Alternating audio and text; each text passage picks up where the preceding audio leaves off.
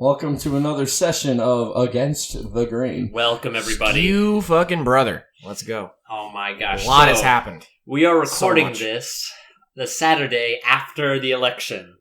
Directly after. Yeah, Mm-hmm. yeah. From good old sunny New England, bro. Yep. It's a beautiful day. It is a beautiful day. It is a beautiful day. Dude, election day, I think, was a nice day, wasn't it? It was, yeah. The whole We had week some has good been days. nice, but also we haven't had rain, and so our autumn was like fast. Like all the leaves turned colors, and then they turned brown and fell because we haven't had rain in forever. I heard that. Yeah, we're having droughts. There was a fire. There was a forest fire in a town, like 30 minutes away? There was a forest fire in the next town over from where we are now. Shit. Basically right down the road from where I live. Like, That's why I'm not saying town names. Billy, by the way, Yeah. there was like 5 forest fires in Connecticut over the last couple thank God. weeks. Yeah. Okay, but speaking of fires, Hold on, I wouldn't refer to the election as a fire personally. I think Trump won. We all know that. yes, He won. Spoiler alert. He swept the swing And states. it's Swept so them. crazy because you can tell, obviously, every election is a historical moment, but this one feels different because I think this election, it's a sign that society is changing. A Republican has not won the popular vote, I'm pretty sure, since W. Bush's second term. That was 2004. 2004. 20 years. And not only did Trump get the popular vote, he got it by a fucking landslide. Yes. So I think that's why I'm like, holy Well, shit. we don't. Okay, at the time of recording, we don't know what the final count's going to be, but it looks to be right now. It's about he's ahead 4 million. Yeah, the mail-ins are still coming in, but I don't think it's going to make too much of a difference in that. Yeah, probably not too much of a difference. Like, he still got the fucking landslide. My prediction at the end of the day, if it closes, it's probably going to be. It might close to 3 million tops. So. I don't think it's that different. Now, I'm a little bit older than you guys. And I've been alive. I was alive for Bush's elections. I was alive for Obama. I was, and I remember all of this stuff pretty vividly. And this election was pretty predictable from where I was sitting. The working class, the middle class is dead. Oh, yeah. It's gone. Like, it's been dead for a very long time, yep. some say. And it's been getting progressively worse. And the working class is generally pretty pissed off at this point. And so Trump basically, people want change. Sometimes it's like people want change and sometimes they don't care about the type of change they're going to get. They just want to shake the jar. They just want to shake it and see what's going to happen, because what we've been having, the status quo from president to president, nothing, there's been no actual changes that help the middle class. Bernie Sanders had that quote where he's like, yeah, you turn. What was that quote, Billy, from Bernie Sanders? I'm gonna look it up. Yeah, pull up that quote. That quote was awesome. So Bernie Sanders, right after it became very clear that Trump had won, Bernie, he tweeted something. He tweeted it was a banger of a tweet. Let me see. Yeah. Let me read it out loud. Have you heard this tweet, Dan? So far? No. Oh, okay. So you'll react to it, and so will our audience. All right. He said, "Should come as no great surprise that the Democratic Party, which has abandoned working class people, would find that the working class has abandoned them." That's essentially that's exactly what happened. Like, the working class, and that's why I stopped calling it the middle class. When I say working class, I'm counting, because we're all poor now. We're right. Like, if you're not rich, you're poor. Yep. Yeah. Like, even a doctor. Like, think about a doctor. Like, a doctor is like, they're not in the rich. What they are is they're at the top end of the working class. Yeah. But it's still the working class. Like, in my opinion, a blue collar 40-hour work week should afford you. Let me pull up my list. It should. I remember this is the thing of college, 2 kids, college tuitions for them. The whole thing. What was it? I think. So I got it right here. Yeah. Oh, you saw his list? Well, I remember this talking point. Yeah. So the blue collar 40-hour work week. That means factory workers, truck drivers, like your backbone of America. The people, your farmers. Farmers. Yeah. Farmers have been getting screwed. Farmers are the backbone, honestly. Yes. Yeah. A 40-hour work week should afford you 1 insured house, 2 insured vehicles, the option of your wife being a stay-at-home parent, 2 kids, 2 college funds, 2 retirement plans, stock market investment options, biannual vacations, 4 phones, cable, internet, multiple home computers, multiple TVs, 2 life insurance policies, 4 healthcare plans, and a large pool of disposable income. We don't like you could probably get half that shit. Not even. I can't I for those who don't know, a little bit about me. I am a skilled laborer. I've been to tech school, and what I currently do for work, you can't even go to school for. Really? Yeah, you can't go to school to do what I do. I'm a forklift mechanic. Yeah, I've talked to you a lot, but I don't even know what the fuck you do. I'm a warehouse industry mechanic. You can't go to school to learn on how to work on forklifts. Like, there's no if you become a mechanic, it's cars. Yeah. Try learning how to work on a forklift and change out hydraulic components and fix. It's a whole separate thing. There's no schooling for it. For what and not just that, but I'm also maintenance. So I change out plumbing. I'm a skilled laborer. Just like general trade. Everything. Yeah. I do I weld. I'm a skilled laborer, and I actually make a decent living. I can't afford to buy a house. I couldn't afford 2 cars. I certainly couldn't afford for a spouse, my hypothetical wife, to stay home. I could not pay for my kids' college. Retirement scares me because a 401k is not a valid. The 401k was created in 1970, or it came out in 1970 as a way to supplement pensions. It wasn't meant to be a full retirement plan. It was a way to make your pension last longer and to make sure you weren't struggling during retirement. But then they got rid of pensions. Yeah, John Oliver did a piece on this. Recently, and companies like city jobs, which used to have pensions even up till I was in high school, don't offer pensions anymore. When I got out of high school, I had some friends who got city jobs, like garbage man, work at the city dump, school janitor. They don't even get pensions anymore. The city jobs used to be the union jobs. Like if you work in a union, they don't offer pensions anymore either. All that shit's gone. It's just gone. So and now retirement age. I work with somebody right now. He's in his 50s. He did the math recently to figure out when he could retire. He talked to, I forgot, someone in the Social Security office. They said he has to work till 72 to get full retirement. That is wild. Dude, and he's in his 50s, which is I watched this thing where it's basically saying there's 2 separate economies. Those who were already homeowners by 2010 and those who were not.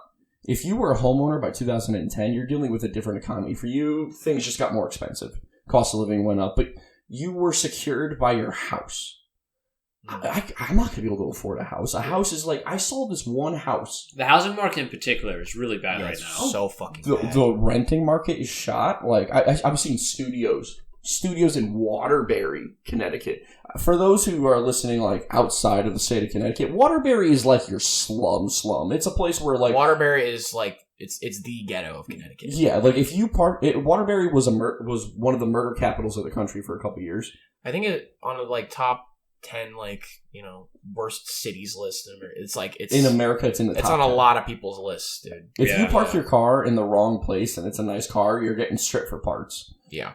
I saw studios in that town. $1,500 a month for a studio in Waterbury. Remember how you and I were talking recently? I just saw a 2-bedroom going for $2,000 today on Facebook Marketplace. Damn. $2,000 a month. A month? $2,000 a month for a 2-bedroom. Go ahead and try to say the average car payment right now. Take a guess on what the average car. I'm lucky per month. Per month. What do you think? I remember when I was $300-$400. Mine's on the low end at $395. The average car payment right now is about $600 a month. Jesus. Insurance for someone who's over the age of 26, if you're financing, about $200 a month. Yeah, working class people are screwed. Yeah, it is. It is kind of a struggle. At least, okay. There's and I kind of wish we had a conservative on here because a conservative. Well, I'm your conservative. Sorry. He's conservative. I'm half conservative. You know what I meant? hold on. Kind of I wish we had someone who's economically pretty hardcore. Right? You mean economically right wing? Yeah. So I'm conservative by the other end of it, so the social scale. Yeah. I do believe that the government's job is to monitor the economy so big business isn't screwing the people. And I'm in the same boat, and I feel like we're all kind of similar. Yeah. Well, because none of us like big business. Because we've seen, because in our life, we're at the right age, I feel like, for this. All we've seen our whole lives is big business take money from the people, screw people over, and poison our land, poison our food. They don't treat us like people. They treat us like assets. They treat us like numbers. Yep. Yeah. Like, I wish we had a Republican though that was full Republican. Yeah, full Republican, and or even your libertarian that believes that like businesses shouldn't be monitored. There's libertarians like that are full right wing. I want someone who is right wing that would argue that like actually right now working class people have it really good and they should not complain. Like I wish we had someone fuck is saying that? There are people who are saying that, but and so this post I made on Facebook, one of the things I said was that we need standards once again. Like this country started because of a half-penny tax on a damn breakfast beverage. We had standards at one point in time. The Great Depression, a lot of what was going on was protests because they were like, we're not participating in this economy until you fix it. Like, our great-grandparents had standards, but because we can Netflix and chill, and because it's been happening progressively since the... Boiling the frog. Boiling the frog. A lot of people don't recognize how bad the economy actually is because they've never actually experienced a good one. Even, not me, not my parents. They experienced a better economy than I did, but what I want is the 1950s standard of the economy. I want that 40-hour work week pays for college funds, retirement plans, vacations, and I think it should be a little bit better than that. Correct me if I'm wrong. I think 1950s was the best the economy's ever been in this country, right? Yeah, but it was because of World War II. It depends how you measure it. Our modern economy is like bigger. Like we have more, a higher gross domestic product and whatnot. Higher grossing. Higher gross domestic product, meaning like we can produce more. It all costs more. But at what? True, yeah. And like it's just fucking backwards. A 1950s economy, if you like tell them, hey, you have to produce a certain amount of you have to produce as many, let's say, Abrams tanks, specifically Abrams. Let's just say Abrams. I don't know why Abrams didn't exist back then, but like we would be able to produce way more than they could. Right. If you like. That's what I mean. Like, you know what's crazy? Production capacity. That's another thing that's fucked up about it, though. Our production rates have gone up since the 70s. I don't know about the 50s, but the 70s has gone up 180%. But what's weird is they'll say this other thing that's like, oh, your compensation's gone up 30%, which is roughly true. But when you calculate cost of living and inflation, it's actually gone down. Yeah, it's not good. We're getting paid less for producing more. Right. It's like we're getting punished because it's backwards. It's backwards. It should be the other way around. If you're making more, they're not as high demand. They should be cheaper. But you know how much CEO compensation has gone up since the 1930s? A lot. A lot. Yes. 100. I the mean, difference 1970s. between CEO pay and blue collar worker pay is the biggest it's ever been in United States history. The CEO only has to work 1 hour to earn what his average earning employee earns in a month. It's crazy. Like the problem right now is wealth distribution. Now, I'm not a socialist. I don't believe like the janitor should make as much as the accountant. I don't believe in that. I believe there should be incentive to make you want to like... Yeah. Like, I actually believe that too. Yeah. Like, so I'm not a pure socialist in that regard, but I think we can reach something that's better than what we have now. Kind of like we've had in the past a little bit, where it seemed more balanced. Yeah. Like, you want to... Like, you're going to have the poor. The poor can be a little bit better off. Right. You know, the poor should be a little bit better off. You want a nice, healthy... And this is the other thing. You want a nice, healthy middle class because our country flourishes on consumerism. Like if you listen to some rich people speak on the news, they'll say things like, "Oh, well, if you're struggling, maybe you shouldn't go out and eat. Maybe you shouldn't go buy this. Maybe you shouldn't, buy the phone. You shouldn't have nice shoes. You shouldn't be spending money that you don't have, or you shouldn't be spending money that you shouldn't spend on those things. But at the same time, you need us to spend money for the economy to move." Right. Yeah, we are a consumer based. Yeah.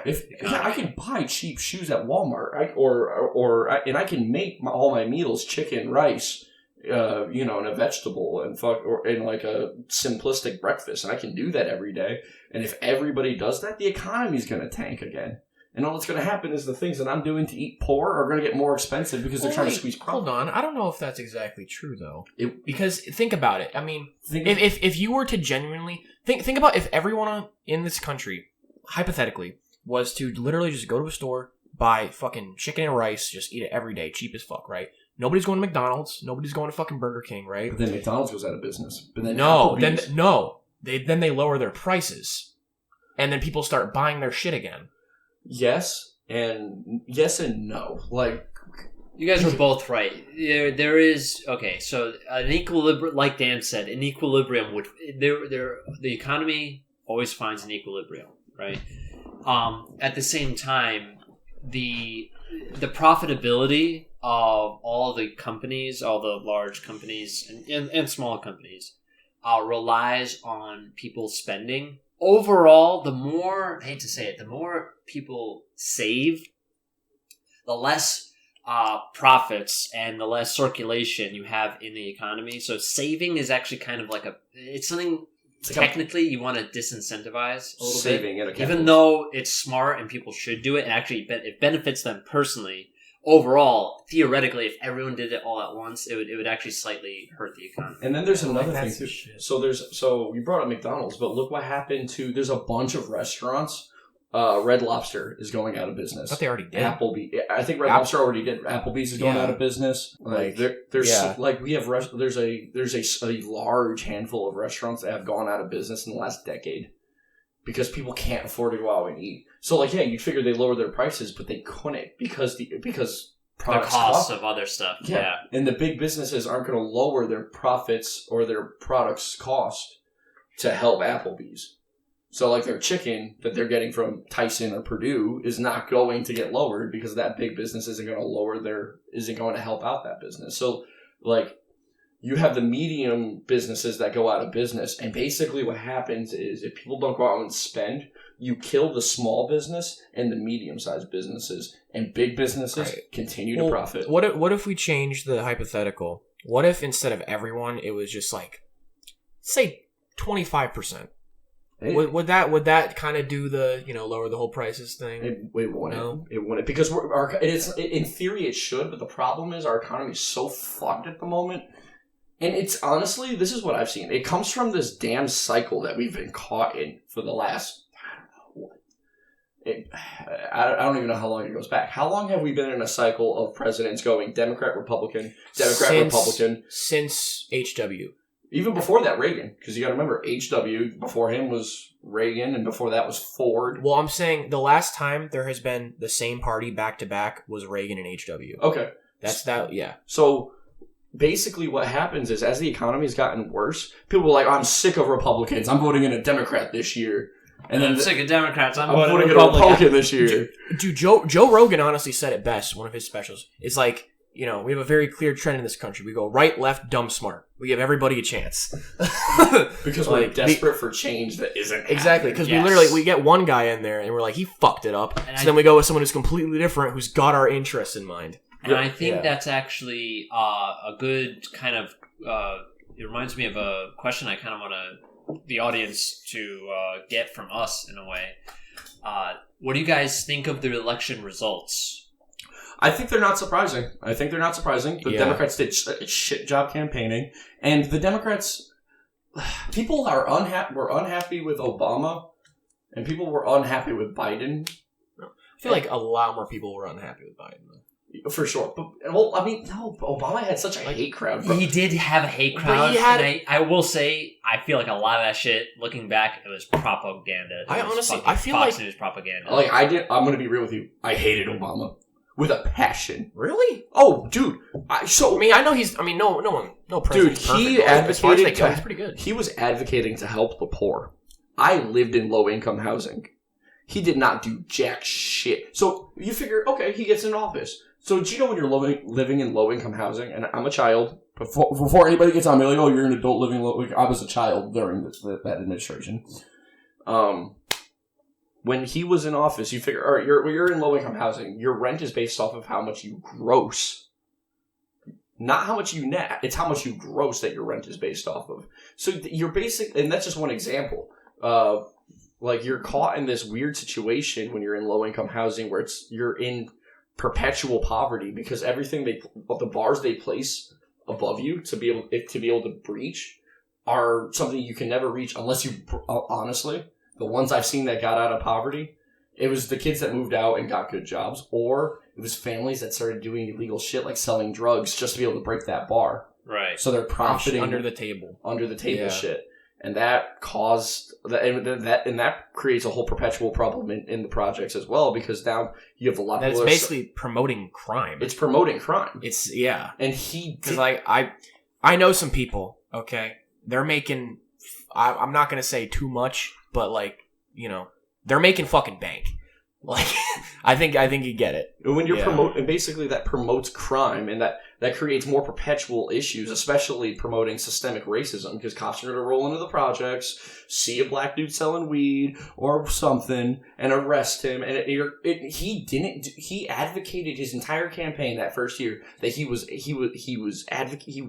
a man for the poor. He wanted, but he didn't do anything. He didn't hold up one part of his bargain other than Obamacare, which didn't really affect, like, it helped some people, but not your poor people. It didn't help get them out of poverty. Like, if you're poor, the effect of Obamacare was not as drastic as I would have liked. It didn't really go that far. The biggest things, in terms of like the poor, the biggest things it offered were like the side things, the additional things, like you can't get denied based on pre-existing conditions. That was the biggest thing. And that helped everyone. Yeah, that helped everybody, but he did really nothing for the poor that he advocated for. Yeah, there was no public option. So Obamacare, the actual Obamacare itself, like getting insurance through that path of the government, Obamacare,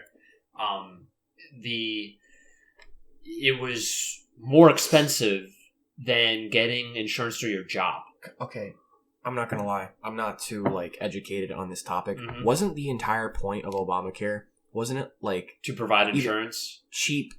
I thought it was cheap or free healthcare. No. What the? Okay. Yeah. See, that's what I.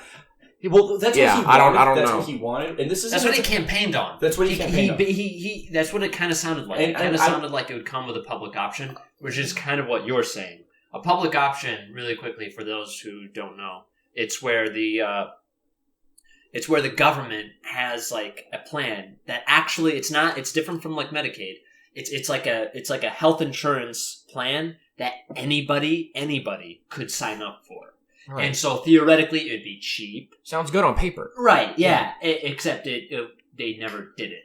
We don't have a public option. I will give him one leg up on this.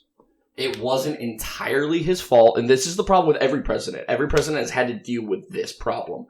A president will put forth a bill in Congress. Congress doesn't like it, and in order to get it passed, you have to make sacrifices. And what he ended up with, what Obamacare ended up being, was very different from what he wanted.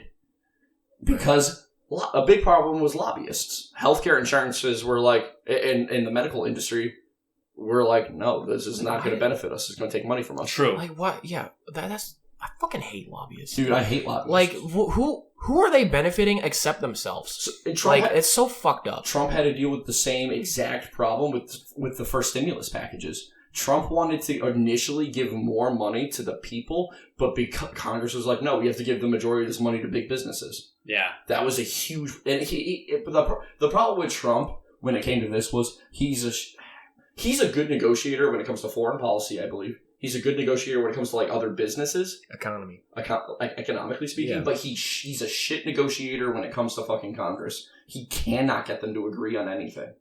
And it's not necessarily his fault. Nobody's been able to get Congress to agree on anything that benefits Especially the people. Republican Congress. I feel like the Republican Congress, let's be honest. To be fair, it's both sides from what I've seen. It's both sorry about sides. That. When he was in office that first year, it was actually more of a Democratic office that year, I'm pretty sure. If I remember correctly. His first 2 years he had the presidency, the Senate, and the House. But by COVID, it was mostly Democratic. Yeah, after that, the Democrats they took the House Yes. I think they took the House and the Senate that year. No, I think they just took the House, and I think the Senate was still in their hands. Well, at the very least, the problem again. And then the year after that, they took the Senate and the House. So I studied what was going on with that the stimulus package because I was struggling at that time because it was COVID. A lot of people were, so I was really looking at that. It was both sides. It was Democrat and Republicans, and it's the problem getting them to agree on shit. Republicans want some things, true, and that's the other thing too. The death of the fucking country is the two-party system, dude. Yep. What happened to the days? I don't know who broke this trend, but you know when a president was running for office, they would have a VP that was the opposite party of them. I don't know when the fuck that stopped, but we gotta bring that shit back. Well, hold on. I was talking about this last night. I remember how I mentioned last night it'd be cool to see like a party, a cabinet, where it was like you have Trump, RFK, Bernie Sanders, and Obama. Exactly. Like people with opposing views who are able to negotiate and actually care about the people. They have. That was the whole. I think, especially with Trump in there, some of those visions are incompatible. But they're not incompatible. I don't believe that. And some things Trump actually has a very there's some things Trump cannot fucking get present and ideas for a different version of Obamacare. Like, he hasn't been able to present something like that. But he did present a very... And I read it. It's called University USA. It's his free education plan for post-secondary schools. It's not bad. It's pretty well written. I don't think he's entirely responsible for all of it. I think a lot of the business aspects that make it pay for itself, pretty well written. And it's a solid idea. It's not like The Wall where it was just like throw money at a problem. This is actually a pretty sound idea. Getting rid of taxes on overtime, that's huge. Getting rid of taxes on tips, that's huge. Again, these things, I hope they pass, and I'm glad Trump is at least somewhat interested in fighting for them. I just have a couple things. I don't know how much of this was campaign rhetoric, but that's the thing with every I hope president. he is really interested in doing it. Every president, that is true. Everybody lies. Is true. Dude, yeah. Bush was offering. I'm not sure if you remember Bush's campaign. I forgot the shit that he was offering to help the working class, the middle class. Oh yeah, his whole thing was like, we're going to save the middle class. We're going to save them. And then the housing market crashed.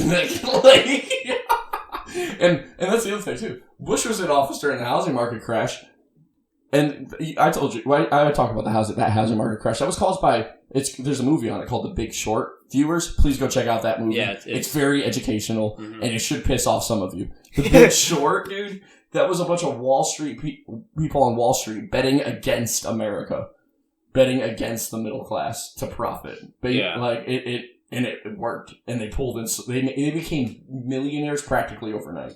Damn. And was there any criminal charges filed against them? Did the federal government get involved? Like, what did you do? You caused millions of Americans to end up homeless. Yeah, nothing was done. Yeah, that's a big failure on Obama's part. A lot of it's people not Obama. That was Bush. The housing market crash was 2005.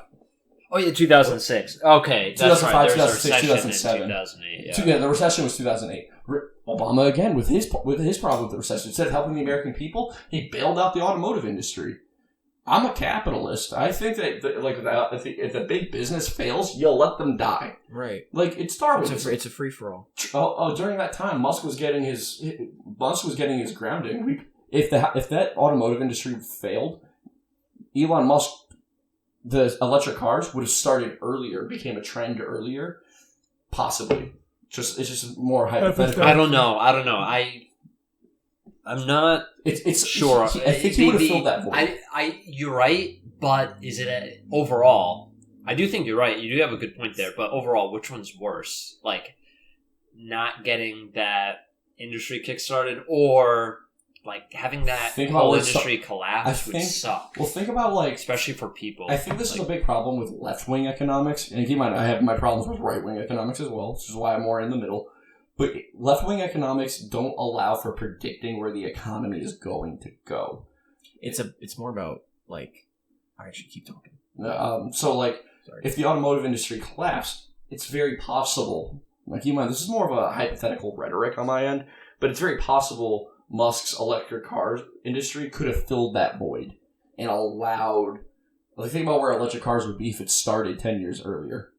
Think about where the car could be. It could be a lot better if we could have figured out how to put out lithium battery fires a lot more effectively. So technology. It would have caused more of a technological boom in that area if it happened early. We'd be further along. So my problem with left-wing economics is they make decisions because they're scared about, they don't know where things are going to go. So they just kind of make decisions to protect what we already have as opposed to allowing kind of economic Darwinism to happen. Yes, and that is something to consider. Like, a lot of times it may be wise to let that Darwinism kind of play out. A lot of times that's kind of how you actually get a lot of historically kind of like good shit, you know what I mean? Yeah. Is letting the economy kind of play out. And just so you guys know, just so the audience know, I might have socialistic tendencies, but I actually do believe that, like, right now, like, a free, at least at baseline, a free market is a good idea. I just think that it needs to be curated intelligently by government. By what? By government. Well, and Hold on. What's curated? Curated meaning every now and then the government has to intervene to bring more balance and to create an economy that works for everyone and is more sustainable in the long term. Yes, that is like, because you can't base so we actually don't have a free market here. People say we do, but if any government control makes it no longer a free market by definition. We don't have a free market here. We have a monitored free market. We have a mixed market. So, but the problem with a free market is you can't let big business. Like, free market is basically a monopoly board. It becomes literally the board game Monopoly, and what happens in that game. Yeah. One person ends up with all the money, and then you have my ass, which flips the board. Whenever you play that game, and it's true, like it's the anthropic principle played out in the economy. Anthropic principle. It's just so anyone who doesn't know, it's the principle of it's like entropy, meaning like things seek stability, right? Things seek their most stable state, and so the just according to like cause and effect and like what would naturally where it would naturally go to is monopolies, right? If you have just like laissez-faire capitalism, you will get like a couple of big corporations that kind of just own everything. And the way that's already happened. Well, and that's it's kind of already happened. Right? We allow it, and that happened because our government is filled with people who don't have the working class's best interest at heart. Yeah, and a lot of times our government does intervene, but sometimes like in a bad way. Yeah, they intervene on behalf of the big business and not on behalf of the people. Instead of keeping the big business in check, they do the opposite. So in some ways, it's like worse than if they did nothing. See, I don't know if I completely agree with the government intervening. Because like, did you guys saw Wolf of Wall Street? Yes. Like, do you remember the whole thing that McConaughey was talking about? It's like Fugazi, like it's all fake. Like it's just gonna fucking like. The stocks are gonna do what they fucking do, right? Well, and we can't predict the future, like how you were saying, you know, butterfly effect. I don't think it's like, I just think we shouldn't fuck with it. I think, you know, you don't know what you're preventing by saving something else. I normally would agree with that concept in theory, but the problem is if you don't get involved, and again, this has to rely on a government that actually has the working class's best interest at heart. If you don't have that, it doesn't matter. And honestly, then it can become even a detriment because then you'll have government advocacy for the opposite, which is, instead of you naturally getting all the money over time, let me help you get the money quicker, which is what we're dealing with now. But in a perfect economy, or in a perfect system, rather, you want the government to keep big business in check. You want them to be able to look at the middle class and fight to maintain a healthy wealth distribution. You want them to be able to make sure that our economy is long-term sustainable. And they haven't. Nobody that I've been alive for, or even that my parents have been alive for, actually has done that. Mm. It doesn't matter who's in office. It doesn't matter it doesn't matter what's been going on, or who's in office, or what have you. Everybody who's been in office seems to just lie to the people and turn their back on the working class, and to the point where you allow people to bet against America. You allow politicians. There's no consequences for politicians insider trading, or at the very least, no one's investigating it. Like Nancy Pelosi, bitch, your husband works on Wall Street. That's what Congress gets to make rules about themselves, and that's what happens. Yeah, terrible. Yeah, they allow it's legal for lobbyists. Yeah, it's like, oh, okay, let's decide whether we are allowed to trade stocks. On the stock market, it's like, we are allowed to. That's great. Oh, let's see. Am I allowed? Are lobbyists allowed to pay me in stocks or financial gain? Yeah. Why shouldn't I? Basically, our government has been bought out and paid for. Go lay down. And that's kind of, and I think Freya, lot. go lay down. Freya, go lay down. Go. Sorry, the dog likes to... Yeah, she bumped into my mic. Yeah. So I moved and then she got up. So I think that, our government's been bought and paid for by big business, by industries that profit off of mistreating the average person in this country. They profit off of treating us like numbers. Why am I going to give them? Why shouldn't I be allowed to put yellow 5 and red 40 in their food? I profit off of it. They'll die and create new workers and new taxpayers. It don't matter. And the government's bought and paid for, and the FDA's bought and paid for. It seems like the working class right now is in a position where they feel like there's been nobody who represents them for years. And Trump, people think that because he has his own money, because he's less beholden to investors, that he might actually fight for the American people. Will he? At the end of the day, I'm a realist. I haven't seen it from anybody. I think I generally am more conservative, so I was hoping for him over Kamala. But that's just more because I agree with some of the tax things he's talked about. Some of I liked his free education plan, and I'm someone who prefers his foreign policies. Okay. Personally, because when it comes to Ukraine, I don't want to give $35 billion to Ukraine. Really quickly, I think let's go around the table and quickly just do a quick thing on how we feel about the results and who we wanted to win and who we voted for. So I have to really quickly add to that. Did you vote? I did not vote. Okay. I don't. Are you one of those people who's like, it's not going to matter anyway? No, it was because... It's because I just... Well, you obviously give a shit who wins. It's not you'd rather have Trump. I'd rather have Trump, but do I care enough? Are the candidates that much different? Do I Yes. feel... No. At the end of the day, I don't think so. I have not been presented with enough evidence to make me feel as though either one of them are going to make a major difference. Okay. I like Kamala Harris. Did anything?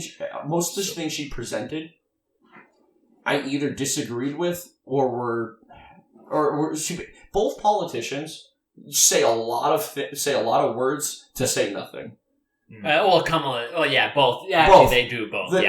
They say a lot of words to say nothing, and it feels like at the end of the day, neither of them actually have my best interest. Adam, I think I know how to make you give a shit. So you said that Trump and Kamala are not that different. Not that different at all. Do you think that Biden and Trump are that different? In what regard? In the same regard as Trump and Kamala, I guess.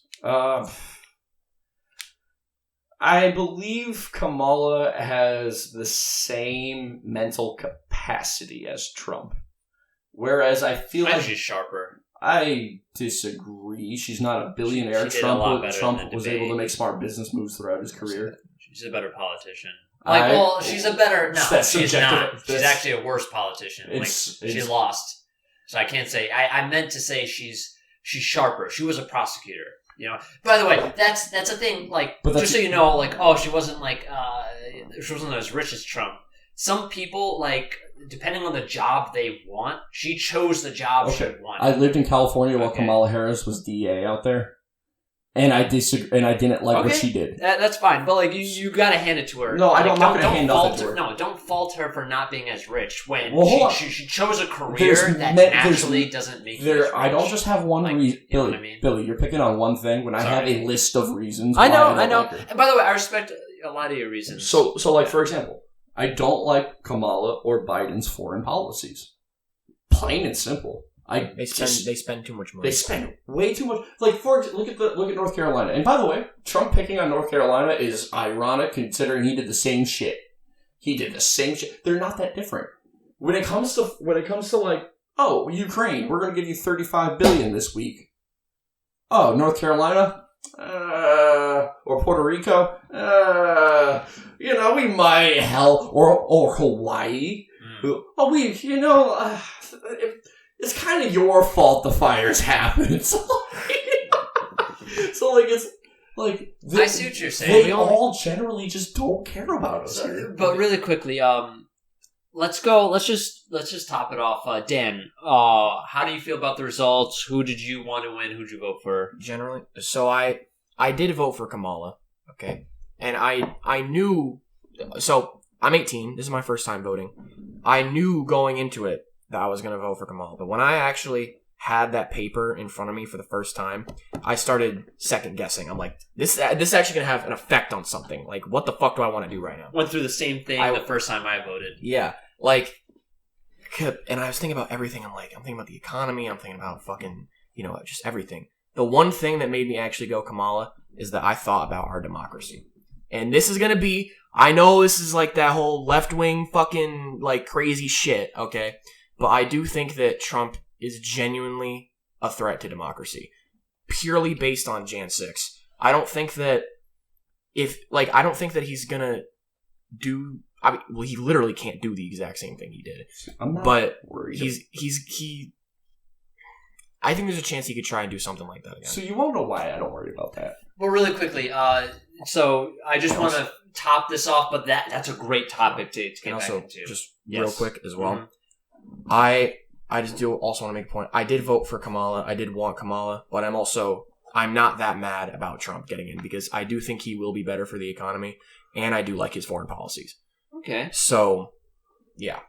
You're not I'm not that salty, but I'm a little I think I'm gonna get a little scared in about 4 years. We all have a different stance, and I think that's interesting. I like that. So for me, I wanted Kamala to win. At first I was very distraught that distraught is a strong way to be when it comes to an election, bro. I don't let any of that shit affect me mentally. Nah, dude, I care about this shit. Fucking, I was distraught that Trump won. I voted for Kamala, and the way I'm different, so I'm kind of similar to Dan, but I am a little bit different. I actually do think that Kamala would have been. I know you guys are probably going to think, oh, what the heck, how could you say this? I think Kamala would have been better for the economy. I completely disagree. Literally, we have Dan walking out. He in disbelief. All right, see you guys. Yeah, what the fuck are you saying? Billy, there is no evidence to support that statement. Billy, you see how our economy is right now, okay? It's with fucking Biden.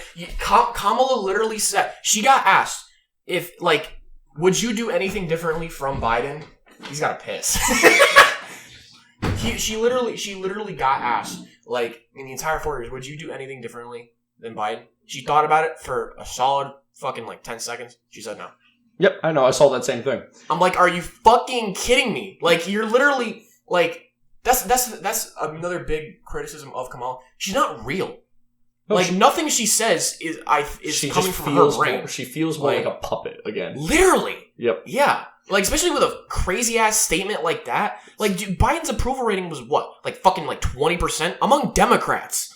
Like, he had a very... And you're saying you wouldn't do a damn thing different in the entire 4 years. Yeah. Like, economically speaking, Trump is going to do better. And this is the fear, a lot of the fear rhetorics that were put out, again, to slander Trump.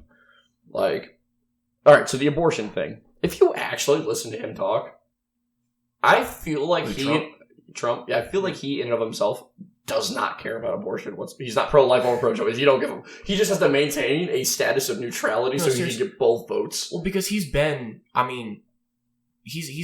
all parties. Like, he's obviously, everyone knows him as the fucking Republican, but like, this is not, like, when he ran in 2016, it was not the first time he tried running. And every single time, like, he's been in media a long time. Every single time he'd get asked, like, what he is, like, Democrat, Republican, it was always just opposite what the current president was. Yes. Like, so that's why he ran Republican. Exactly. Yeah, in the first place, because Obama. So, like, and that's the other thing, too. And even if he does support pro-life laws and monitoring pregnancies and things like that, like some politicians want, 40% of Republicans are pro-choice. Because we're in the modern age. Not many people give a fuck. So, like, even if he goes to advocate for it, I don't think he's going to be the one presenting a bill. I don't think it's even going to make it to him. I think it's going to get vetoed. Because, like, you have the Democratic Party, which is very pro-choice. 40% of Republicans are fucking pro-choice.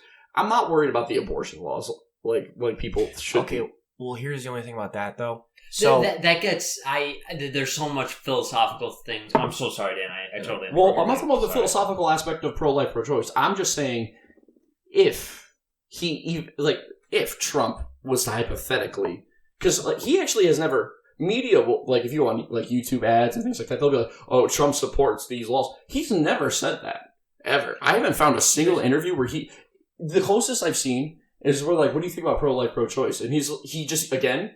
It's like he just dodges the question. All right. Here's my thing though. Like, cause I got two words. Honestly, I'll be straight up before I say this. I'm not I know enough. I'm not very educated on this topic. Project 2025. Also, correct me if I'm wrong. I'm pretty sure J.D. Vance was literally the fucking author of that shit. All right. And Trump did say, I'm not sure if he's the author, but he might have like helped in it. And definitely, I think he might be a supporter. And Trump has said, I mean, Project 25 literally says shit about Trump. And Trump has said that he would try to do that shit. And I know a lot of the shit in there is kind of fucking nuts. And some of it is about abortion. I am very against a big part of that 2025 Project 2025. I hate it. It's terrible. Keep religion out of school. Oh my god. Is that part of it? That's one of the major parts of it. Get religion out of school, get it out of government, get it out of fucking, like, if you want to be religious, be religious. But that's it. But they want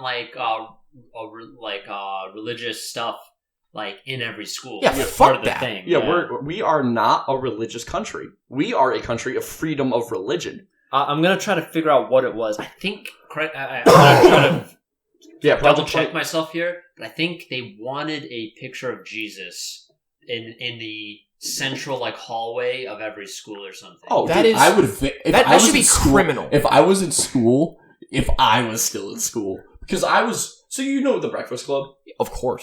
Great movie. I'm great. I was basically Bender. You're Bender. Basically. I get that. I would have spray painted a mustache on that shit, bro. I would be fucking. Oh my! I didn't do when I was in school. When I was in high school, this was before Colin Kaepernick, by the way. This is way before him not standing for the pledge, taking the knee. You put Hail Satan on the side. Yeah. No, hold up, Billy. You're going off topic. Sorry. Colin Kaepernick taking the knee at the game, all that shit.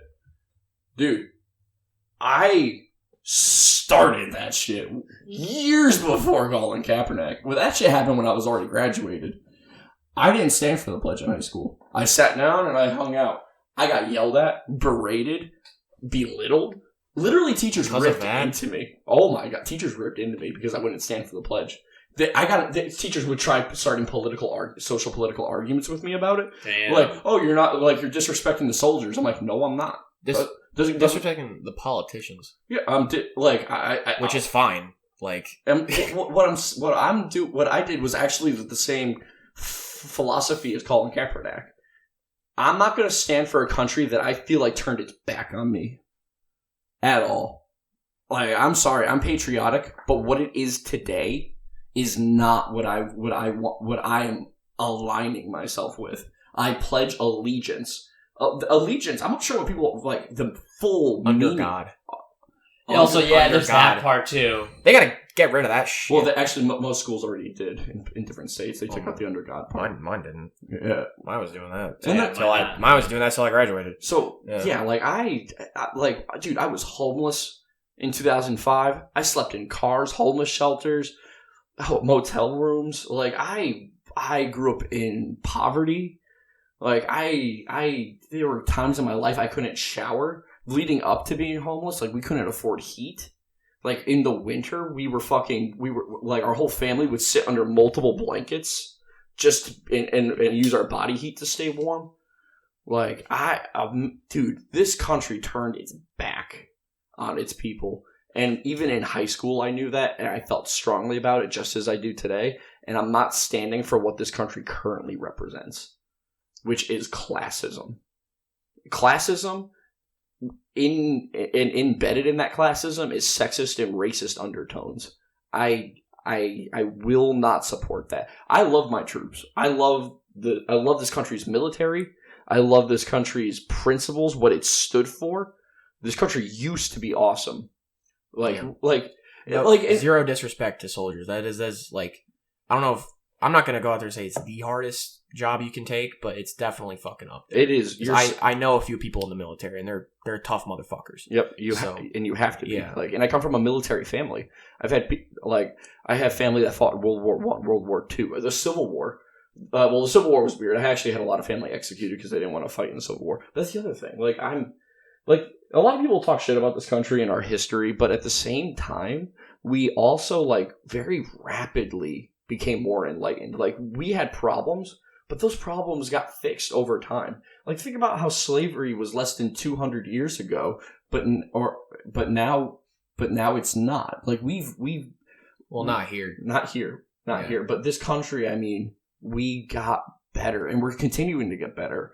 Like, we I think I actually would go so far to say there's hope for the future. Yeah. A lot of people do not have hope for the future. I do. I have hope for the future socially. I don't have hope for our future federally, would be the word I would use. Well, I have hope for both. Definitely a lot more socially, but I still have hope. Guys, I'm reading this Project 2025 stuff. It's fucking insane. Dude, this is some bonkers I know. shit. It is some fucking and Trump shit. said he was going to do this shit. What I know JD Vance has some sort of relation to it. I want to know what the fuck it is. Because I'm pretty sure he had a big fucking part in it, and that's why Trump picked him. Maybe he endorsed or something. It was produced. It was made by the Heritage Foundation. Oh my god, they are known for their issues. Dude. Yeah, dude. This has some serious. Dude, there is no. I'm reading this. There is no way a majority of Republicans, Republican voters, would I work with this guy. His name is Javon. He's from Jamaica. Cool motherfucker, dude. I mean, him get into political conversations all the time. He said, how are you going to convince my people that I'm going to be judged by a white man in the sky? Dude, it's so fucked. It's not just the religious stuff, but yeah, that's also a thing. Oh, the religious stuff, the abortion stuff. But here's my thing. They have some other stuff. Do you want me to read some of them? I don't, because okay. There's a lot of stuff we need to talk about, by the way, because I went to the bathroom. Literally, I couldn't have chosen a worse time to go to the bathroom. I probably should have gone while you were talking, Dan, but I'm like, I might want to respond to something Dan says, so I'll wait.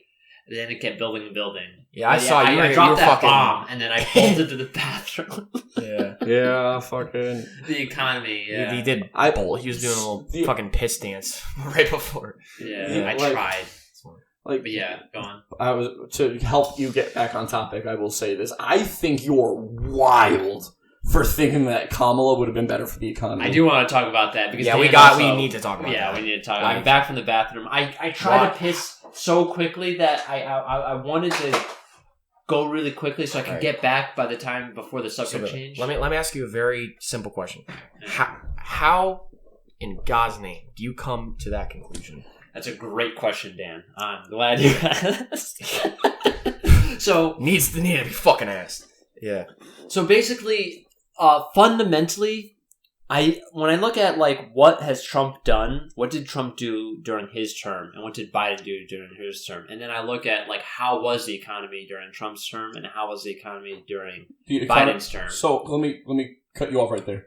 The economy was better during Trump. Yes. Plain and simple, objectively. Yes. Let him explain. I want to hear the rest. But that is true, and I feel like people are they see that and they notice that, and it's true, but then they stop there and they don't look at it any further. If you say that that the economy under Trump was better because Obama was the previous president, I'm going to reach across this table and slap you because that is rhetoric and false. Funny enough, I wasn't going to say that, but it's kind of true. No, it's not. It's straight rhetoric, and it's been proven wrong.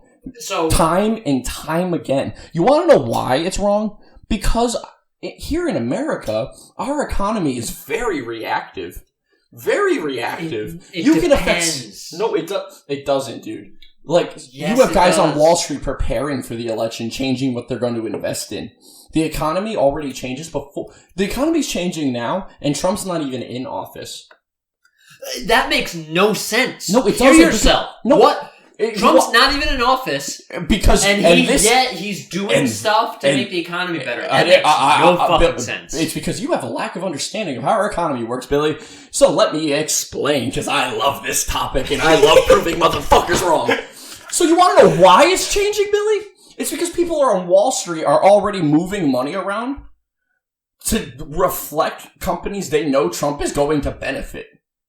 They're already moving money around. By the way, the president should not necessarily be doing that. Are you saying the president himself isn't doing it? He won the election. Let's use this hypothetically. Say I'm a Wall Street broker. I am a man on Wall Street. You see that Elon Musk loves Trump, but they get together really long. Oh fuck! I wonder what's gonna happen. Probably Twitter's gonna do really well. Literally this. I know Trump and Elon Musk. I know Elon Musk has a very good relationship with Trump. I, as a Wall Street broker who has clients who want me to make money for them, Freya, go lay down. Freya, go lay down. Go. I, as a Wall Street broker, know that I want my clients to make money. So it's Wall Street. It's the stock market. What's one of the basic rules? Buy low, sell high. His Musk company is only going to go. It's low right now compared to what's going to happen when Trump goes in office. So I'm going to buy low right now here in November. Jan 5th, it's going to start going up. Or maybe, not Jan 6th directly, but, February, March. Things are going to start happening. So Wall Street people are already preparing for Trump. We have such a reactive economy. By the way, that's negative. No, that's not negative. That's one. I'm not saying negative is not. You're reflecting your own opinion. Billy, that's not the point I'm making. What I'm saying is, one president. Hold on, Billy. I'm talking. One president's economy does not transition into another president's economy for very long. There's even things changing now before he's even in office. True. Then when he's in office, Trump the is going to start. The example you gave, I think, sucks. But go on. Keep going on. Your opinion, but again, irrelevant. You guys asked me, but go on. No. That's not what I'm saying. We're getting a little heated right now. Let's just take the foot off the gas. The whole point, Billy. Right. The whole point of what I'm saying is, it is impossible for Obama's presidency to affect the economy into Trump's administration for very long. Because even right now, the things are Billy, you need to... I just have a face. You keep talking. Your face is wild because you're wrong. You shouldn't even have you shouldn't even have a face. Keep digging your hole. You need to keep your face in check. I can't wait until I talk, but go on. Okay? One president's economy does not transition into another president's economy for very long. Things are already changing now before Trump even ends up in office. Okay, our economy is so reactive that doesn't happen. That's been proven wrong time and time again. Proven wrong. No. You can shake your head like you have Tourette's all you want, but it's still... All right. Hold on. Heard that, right? Try to disprove it. Okay, the Great Depression. So, the Great Depression was so great and so fucking tremendously horrible, it took FDR's entire What 4-term ass? He's in there 16 years. Yeah. Yeah. When did he died in his 4th term? So Yeah. it might have been. He died. less than A little less. 16, But yeah, basically like, 16 years. Yeah, basically, yeah. All right, dude, it took us a good chunk of time. We did not, he becomes president. Oh, now the economy's good again. No, he has to do the New Deal. And that, by the way, that doesn't even fully help. That helps, but that doesn't even solve it. Really, it doesn't even bounce back until we enter World War II, right? And so World War II is like the thing that really kicks us going and gets us out of the Great Depression. So, not to say that FDR's policy, I do think FDR's policies were beneficial. Absolutely. And I think the data shows that. The data shows improvement. But it takes time. All right? It takes his entire 4-term ass. It took longer back then for 2 reasons, Billy. One, the Great Depression is a weird topic to bring up because you can look at it like it was a bad economy, which it was, but you can also look at it like it was a no economy situation, which was hard to influence. There wasn't a stock market that influenced the economy the way it does now. Yeah, there wasn't. The stock market was crashed. The stock market was crashed. Nobody was investing. We have investors right now. We have a lot of money in our stock market. We have a lot of money moving. And the more money you have moving, the more reactive it becomes. Money wasn't moving during the Great Depression. It was harder to react. Yes. They had to claw that shit back. Yes, they had to claw that shit. They clawed the stock market back. They brought it back. Dude, but that's the thing. They brought the investments back. They brought people's... But that was a different situation is what I'm saying. Different situation entirely because when you have a stock market crash, it's harder for there to be a reaction. It's like trying to start a fire when everything's wet. But right now, think of it more like we have a drought. Fires happen very easily. Things move very quickly. Money moves quickly. So right now, the stock market couldn't prepare for FDR because nobody was investing. You didn't have Wall Street brokers. You had unemployed motherfuckers asking for food. It's a different time back then. And also, it was 100 years ago where the economy wasn't nearly as big, and the bigger an economy is, the more reactive an economy is. I will say the internet has probably helped that out a lot. Yes. Yeah. Modern socials, information has never been quicker. So, you do realize, though, economies are not all stock market, quick. So, economy, fundamentally, is backed by the material conditions of the country. Okay, so fundamentally, if there was a natural disaster and it destroyed Silicon Valley, all the servers were gone, that would be there's a material effect where we'd have to rebuild them, the computer components. We would have to gather them up. We would have to produce them or buy them. Gather them up. All the data on there, that would take there's material, you know what's a good example? Theoretically. It's not going to happen. YouTube. What if something happens where all of the archive YouTube has... YouTube is just gone. YouTube gone. We're fucked. They're bouncing back. It's it's hard. There are some times where it's easy to bounce back, but in a situation like that, materially, the footage, the videos are gone. There's nothing bouncing back. It's going to be a slow process where people have to make new videos. The old videos are gone. They're never coming back. No one's ever going to enjoy them again. Where is this going, Billy? Yeah, because none of this actually... What I'm saying is, I disagree fundamentally with... You tend to think that economies can always just react. I didn't say they can always react, but you're bringing up niche situations that have nothing to do with what happened between Obama's administration to Trump's. All right, so it's a niche situation. It's not. There wasn't disasters. There wasn't something that made Trump have to rebuild an economy from the ground up. There wasn't anything like that. Do you want to see graphs? The economy under Obama, we see it's going up. Trump gets it, it's still going up. It's there's zero change. Okay, so it's weird you say going up because the cost of living always goes up. The economy's been getting progressively worse for the last fucking 50 years. So I don't see how that's true at all. Okay, realistically, that graph should be going down because things have been getting progressively more expensive. You see what those are? Those are rich people's rhetoric graphs. They want you to believe the economy is getting better. They don't want you to believe we're in a depression or a recession. The economy why do you think you get a cost of living raise every year at work? Because the cost of living is going up, which means the economy is getting worse. It's pretty fucking obvious. The debt clock is going up. The economy is not getting better. It just felt better under Trump for various reasons. Okay, he undid some... did he even fundamentally improve the economy, in your opinion? Realistically, this is the only major difference between a Democrat and a Republican. Republicans tend to lower taxes, which tends to help people and make them feel like they're a little bit better off. And vice versa, the trickle-down economics thing has an effect on products. And same with his tariffs. His tariffs, like, here's an example of the tariffs he did with China. It caused our lumber to get cheaper, but it caused computer parts like graphics cards to get more expensive. So there was a trade-off. But more people use wood than lumber, so more people felt better about buying wood. And this is the problem between Democrats and Republicans, and part of the thing I was talking about earlier between cycling between Democrats and Republicans. It's a dangerous game. So the Democrats, what they do to tax the rich is because they say they want to tax the rich, but they don't actually do the taxing of the rich. What they do is they say they want to tax the rich. So what they end up doing is, because they don't want to close the tax loopholes because they benefit from those tax loopholes, same with their donors, they tax the company and its processes. Like, for example, cigarettes. The tobacco is taxed when you farm it and sell it to the tobacco company.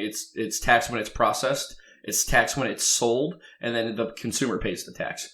So in order to tax the rich, the Democrats tend to tax the whole process a little bit more. Republicans come in and lower those taxes. The Democrats do it thinking, oh, the company will eat the cost. They just up the prices. They up the prices and pass the cost on to the consumer. The Republicans just make it where the rich just directly make more money, and so they don't feel the need to pass a cost on to the consumer, so products get a little bit cheaper. It's an illusion that actually not even just Trump, just Democrat and Republicans offer the illusion that the economy is better. All right, so hold on. What did this even start as? You were saying that Biden. So what, Adam? What's your main point? My main point is, well, this all started because we were talking about how reactive economies are. So, there's different metrics you can measure the health of the economy. So, like, one thing is GDP, another is GDP per capita, another is unemployment, but the people don't benefit from GDP. It's only the rich people that do. Realistically, we don't benefit. Like, when was the last time we benefited from a high domestic product? We get paid cheaper. The economy gets worse. Yeah, it's not necessarily better. Yeah, it just means that rich people are making more money. Like, I think something better might be like unemployment and cost of living is. Yeah, honestly, you want to look at it holistically. What are people getting paid? What is the cost to live? Stuff like that. Like, net. What is the net wealth of the average of most people, at least? And I don't see any real I haven't seen a politician really beneficially influence the cost of living for the working class ever in my lifetime. I haven't seen it. It's like hoping for a unicorn. It ain't gonna fucking happen. Just Republicans tend to offer they tend to lower cost of living only because they're not forcing companies to pass costs on to the consumer like Democrats do. Democrats fail because they don't actually tax the rich like the way they're supposed to. And Republicans fail because they're just putting money in the pockets of the rich people. At the end of the day, both parties are screwing the working class. That's the realistic thing of it. But why I tend to lean more conservative is, well, I am conservative because I do believe in smaller government, less taxes, and less government involvement in things overall in most areas. But why I tend to lean more if I'm forced to lean Republican or Democrat, why I lean more Democrat is because trickle-down economics at least offer me a slightly lower cost of living. Yeah. So basically, I just Googled, like, what are some good metrics to use to measure the health of the economy. And it was basically what we were saying. Gross domestic product is one, unemployment rate. But also, like, some stuff we were kind of hitting on earlier. Inflation rate, That's also a good indicator. Yeah. Now, there's some things interesting here. Consumer confidence index. That's interesting. I've heard of that before. It's how well how comfortable we are with spending money. Mhm. Like, And then another thing is actual consumer spending. and that you want high consumer spending. You do. You actually do, yes. But it can't. But because the cost of living's going up, that's the weird thing. So when cost of living goes up, it looks like high consumer spending. But it's only because not like my really, chicken is $5 more now, like they're or my buying eggs. less Yeah. things. Yeah. So Yeah. like so it's reading statistics like this gets weird. But basically, cost of living, when it makes the consumer spending look higher, they're like, the economy is great, but it's not. It's not. They're just we're getting less products for the same money. You need to compare how much those items cost, And they don't. So put it in perspective. if we look at any one of these, most of them, all right, between the presidencies, all right, Obama, he gets in, there's a dip, and I looked up a couple of these. There's a dip in 2008 and 2009. It's like it went down, but then it steadily is going up. And it's it's pretty actually linear on unemployment, on GDP and GDP per capita. I haven't checked unemployment actually. But the GDP per capita to me just means the rich are getting richer. That's all that happens because we don't benefit from the profit anymore. Like when a company is doing good, are they giving out raises? No. Like my company I work for, I work for a company that owns a large amount of grocery stores in this country. They are one of the biggest companies in this country. I work for them. They don't give out performance-based raises. They just give you an annual 3%. And they don't even give a cost of living. They just give you an annual 3%. That's just, they don't call it a cost of living raise. They just call it your annual raise, 3% across the board. And that does not keep up with the economy. That does not keep up with the fucking cost of living. Like, at the end of the day, I'm ending up behind the curve, and that causes a whole other problem. That's why Gen Z a lot of old people talk shit about Gen Z. You're a Gen Z. You're Gen Z. I'm going to tell you right now. I'm in Gen Z. I talk shit about Gen Z. So I talk shit about Gen Z in some regard. I feel like they're a little sensitive. However, there's one thing I could hug your generation about is the way you guys looked at the way employers treat employees and said no. I am not giving you a 2-week notice because you would not give me a 2-week notice if you were going to fire me. Exactly. I am not. It's got to be fair. I'm not. Your generation said I'm not bending over backwards for a company that does not actually care about me, and I respect that. And I think that when old people get mad about that, it's because they're jealous that they didn't have the balls to stand up. And like, really, part of the reason why we're in such a situation we're in is because we had people. Older generations, they believed, they had hope, they were optimistic. They were like, if I work hard, I'll be rewarded for it. Back then, I mean, people like, I think like 80s, 90s, that's when people really stopped trusting big corporations. That's when people stopped trusting politicians. The millennials are like that for sure, yeah. Yeah. So, I mean, it makes sense. I think they are just a little bit salty. Yeah. Like they're just salty that they believed the lie. They got screwed over. Yep. So realistically, if I'm being honest, the economy just isn't. By the way, just so you know, under Biden right now, we have we have an all-time lowest unemployment rate ever. Okay, so great. Seriously? As far back as this graph goes. That's what I meant to say. I don't know about ever. There's a problem but with this that? scroll back goes all the way into 1990, and it's never been... That's not a very wide margin.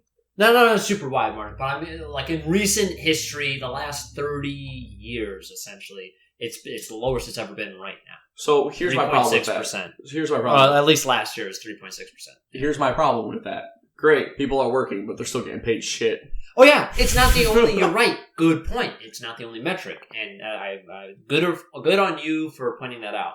By the way, theoretically, it is weird. A lot of economists actually agree that there exists a healthy unemployment rate.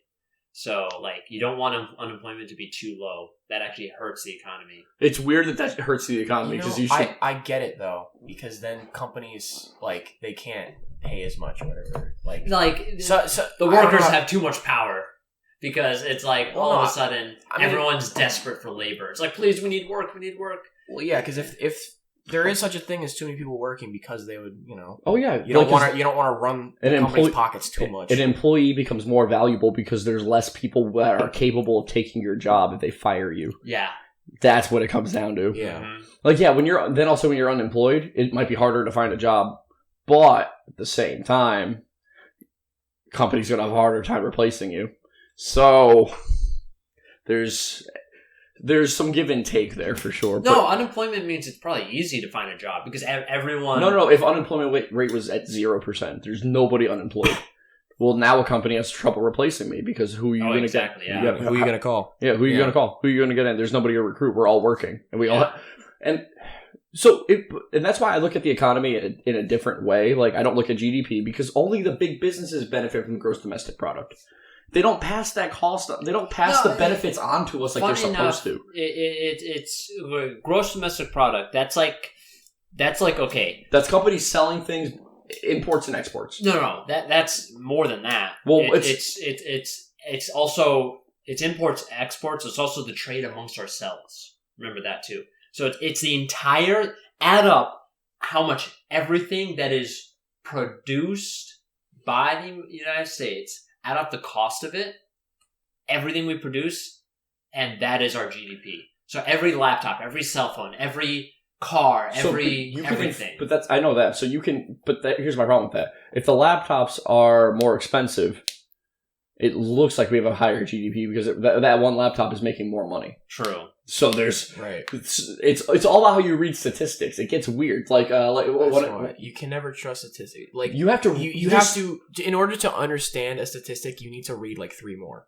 Like and not just that. There's actually when you go to college, that's actually a degree you can get is actually statistic analyzation. I believe GDP also it goes based off of market price. When market price goes up, yeah, true. No. See. Your point still stands. I just wanted to throw that in there. Yeah. So it's weird. This whole thing is so weird. And again, when it comes, say a dealership, they sell a bunch of cars. The workers still get paid shit, and who's benefiting from it? The company. But what does the company do? They expand and they hire more workers that they pay shit. So it makes it look like the economy's better, but they're not Rich people, I feel they're not benefiting the individual. They're not benefiting. They're benefiting the company. Their company. Yes, and fundamentally, that's the problem with the Democratic Party. They make economies. I think that are overall in the long term. I think actually Democrats are better for the economy, but they don't do enough. They don't make an economy that works for working people. Well, no, neither of them do. Neither of them do. I think that's why Democrats they lose. That's how they suck. I think that's. Yeah. I heard this one quote. I forgot what movie it's from, but he goes, "If Democrats are so fucking great, why do they fail so goddamn often?" Yeah, they do. Seriously, that's actually a fucking. Where'd you hear that quote? It was from a movie. He was talking about. It was they were doing a political debate. I forgot what movie it was, but it's a clip that's been all over Facebook for years. Oh yeah. Yeah, it's like an older movie. So fucking apt. Yeah. So fucking apt. They fail so hard.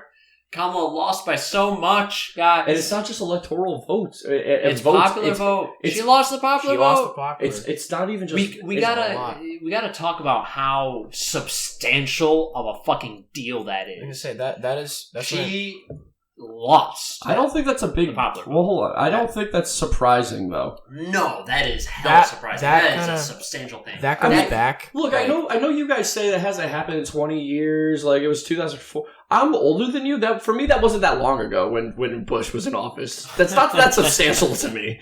Like, I remember Bush getting a higher approval rating. I watched the Al Gore fucking Bush election live on TV. Think of it this way, 20 years is a quarter of a life. Yeah, but that's a long fucking time. But think about it from my perspective. I was 9 years old at that time.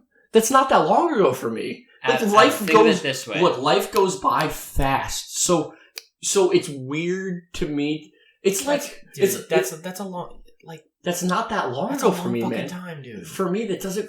You guys are younger than me. So for you, if I can't. Like, you this weren't is so subjective. like, It's like, I feel like 20 years is a long time for fucking anything. well, like you weren't even Like- born when that was a thing. So for exactly. you, but that feels like ancient history for you. You're only 18 for you, so it's different. For me, I'm almost 30. Like you're gonna realize this as you get older. Life goes by fast. Oh no, I'm already And by the aware of way, that. Like, just- dude, the amount of time, like from when I was born to about when I was 10 years old, like the amount of time that feels like. What the fuck am I trying to say? Like life is accelerating. Like it feels like it's going quicker. Like. And it gets Shit, I don't know. Yeah, you get what I mean. I don't know how to explain it, but you, yeah. me, all of our viewers know exactly what you mean because it does feel that as you get older, and there's actually a cool scientific thing as to why life accelerates. It has to do with the way our brain stores memory. Like when you're 5 years old, 5 years of your life is your entire life. Fucking time. It's your entire life. But when you're 30, 5 years compresses. Yeah. So it like the time it took, it feels the exact same. Like 18, right? 1 to 5 years old feels like the same amount of time than like 5 to like 18. Something along those lines. So for me, like the Al Gore Bush thing, like that's not that long for me. 20 years doesn't seem like a long time. It just feels like it's a blink of an eye for me. It feels shorter than it actually is.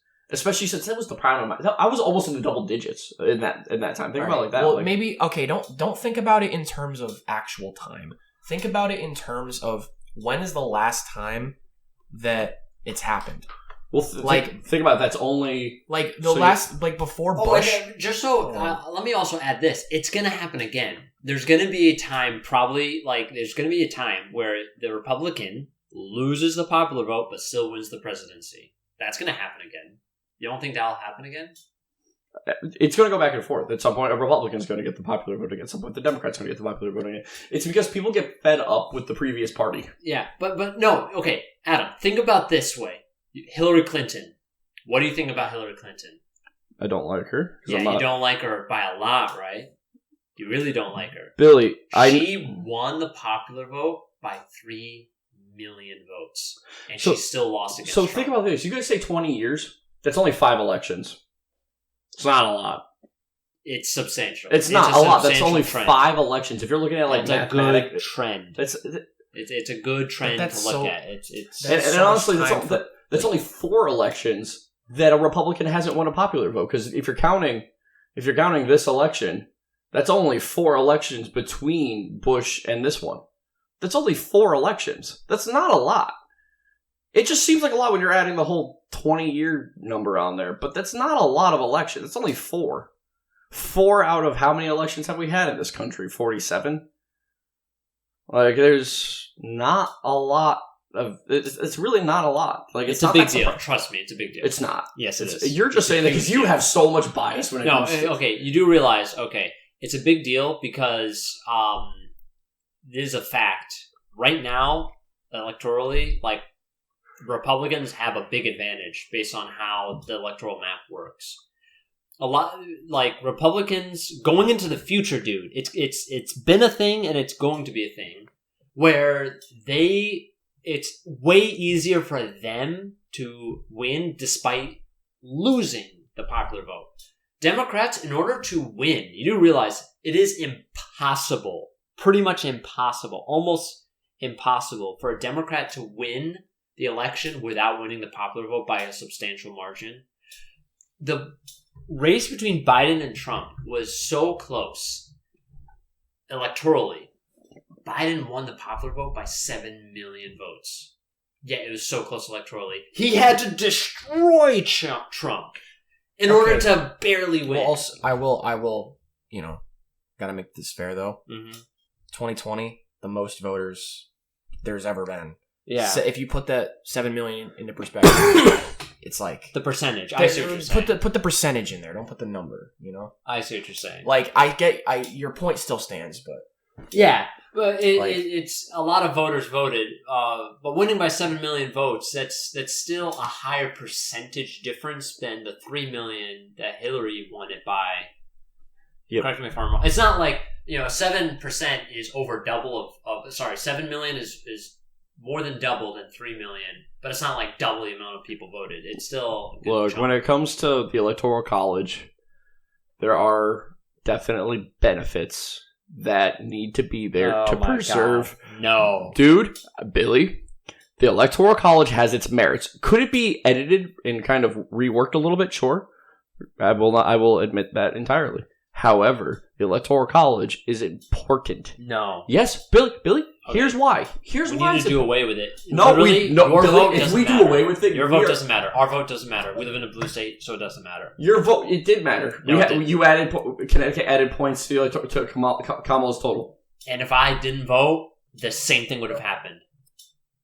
Sure, because it's a blue state. It's a blue state. But here's gonna the vote blue no matter who. Here's the problem, though. That's the same in It's a any dumb state you go. system. It's the same in any state you go in. It's the same in any state you go in. No, swing states. Mathematically, Billy, your then vote move- matters more if you live in a swing state. That's Billy, just true. Billy, then move to By Pennsylvania. the way, move you joked about that. You joked about. I think because at one point you joked about how you might vote for Trump, and you said, "I might move to Pennsylvania and then vote there." Yeah, Billy, if you want your vote to matter, your vote would matter more in there than it does here. Yes, because your vote. If you voted for Trump here, dude, look at Pennsylvania. Doesn't do That's anything. Billy, look at Pennsylvania. It's actually such a good example. Pennsylvania is a state that's in the Northeast. It's in the Northeast. Billy, that's the Northeast. Yeah, Pennsylvania's okay, the I don't North. live there. Oh, but Billy, I live here, Billy, in Connecticut. Billy, you're not. You're first So of all, it doesn't matter. Billy, fucking A, dude. You're not letting me finish, and you're not letting me talk. Okay, you're reacting before you even know what I'm going to say. What I'm saying is, Pennsylvania's in the Northeast, dude. It's a part of the country that is notorious for being blue. It has heavy influence by Democrats and Republicans evenly. It's why it's a swing state. That's why it's a swing state. Okay? Go on. So it's equal representation there. Democrats and Republicans are so even in terms of number. You have people who are red, people who are blue. And it could swing one year to the next. Mm-hmm. So that's why that's just how it is. The Republicans have just as much chance of winning as Democrats. It's not like counties matter. It's not like counties are counting it. It's by population. It's by population. I love how, okay, is your answer over? No, I'm not done yet. Fucking and by the way, I didn't even get to go to my original point, which is why the Electoral College is important. Because guess what, Billy? I'm gonna break it down real. Farmers are more important. Okay. Farmers are the backbone of your fucking country, not the Northeast, not factories. The backbone of your country is farmers, and they deserve a slightly more. They deserve a handicap. They deserve a handicap in order to make sure that their way of life is preserved. That you're able to eat at the end of the fucking day, that corn is being grown, that weed is being grown, that fucking every agricultural product, and by the way, agricultural products are not just food, they're fucking medicine. They deserve slightly more representation than the rest of us. I totally disagree. Nope, they do. By the way, that is your only good reason for the Electoral College. That's what I was trying to say when I originally. a good reason, I meant to say a reason. Your other reason, I'm using quotation marks for the audience. Because you're mad about all this is from you. I love how you interrupted me. Because all this is from you is you're mad. Oh wait, you get to Democrats interrupt me, but if I interrupt you even a little bit, You guys are starting to sound like Charlie Kirk and college kids. Okay. Oh my god. Can we please just like? How dare you drop facts? I think this election has got you guys heated. Can Adam you just even like? admitted that he doesn't care that you interrupted me, but if I interrupt him, oh my god, he was so upset. Yeah, you're gonna keep going, aren't you? Like, that's what I'm fucking talking about. You're gonna keep going, aren't you? Come on, even Dan is kind of bewildered. That's here. why I'm like. Not bewildered at me. He's bewildered at both of us, motherfucker. Yeah. Humble yourself. It is both of you. You guys, it's just like chill out. This is So not how can we I normally go are. for a couple minutes without interruption? Do I have to okay? You know what? Let Dan talk. He hasn't talked in a while. No. Hold on. All I've been. I love how it's like, Oh my God. can it be my turn to talk after you went on a whole multi-minute monologue? And you're like, oh no. You also been I can't monologuing, have dude. you It's not just me. review. You've been talking too. I've been talking every now and then. But no consistent unbroken monologue like you. Yeah, because you say a lot of things to say nothing. Okay. A lot of I words love how that, funny enough, that if anything, that actually proves my point and goes against your point. I love how you will go on a monologue and not even make I was blatant point. Farmers deserve more representation. That was your only point. Your other point. Okay, so can I go my monologue now? Go ahead. Okay, yeah. Your other point about the Pennsylvania thing literally made no sense. Your only real point is the farmers thing. All right. How did my Pennsylvania point make no sense? I love how you. I have a question. How? Please explain how it didn't make sense. Can I have questions when you talk? Sure. If there's something. Okay. Great. I love how we have that rule now. Okay.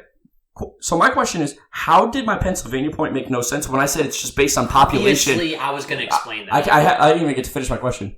Please explain how my Pennsylvania point made no sense because all I said was it's based off population, so it's fair. Okay, obviously I was... Okay, I'll repeat what I said.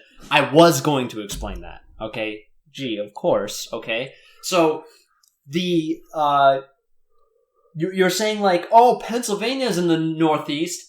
Your logic was, Connecticut's in the Northeast. Pennsylvania's in the Northeast. It's basically the same. Except it literally isn't. And where you are... That was not my point. Okay. You didn't even understand my point, so... Ha. Okay. Recap your point. My point is swing states are far more fair because inside the state, what determines who gets the points is population. Okay. Thank you. Okay. So... Someone has to win the popular vote within the state to get the points. Yes.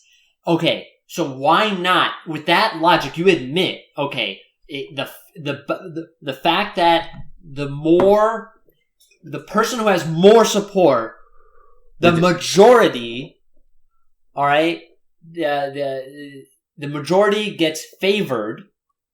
That's more fair. You admit that within states, but I think when you get into state by state basis, you need the electoral college because Nebraska deserves a little because of the shit they produce. Because I believe farmers are slightly more important. Okay, Nebraska that's a different point. No, I want to focus on your Pennsylvania versus Connecticut. But you mentioned we're both in the Northeast, so it's Pennsylvania's representative of Connecticut. No. That's not. I will say that is not what he said. That is not what I said. I think that's what you implied. No, that's not what I implied. Literally all he was saying kind of the opposite. He was saying that Pennsylvania is pretty much equally as north as it is south, so that is why it is a swing state. It is equally Democrat. Oh, okay. That is what he said. It has opportunity for both, and I think that the fact that it's in the Northeast and it can swing either way is just representational of the fact that you have a variety of people living in that state, both Democrat and Republican.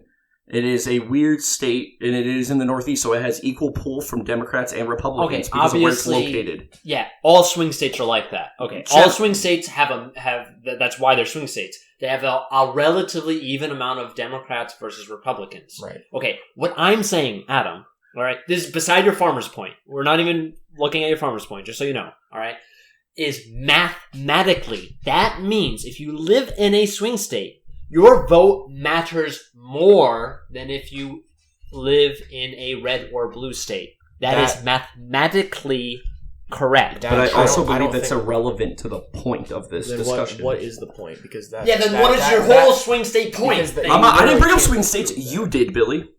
You did, not me. I didn't bring up swing states. Okay. My point about the Electoral College and why it's important is because the states that are typically always red have very few people. And if you went by population on a national scale, which is what you're implying with swing states, if you went by population on a national scale, states like Nebraska, Kansas, all the states that are almost always red, which are usually your farmers, would never get representation.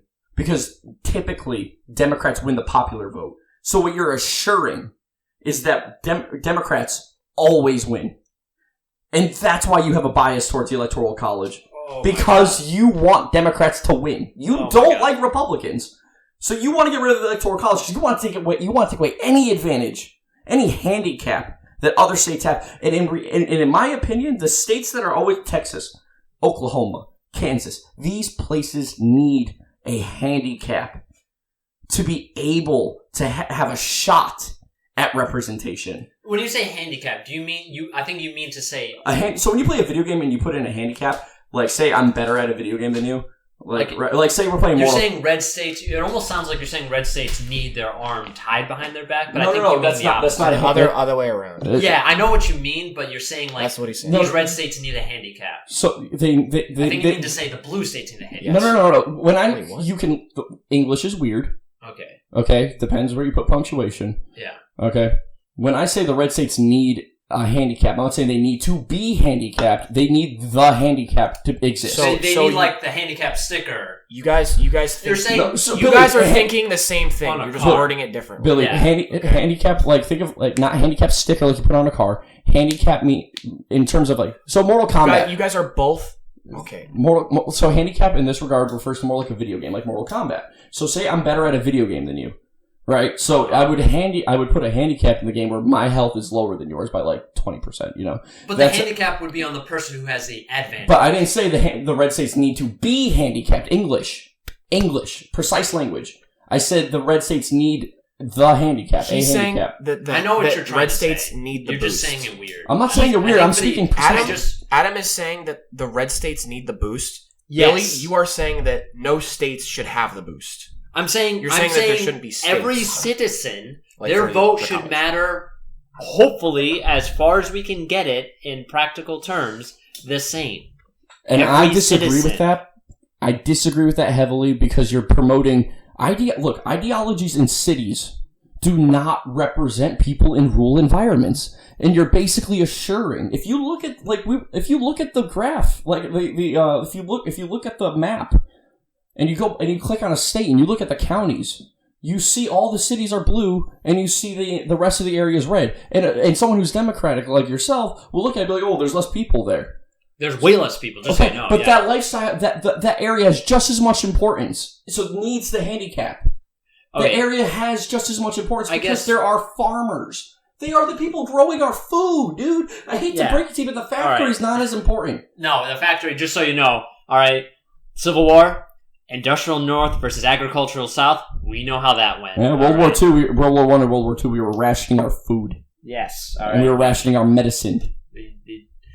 Without our food, without a lot of food growing, food costs go up. Eggs get more expensive. Consumers get mad. You want? I lived in rural environments for years. In medieval times, yes, the farmers, most people were farmers. Nowadays, one person can grow, using modern machinery, can grow a lot of food.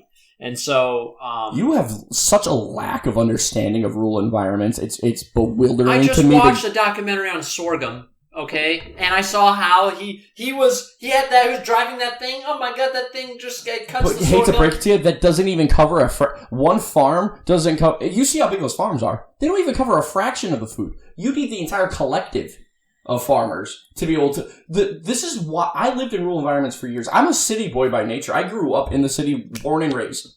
I moved into a rural environment. I lived in agriculture for years, and I dealt with all of the problems. There's a reason why people in rural environments have such a disdain for city people, for the cityites, for the Northeast specifically. People hate the Northeast. People hate the Northeast, and I don't like seeing that hate personally. I had to lie and stop telling people I was from Connecticut. That's how bad people hate the Northeast. I had to start lying and stop saying I was from Connecticut. Motherfuckers always thought like, oh hey, you have a trust fund then? Can we talk about a business investment? Like, oh, or you're a welfare sucker. Like, and accurate, but like fuck you. So the way people perceive the Northeast and any real city, like people in California where I lived, do not like San Francisco, do not like LA, not like San Diego, because it's this, people from the cities have this entitlement. Like, oh, our food's getting more expensive. Farmers are charging us too much, but the farmers are struggling just to maintain their farms. Because like California, they vote in Democrats, and the Democrats tax the farms, and the farmers are going broke. You know how many mom and pop farms I saw go out of business just in the time I was out there? And those people helped grow food. Those people were growing food. But And then when farmers go out of business, food prices go up. And then there's people in the cities are like, well, why is food so expensive? It's just that people in the cities are perceived as entitled because they make such high demands. But from a person who lives in a rural environment, it's like, well, what are you giving me? How are you benefiting my life? Especially as a farmer, where they tend to be less materialistic and more rudimentary. Yeah. Oh, you do? Okay. You remember when we played Civ 6 together, Adam? You have a completely different play style than me. I know, but even you play a certain way. Okay, you need your farms in Civ 6. Farms are nice. They're good at producing food, especially with more technology. They become way more efficient. Civ is also missing a whole dimension of this, which is like deciding how much money farms are getting, deciding who's getting the benefits, deciding it's missing elements of which is the whole point of what we're talking about. Democrats tend to shit on farmers. They just do. But man. They shit on your coal miners. They shit on your truck drivers. They shit on everybody who I believe to be a more important backbone of this country. They just do, man. I don't value. Some you don't people value food. No, I value food. I value their work, but I wouldn't value them as like a voter. Does that make sense? I think that I think their job, funny enough, a farmer's job is more important than a lot of other people's. Not everyone's job is the same amount of importance. Like COVID was a good example of that. It was funny how GameStop was like, "We're essential. We're essential. People need to shop at our store for video games. What? What the fuck? You're not essential. Fucking they try to claim they're essential. There are some jobs that are more essential than others. But that doesn't mean the more essential person. Like, imagine if doctors do you think doctors, funny enough, a doctor is way more important than what I do. Should they get 2 or 3 times more vote? They're 2 or 3 times more important. Hold on, 2 or 3 times is wild. A wild statement. First of all, we're looking at a boost of like 3 or 4%. Would you rather have 1 doctor or 3 machine operators? Billy, irrelevant to me. This is not the point of the conversation. It's not just a job, Billy. You're looking at it just like a job, but it's also a whole lifestyle. It's a completely different life. To live in a city versus to live in a rural environment, it's not the same. Think of gun laws, dude. Think of gun laws. In a rural environment, I need a 30-06 with a 20-round clip. I need 20-round clips. I need guns. And I need them to not be regulated as much. I need less taxes. I need less property taxes. But people in the city, they're like, oh, we'll raise property taxes on the farmers. They have so much land, tax it. And they get pushed off their land. It becomes harder to sell food. It becomes harder to buy materials. Like you talk about how factories will make tractors, right? Tractors. But they charge farmers. Guess how much the tires cost in some of these tractors? $100,000 for all 4 tires. All right, I think I'm ready to give my opinion.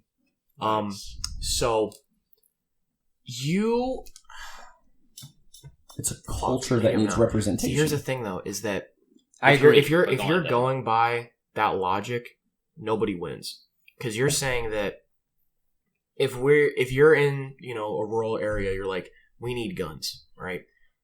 Like, I get why, self-defense, whatever the fuck, you're out in the middle of bumfucking nowhere, right? The cities, the guns, as a general rule, are terrible. Like, you can't have guns in such a populated area. You're just asking for something bad to happen, for a thing. And you kind of lost me after we need to give the Republicans the handicap. And it's not the Republicans. It's the farmers. We need to give them that. Which tend to lean right. It's basically what you're saying, right? Yes, I am, because they lean right in that area. When if you take a group of 100 people, right, and you just say, for whatever it is, right, let's take a vote. You're not gonna split the room into 8 different sections and then do all that math and shit. You're gonna say which side had 51. See, I wouldn't go by that myself personally. I think that's a bad system. I think that's a shitty system, and it ain't going to work in the long term. And the only reason you have this bias is because it benefits Republicans sometimes. And if you think it's as broken as it is, then explain why we've had such a good back and forth between Democrats and Republicans. it's been pretty 50-50. It's not like Republicans are always winning. It's not like the system's broken. It's not even about that. If you got rid of the Electoral College, Democrats would always win. It's not even about that. Well, this election, funny enough, that's actually not even true. This election is proof of that. Trump won the popular vote 9 times. I love how you parties. Dude, you're kind of... No. I'm saying if it was just based on the popular vote, the last time a Republican would have won would have been Bush. You wouldn't have had Trump that first time, which is bullshit. That's okay. That's true. But me personally, right? I could give a fuck less. All right. I'm literally just asking. I'm literally just saying, what is the most fair? You want to look at the opinions that the most people in general are having. You're all about freedom. You're all about fairness, right? Why? What doesn't make sense about that? Because you need to give that land, those people, the the handicap. It needs to exist because because they're less in number. That's the problem. There's not as many people on those areas, but that area needs as much representation. And without that electoral college, you take away all of that representation, any opportunity for it. You take it away. And also, every time, what determines elections are cities. Nobody would even campaign in those areas. Those people would be forgotten. Everybody would just hit cities. Everybody would just hit all the cities. Everybody would come to Connecticut, Massachusetts, New York, fucking Philadelphia. They wouldn't even campaign in the middle of Pennsylvania. They would just go Pittsburgh and Philadelphia. They would. No, they wouldn't. Because the votes don't matter. Because they would matter. It wouldn't matter. You're saying the votes don't matter. They do. No, they wouldn't, Billy. Because you could win just by winning all the cities. You could win just by hitting all the major cities. You could do that. But remember, not all the cities are all the same. Dude, you very easily, if a Democrat wanted to win, they just have to hit Dallas, Houston, El Paso. They just have to hit the major cities in Texas. They win. All they have to do in Florida, Miami, Orlando, all the other major cities in Florida. The people in those rural environments would be completely forgotten. No. Yes. Their vote matters in this situation. In the popular vote, their votes add up. If you win all the cities, which is what Kamala lost. If you really look at those maps, she didn't, like Vegas. In Nevada. She didn't win Reno. If she won Reno, she would have won. She would have won fucking Nevada. She didn't. It looks like she's not going to get Phoenix. If she got Phoenix, she would have won. By the way, hold on. Those districts. We look at district by district in that regard, but also do realize the way it works for the Electoral College, in a single state, they do, unless you're a special state like Nebraska or Maine, they go by percentage of people voting. So whoever has the most votes. So Nevada, essentially Trump overall just got more votes. Kamala was just outvoted. You're using Alaska, though. Alaska is a very No, I said Nevada. You said Nevada? Dude, if she got Reno, she would have won. Okay. If she got Reno, she would have won. Yes. If most of the people living in that area, because there's a lot of people living in that area, voted for her. But then look at this map, right? Yeah. If she got Reno, she would have won, but then all these people get forgotten. Left in the dark, as usual. Hold on. You could say that about any state ever. That's exactly why the Electoral College exists. No, that's okay. So that goes against your point, too. No, it doesn't go against my point. What I'm saying is, if you campaign in just the cities and you win all the cities, it's win the election. That's the problem. That's why the Electoral College exists. No, okay. So listen, that's not always the case, though. It's usually the case. Because you look at a state like Texas. Okay, I'm assuming Idaho. I'm assuming this goes with your point of just like that's mostly rural areas over there. Genius. That's mostly your genius. Mostly rural areas, mostly those farmer type people, right? But you have Dallas, you have Houston. She got all the major cities. She didn't get all the major cities. She got the most populated cities in Texas. She didn't get there's a large handful she didn't get, but she could have.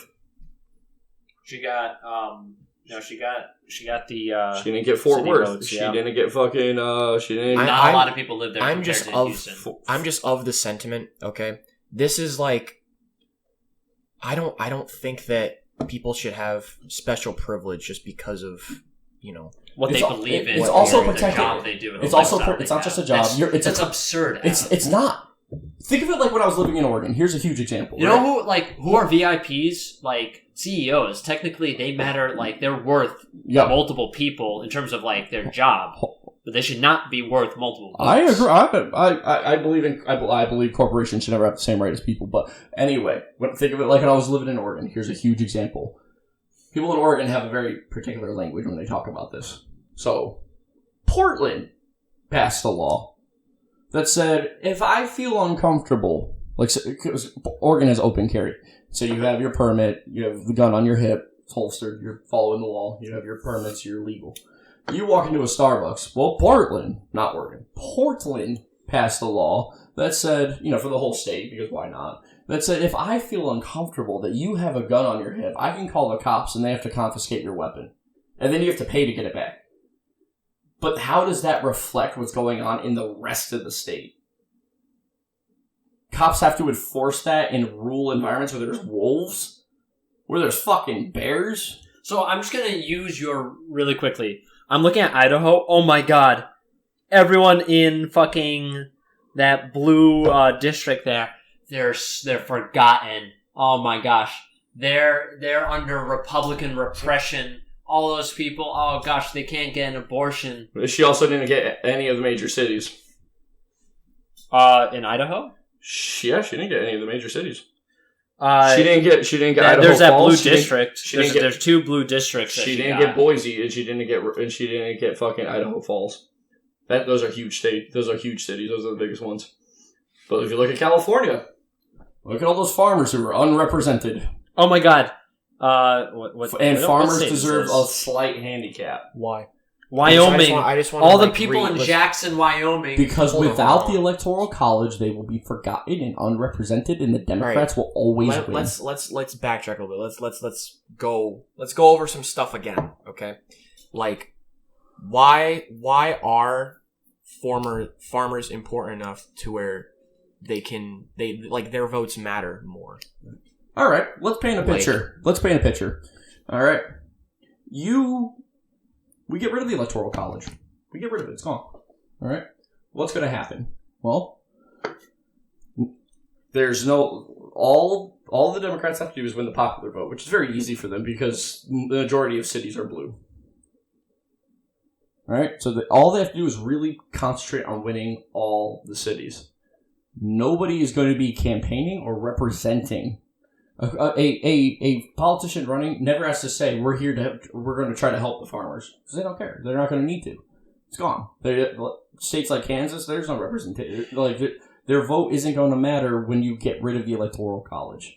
When you get rid of it, it's not Kansas anymore that has points. It's just the overall population. Well, I think that's not necessarily true. We're okay. Yeah, I disagree. We're all in the city. Okay, we all live in. Not like a huge city, but like in cities, all right? We're talking about how much we like farmers right now. Yeah. We give a fuck. It's not not so much the farmers themselves. It's that Republicans do represent them. Just so you know, like in Wyoming, all those farmers outnumber the people like in Jackson. You brought up, did you say Idaho? No, I'm saying Wyoming. In Jackson, look, all right? It just for the viewers know, Jackson, it's a city, and it voted blue. Everything else voted red. But you also have to look at it like this now. Now you're getting rid of the Electoral College, right?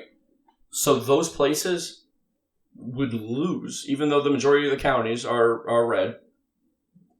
Not this election because she lost the popular vote, but any other year, all those red areas wouldn't matter. No, they would.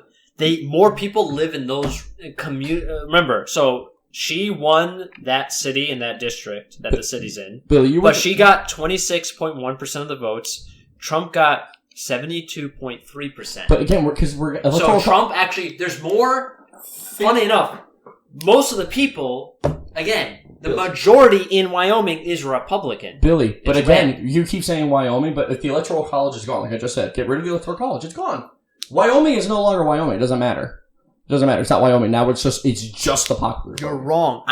Most of the people are farmers. Oh, but Billy, again, electoral college gone. Focus, Billy, focus. I need you to focus. Why would they Electoral college gone. Mm-hmm. Yes. Popular vote. Mm-hmm. Okay, yes. Trump would have won this time. But most of the time the Democrats win the popular vote. And the Democrats typically do not help farmers. There's a reason why those areas swing right. Jesus Christ. Dude, if you get rid of the electoral college, who usually wins the popular vote? Most of the time. Who wins it?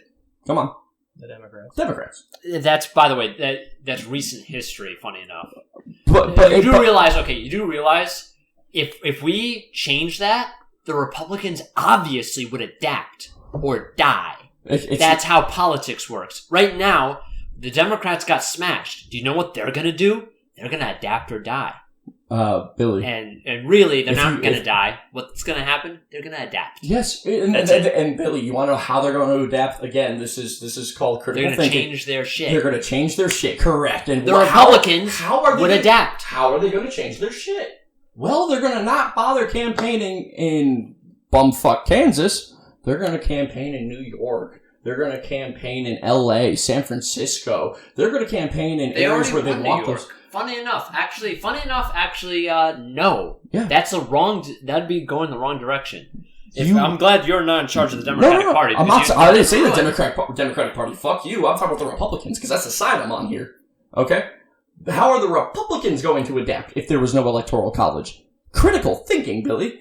They adapt or die, just like you said. Well, how do they adapt? They have to get the most votes. Exactly. So what policies are unpopular? So where do you campaign if you want the most votes? The most densely populated areas. Or you could stop representing the Adam, stop interrupting me. Stop. I was talking first. Okay. Stop interrupting me. I responded, and then in my response, you interrupted me. Just because you were interrupting me doesn't mean I stopped. I stopped talking to let you continue. Okay, you start campaigning in areas that are the most densely populated. That's how you adapt without the electoral college. Okay, now this. Okay, or you could do a mix. There might be an avenue to win where you have a mixture of cities and rural areas. But they're not going to do that. Always unilaterally disagree. That's with the current tactic with the Electoral College. If you take away the Electoral College, the tactic changes. That's how that works. The tactic changes. You're talking about how it is now with the Electoral College. Get rid of the Electoral College, the tactic has to change. If you have to win the popular vote... the popular vote too. No, I'm saying if you get rid of the Electoral College... and you have to win with the popular vote, then you have to adapt to that. How do you get the popular vote? You have to campaign in the most densely populated areas. And in order to win that means that you only have so much time, so many campaign trips, so many rallies you can go to. You have to hit those densely populated areas in the areas that you are less likely to win. As a Democrat, you would campaign in Houston, Dallas. You would campaign in Pittsburgh and you would campaign in areas that you feel you have a less likely chance of winning. Oh, by the way, do you think Trump, he always campaigned in the cities of every state? Hold on though, but he will campaign less in areas that he knows he can't win. So Trump, you're not really going to see him in San Francisco. He has no chance there, dude. He has no chance there. And funny enough, that's so funny how that goes to my point again. San Francisco, if you're not Democratic minded living in San Francisco, you are fucked in the electoral college system. Your vote does not matter. That's interesting how that works. California, that's my problem with California. I personally think that state should be divided personally. But you mentioned San Francisco. That wouldn't help if it was divided. But here's what I'm saying. If you get rid of the electoral college, the Republicans have to adapt, correct? They have to change their campaign strategy. Yes. Okay. There's some ideas they have that most people do not like. They would have to change those specific ideas. Possibly not. Yes, they would. Yes. Okay. So let's Otherwise, most people won't vote for You know what? Let's roll with that, Billy. They changed their policies to cater to the Democrats a little bit more. But the ideas they're presenting... Not the Democrats. Hold on. I'm talking about the Republicans. Yeah. Okay? The ideas that the Republicans now have to cater to the Democrats. If Trump is polling in San Francisco, well, he has to present ideas to the people of San Francisco. No. Hold on. Let me fucking finish. If you're Trump and you're campaigning in San Francisco, you have to present ideas. You have to cater your policies to something that's going to be a little more tasteful to the people of San Francisco. You have to cater to them a little bit. Therefore, when he does that, he's going to create policies that are less tasteful to the rural environments of which they used to represent better. Okay. And by the way, obviously, if you're a Republican, and you want to try to win that route, funny enough, you would have a losing strategy, by the way. No. You, as a Republican, now that you have to get the most votes, your best strategy would probably be getting independents on your side, getting people who don't vote on your side, getting people that are more in the middle. You're probably not going to go all the way to the left for some stupid reason and then lose your fucking election. Also, I'm not done. Don't you dare interrupt me. I'm not done. I'm not. I'm just surprised that your critical thinking is as poor as it is. No, because that is not how that would go. You would lose. You would lose. You don't know what the fuck you're talking about. Oh my god, you would. Do we need to set fucking time limits? Hopefully not. Seriously, because you guys keep saying you're interrupting each other and everything. Do we need time limits? If Adam interrupts me, it doesn't bother me as much, but if I interrupt Adam even a little bit, it bothers the fuck out of him. Because you do it so damn often. You interrupt me quite a bit. So do you. How about we both accept that we're both guilty? I gotta crack down on your shit, alright? And that way, it'll be more apparent. Alright. We good? Yeah. Let's take a step back. Okay, well, I'm being so serious right now, both of you. Breathe. In and out. In through the nose, out through the mouth. I'm dead serious.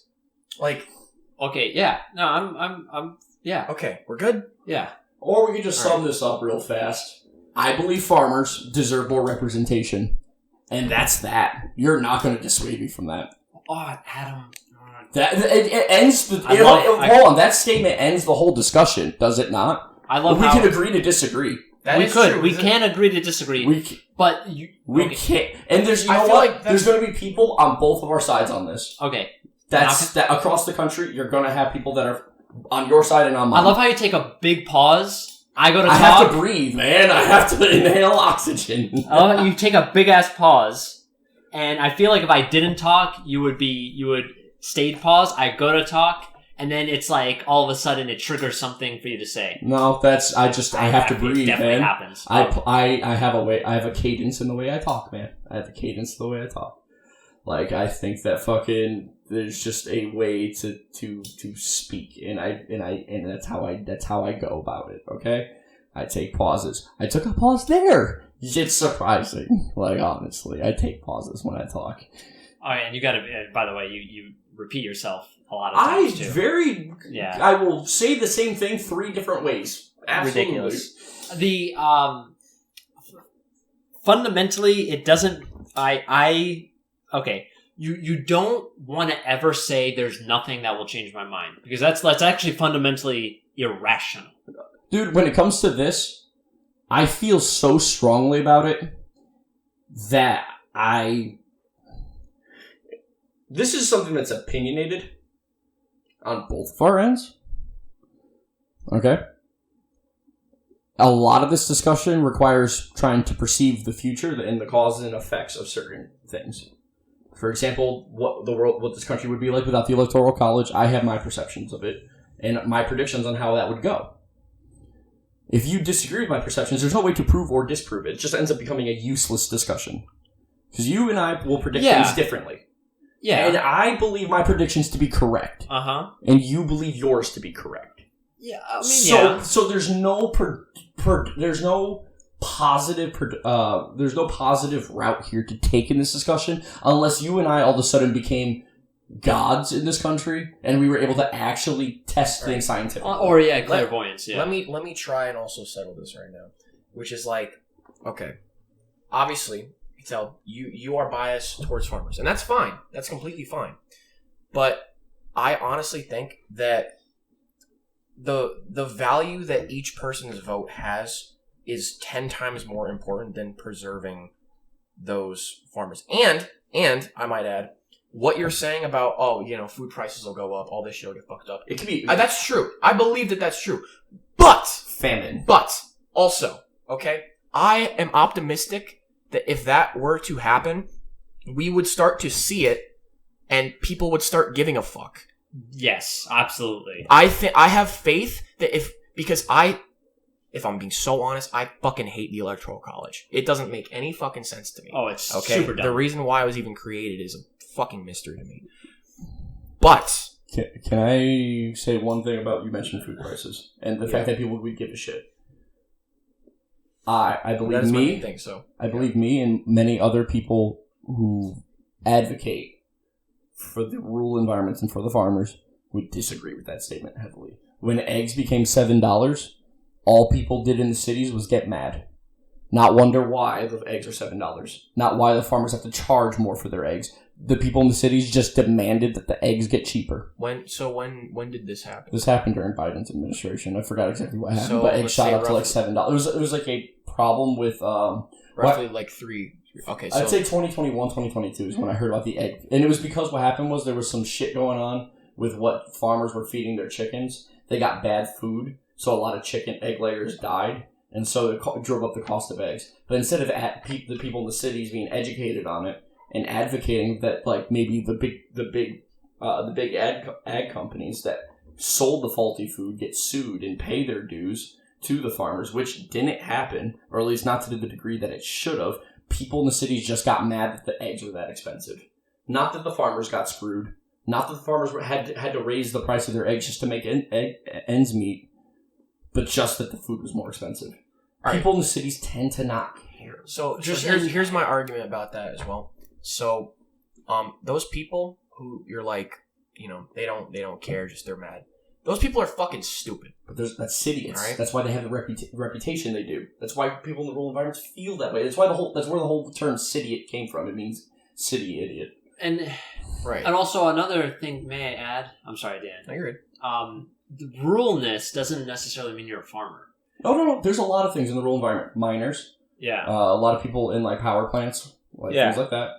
Because I just looked it up. Oil riggers. Only 2% of the population are considered farmers. There's also cattle. Cattle is different. There's cattle ranchers, so milk, meat. You're gonna have cattle is considered separate from farming. Farming tends to mean like produce, and plants and things like that. So you have cattle, you have miners, you have oil riggers. Yeah. You have truckers moving your food from location to location. Those are typically people that come from rural environments. You have a lot in the cities too. You need trucks in the cities, but like the stuff that's moving the food from the Midwest, from the agriculture areas, tend to be people who live in those areas. There's a large backbone of people in those areas who do a lot for this country that, in my opinion, need a little bit more. And keep in mind, the Electoral College just give a huge uplift to these areas. It just makes it a little more fair. That's all the Electoral College does. It's not blown out of proportion. It's not creating like this. They have a 3 times more likely chance of winning. It's like they have like 2% more chance. It's quite substantial. It makes it where they're instead of for a Democrat to win, they have to win by huge order of magnitude. I just don't. They have to get way more votes. I'm so sorry. Oh, no, you're good. I'm having like a really hard time. I can't approve the sentiment that a president can win when most of the people didn't want him. Like most of the people, yeah. I cannot get past. I can't get past it either. Yeah. I think that is your like main most point. of the people. That's no, the main I thing don't for want me. this guy. But I could give a fuck less about anything else. Okay, I don't give a fuck that Democrats would have won. I hate the 2-party system. All right, it doesn't make fucking sense. I'm not even saying I agree with. Sense. I don't agree with the 2-party system either. I think everybody here knows that, but I think the Electoral College has its merits, even if it needs to be reworked. I'm not even saying it's perfect, but it has its merits and it has value. I would not just throw out that system. I believe, if anything, it could be fixed a little bit. It could be changed a little bit. Well, but and I the ways so that would fix it, though, like, wouldn't fixing it mean that everyone's votes matter similarly? If By the way, it really does cut both ways. Just so you know, if you're a red person living in a blue state, your vote doesn't matter. Doesn't that suck? That farmer living in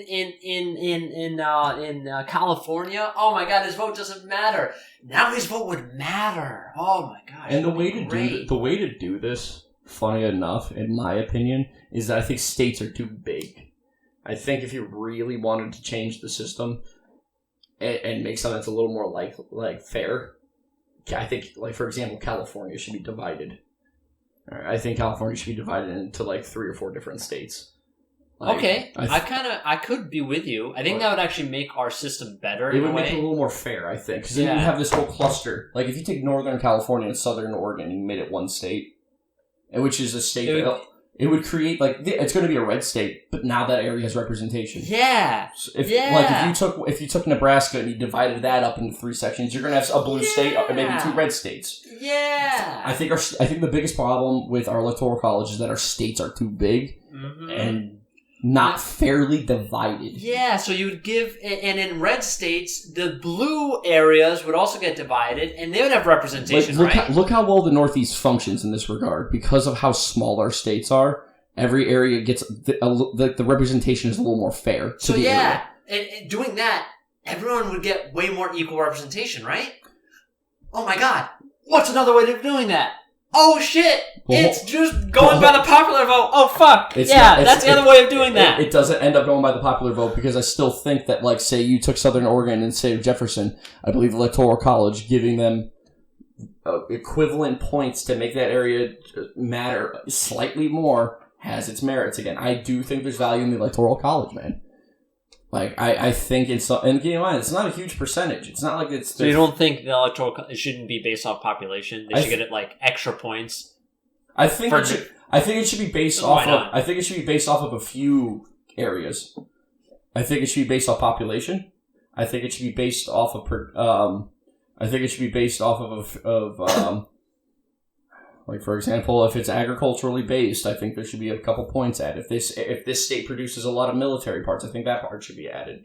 I think overall production should be... If this state ain't doing jack shit, it's just a bunch of heroin addicts and nothing's getting made, and they just take money from the federal government, maybe their vote doesn't matter as much. Oh, really? You want to go that... Okay, just be careful what you wish for. Did you know there's a lot of red states that they take... So there's the pot, right? There's Okay, so fundamentally, how is the federal government funded? They're funded fundamentally from the... Oops, sorry, I had to touch my mic. Sorry about that, audience. Because I smacked it accidentally. They're fundamentally funded by the people living in the states. All right? Funny enough, red states tend to take more from the pot than they put into the pot. Just pause at a right point on this when you feel like you've made your point, because I have a rebuttal for this. Okay. A lot of blue states, they put more, like California, okay? They put way more, and New York, by the way. These states contribute to the federal government more than they take. Red states, like, not all red states, specifically poor red states. We're talking Kentucky, West Virginia. These states, they take more than they give. Money-wise. They're still important due to resources. Are you at that point? Because I have... Yeah, go on. Okay, because I have mental blue balls right now. You mentioned California. You want to know where most of their money comes from, Billy? California produces 70% of this country's produce. Farmers make up that money they make. Farmers! San Francisco don't produce jack shit. San Francisco... All they produce is drug addicts. The Bay Area just produces drug addicts, homeless people, guys, and big business. Why do you think these cities... Really quickly, these cities might have problems. Why do you think they exist? Do you think, like... I lived in that area, so let me explain to you what San Francisco is all about. It's all about art. It's all about... Like, art is a huge part of their industry. Big business headquarters are set up there. And that's pretty much it. Most people drive to San Francisco to go to work and look at art. Okay. It's like that's their industry. But where California makes their money, it's off the back of the farmers. 70% of this country's produce is grown there. And cheese. Because milk, dairy, they have a huge dairy industry. That's where their money comes from, bud. Not the fucking... By the way, you say produce, you mean like fruit and vegetables? Like fruits, 70% berries. Anything, when you go to the produce section, like California produces oranges, grapes. Right. Fucking...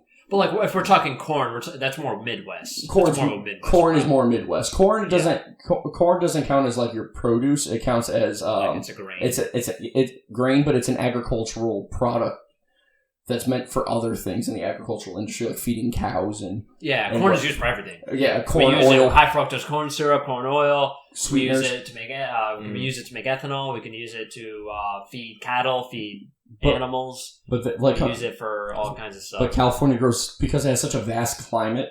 They grow tomatoes. They grow Makes beets. sense. They grow everything, and the majority of our produce comes from them. They grow that. That's the money California produces is off the back of farmers. That sounds like a very efficient state.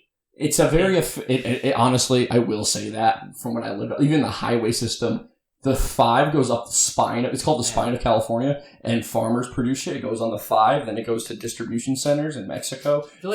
West Virginia, man. What do they do? West Virginia is... See, I'm not even going to lie to you.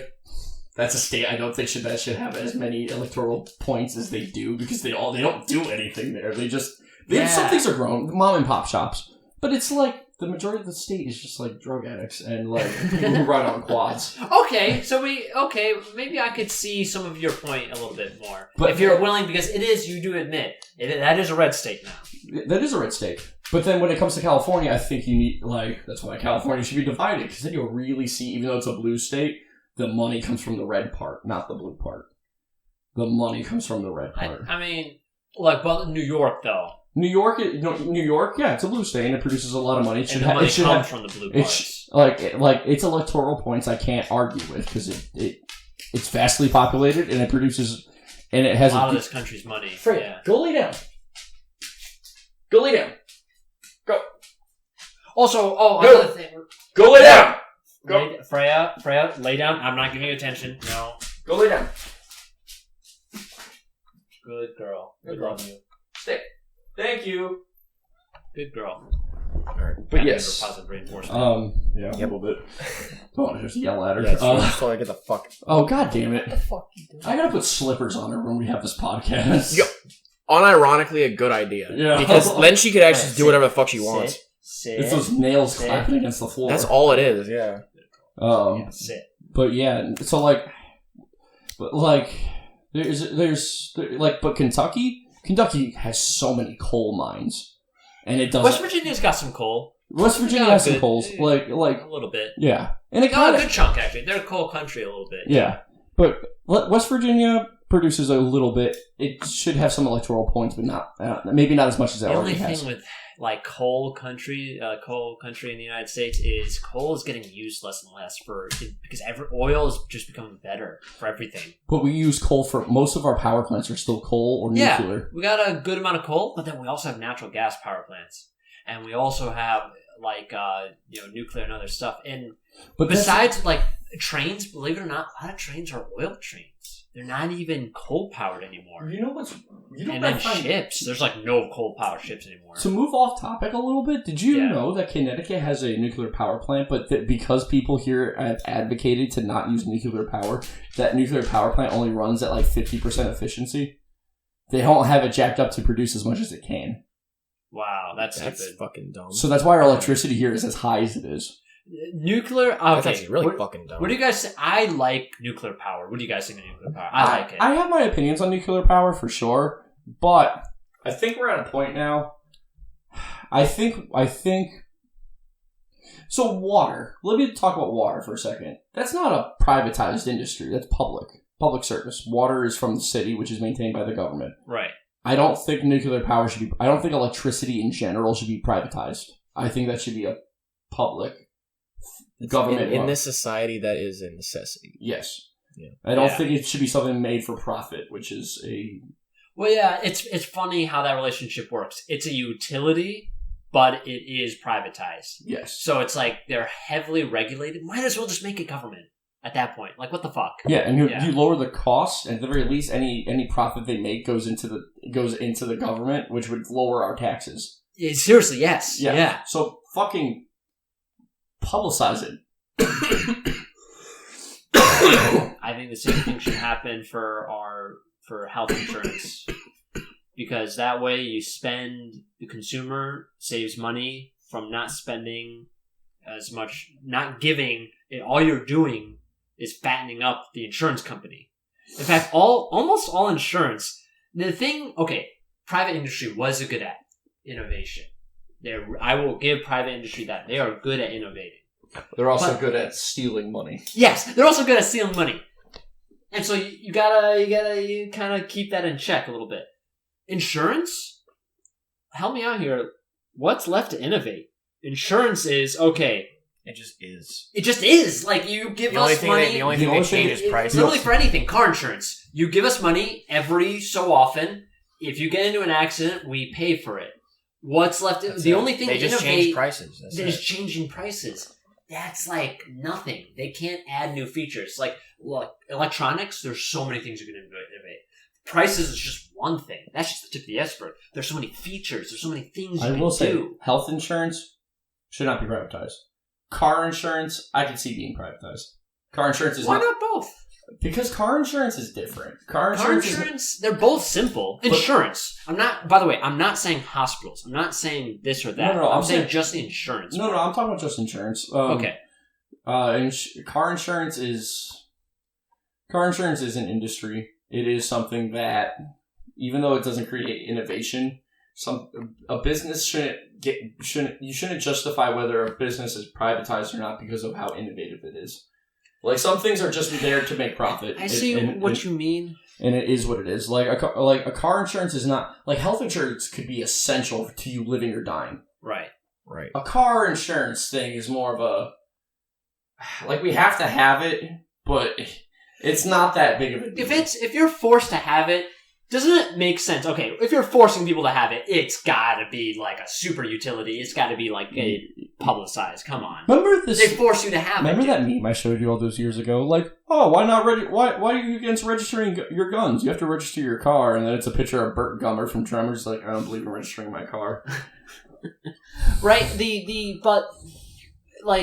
So I don't like the fact that car insurance is mandatory. If I'm a good driver, like, if I feel like if I had a daughter and I didn't like her driving skills, yeah, I'm gonna put insurance on her car. But my driving, I get accidents can happen. Anything could happen. But at the same time, I should be able to make that decision for myself. It's just how much trust you have in yourself. At the very least, it should be like, okay, it's forced, but it's publicized, or it's optional, and we could be a utility, but like privatized. Well, I kind of do agree with Adam of, like, you know, I think car insurance and health insurance are kind of two different things, because, I mean, it's going to sound stupid coming out of my mouth, but, like, everyone who is alive has a life. Yes. Like, not everyone who's alive has a car. Yeah, so I don't... Like, a car, it's on the line of being, like, a luxury and a necessity, which is kind of like... It depends where you live, too. Like, exactly. If you're in New York, you don't have a car most of the time. You don't... Yeah, everyone just rides the fucking train. Yeah. If you're in a rural fucking area, you know, houses are, like, 3 miles apart. You need a car. Yeah. Connecticut, which is why... But... Connecticut, you need a car because typically we don't have enough public transportation options to get you... Like, I work 25 minutes away, and there are people who have bigger drives. Like, my boss actually lives further away from my job than I do. Oh. Like, and so you figure his drive's like 40 minutes. In Connecticut, we have a culture of typically working roughly a half hour to an hour away. So you need a car here. It's a necessity. Yeah. Like, we don't have enough public transportation options to make that easy. All the cities... Yeah, you don't need. It's honestly in the cities. It's kind of worse to have a car. It's slower. It's more aggravating. Yeah, if you're in New York, you don't want a car. You're not gonna, because you can get faster. You can get there faster by walking. Literally. Yeah. Yeah, like you're going the same fucking pace. At the very least, if it's further away, you can take the subway. You know, like you'll be fine. So Like, car insurance should be a public company. Like, it shouldn't be private. I mean, privatized. Car insurance should be privatized. It should be what it is. Health insurance, though, is an essential function. Everybody needs to go to the doctor. Everybody gets sick. Anybody could have problems. Exactly. You know, like, cancer pops up in a fucking moment.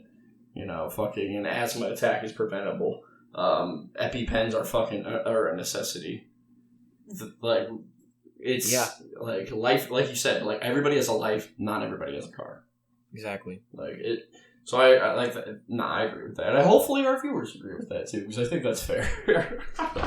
I mean, and I'm, not saying it wouldn't be nice if car insurance was, but it's not as important. That's kind of like my perspective on free healthcare versus free college. I believe in free healthcare. I do not necessarily believe in free college. And I kind of see that, honestly. I'm almost... All right. I'm so on free college. It's weird. Like, okay, because we're talking about ideal, like... What the fuck am I trying to say? We're thinking of, like, ideal societies when we're talking about this, right? True that. Because my ideal society, college wouldn't exist, okay? There's this whole thing about, redoing education. Just like, I feel like, because high school is all just like general studies pretty much. Mm. And then you pay to go to college for whatever you want to do for your career, right? I feel like we should be doing what college does in high school. Specializing. We should be specializing in high school. Or another way you could view it is like college is an extension of high school. It's like a natural progression. Like you do your high school thing and it's like seamless. It's almost like merged. See, I don't agree with that too, because then it's still more taxpayer money no matter how you twist it. So for me, if you want to specialize in something, this is my view. Like healthcare, I believe in free healthcare. Everybody's lives need to be protected. Everybody's medical problems need to be assessed. And that shouldn't come out of our pockets to be treated for, if I need an EpiPen, I should be paying $300 for it. That should be free. Everybody has a right to live. But education, post-secondary, is not a right. It's just, in my opinion, it's not. If I make the financial decision to not go to college, which I did, I was like, I don't want that $200,000 bill on my back. I don't want to pay that off until I'm 50. Right? I made that financial choice. But then all of a sudden, like a few years later, I'm hearing, like, after high school, I'm hearing about this huge, like, movement to push for free college. And people are projecting, like, how much taxes would go up. I'm like, but why should I have to pay for their college when I made the choice to not do it? That's not fair to me. That's not fair to anybody who also made a similar choice. Post-secondary school, to me, is like, if you want to specialize in something, that comes out of your pocket. You got to that's the monkey you need to put on your back. All right, it's optional. It's not a right. It's not. You don't have the right to specialization. I believe everybody has the right. Do you have a right to a general? I believe everybody has the right to a general education. Everybody has the right to learn to read and write and do math, basic math, and understand history, and to understand the basic thought processes of science. I think the general studies are a right. K through 12. Okay. Those I believe are a right to have. But anything beyond that is not a right. You're making the financial choice to take on that burden as an adult. I kind of see what you're saying. I'm sorry, I didn't. No, you're good. Fucking, I like that's just how I feel. Overall, about it. though, I think I'm more aligned with Dan personally. I think for me it's close, but I see what Dan's saying. I see.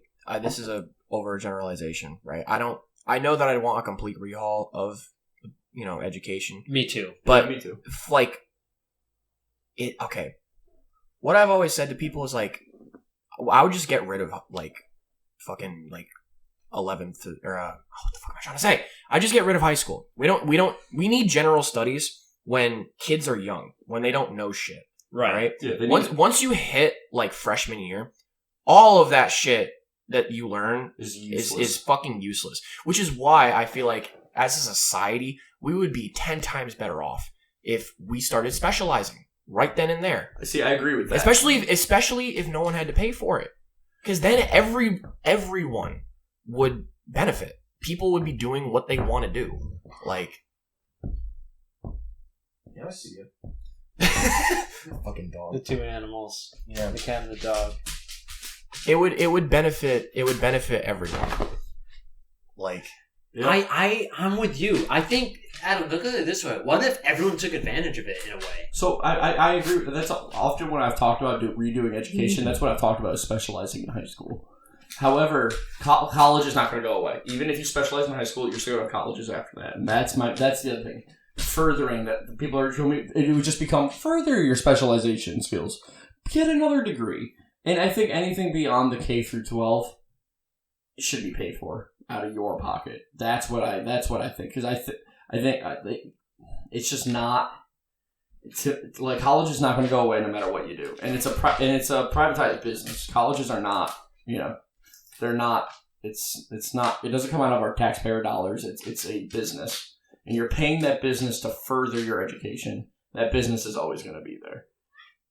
Now we're talking about whether or not that business should be paid for out of the taxpayer dollars. That college is free, and that's where I disagree. That's where I draw the line. Like, for me, is anything beyond K through 12, no matter how you redo K through 12. But college ain't gonna go away. Even if you what if you replace high school with college? If you replace high, in what way? See, that gets complicated. In the way of specializing. If you you specialize, like you start specialization starts because think about it think about tech schools. Okay, I know quite a few people who they didn't go to normal high school. They went to a trade school that they didn't have to pay for. And now they are literally because we're all graduated. I know people like my friend Logan. Shout out. He went to school in New Britain, and he did HVAC. He did his 4 years for free, and he's literally on job sites now, right out of high school. Yeah, that's pretty much what I did. Yeah. So why shouldn't we be able to do that for literally any other fucking job? If you're talking about getting rid of high school and sending people to MIT, Harvard, shit like that when they're 14, 15 years old, that's those the taxpayer dollars are still going to go up because you're not going to publicize those schools. They're going to be a business no matter what you do. Well, you cannot maybe tell. not MIT. You're right with MIT with those specific examples, but we're talking about if you just and I'm also talking this would be over the course of and it would decades. Be for public universities. It would take a long time for people to adjust. So maybe not MIT, but UConn. So UConn is still privatized, dude. It's just it's a public university. They still get they can still make a profit. Yes, they still make a profit. There is a board. I'm not sure. Oh, hold on. I'm not actually. Hold on. I need a fact check on that. I'm almost certain that they still can turn. I need a fact check myself. I don't think they can. But it's weird how that works because there's no. They get state funding, which means so by getting money from the government, from the state they're in or the federal government, they have to basically say, okay, we'll accept X amount of these students, or their parameters have to change. Whereas Harvard and MIT, they don't have state funding at all. Right. They are a strict business. And but either way, UConn or another UConn, it's they act like a business, even though they're a public university that receives funding from the government. They're not true public because they're still kind of privatized. They're privatized, but by getting state funding, they have to coincide with the state's rules on certain things. It's weird. They are incentivized to gain money and not lose money. So think about it more like this. But it's different. For them, they do it because they're trying to grow their university. Well, think about it. It's like a cycle. It's weird how it's so similar to a business. So think about it like this. It's more like it's a business, but you know how you work for a company that makes weapons for the military? It's like they have a government contract. Think of it more like that. They're still a business. They just have a government contract. By getting by receiving state funding, they have to coincide with these rules. It's still a business at the end of the day. And those businesses, those colleges, are still going to want to turn a profit. So, It's such a weird culture we have. Because I googled it, and so apparently no, they don't make a profit per se, but they are. What they do try is basically the profits. Basically, they pay for the salaries of everyone involved. It's exorbitant, right? So like the more university the money makes, obviously the more money they can make, right? The more money the dean can make, the coaches, like all the people involved. Makes sense. And then basically, but like in terms of like profits, it's reinvested into the university.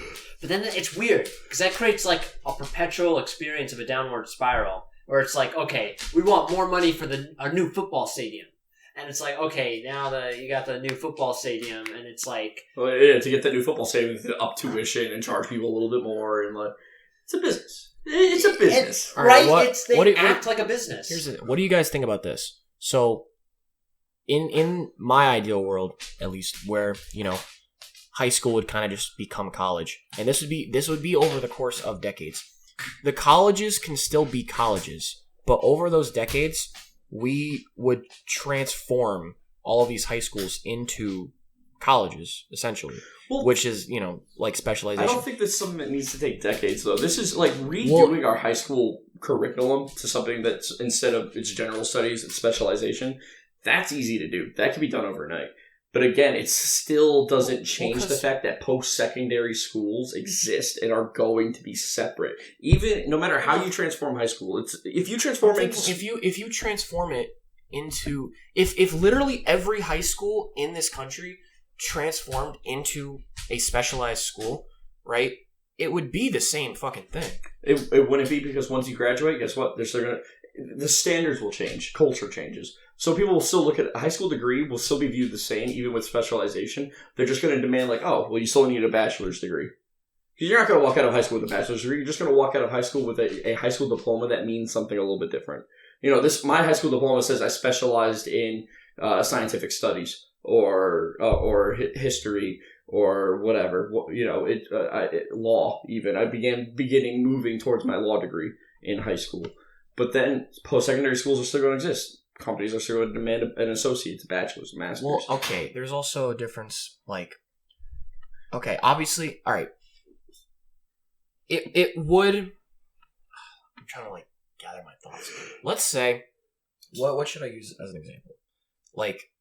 I don't know, doctors, okay? What if there were certain schools, okay, where you would go into this sort of high school college hybrid, okay? When you finish, you would basically be the equivalent of a nurse, or a nurse's fucking assistant. Then, once you're in medical and you're already doing that shit, on top of that, if you want to keep going into that career, that's when you start to become higher ranking. That's when you go surgeon or I don't think you'd be ever able to walk out of high school, no matter how you redesign the school, as a nurse or nursing assistant. 4 years of education? You can't be a nurse? I think in order... I want to discount... That's 4 whole years. It's still... I think we would have to really overhaul education starting from kindergarten. In order to be able to possibly... Well, that's why I said this is a... Yeah. This is a very complicated I think thing. I just don't see that working. I think you would need your high school degree... it would help you do better when you go to college to become a nurse. You have more background knowledge. I think that's going to help you. And I think that's why it's useful. Because I'm not just filling my head with useless crap and then going to college to figure out how to become a nurse. But I already have a background knowledge of... Okay, sorry about that technical fucking cat. Dude, so that's the second time, dude. And the first time it didn't do anything. Correct me if I'm wrong. The first time it didn't do anything, I got lucky. This time it fucking fucked everything up. Yeah, he ended the recording session.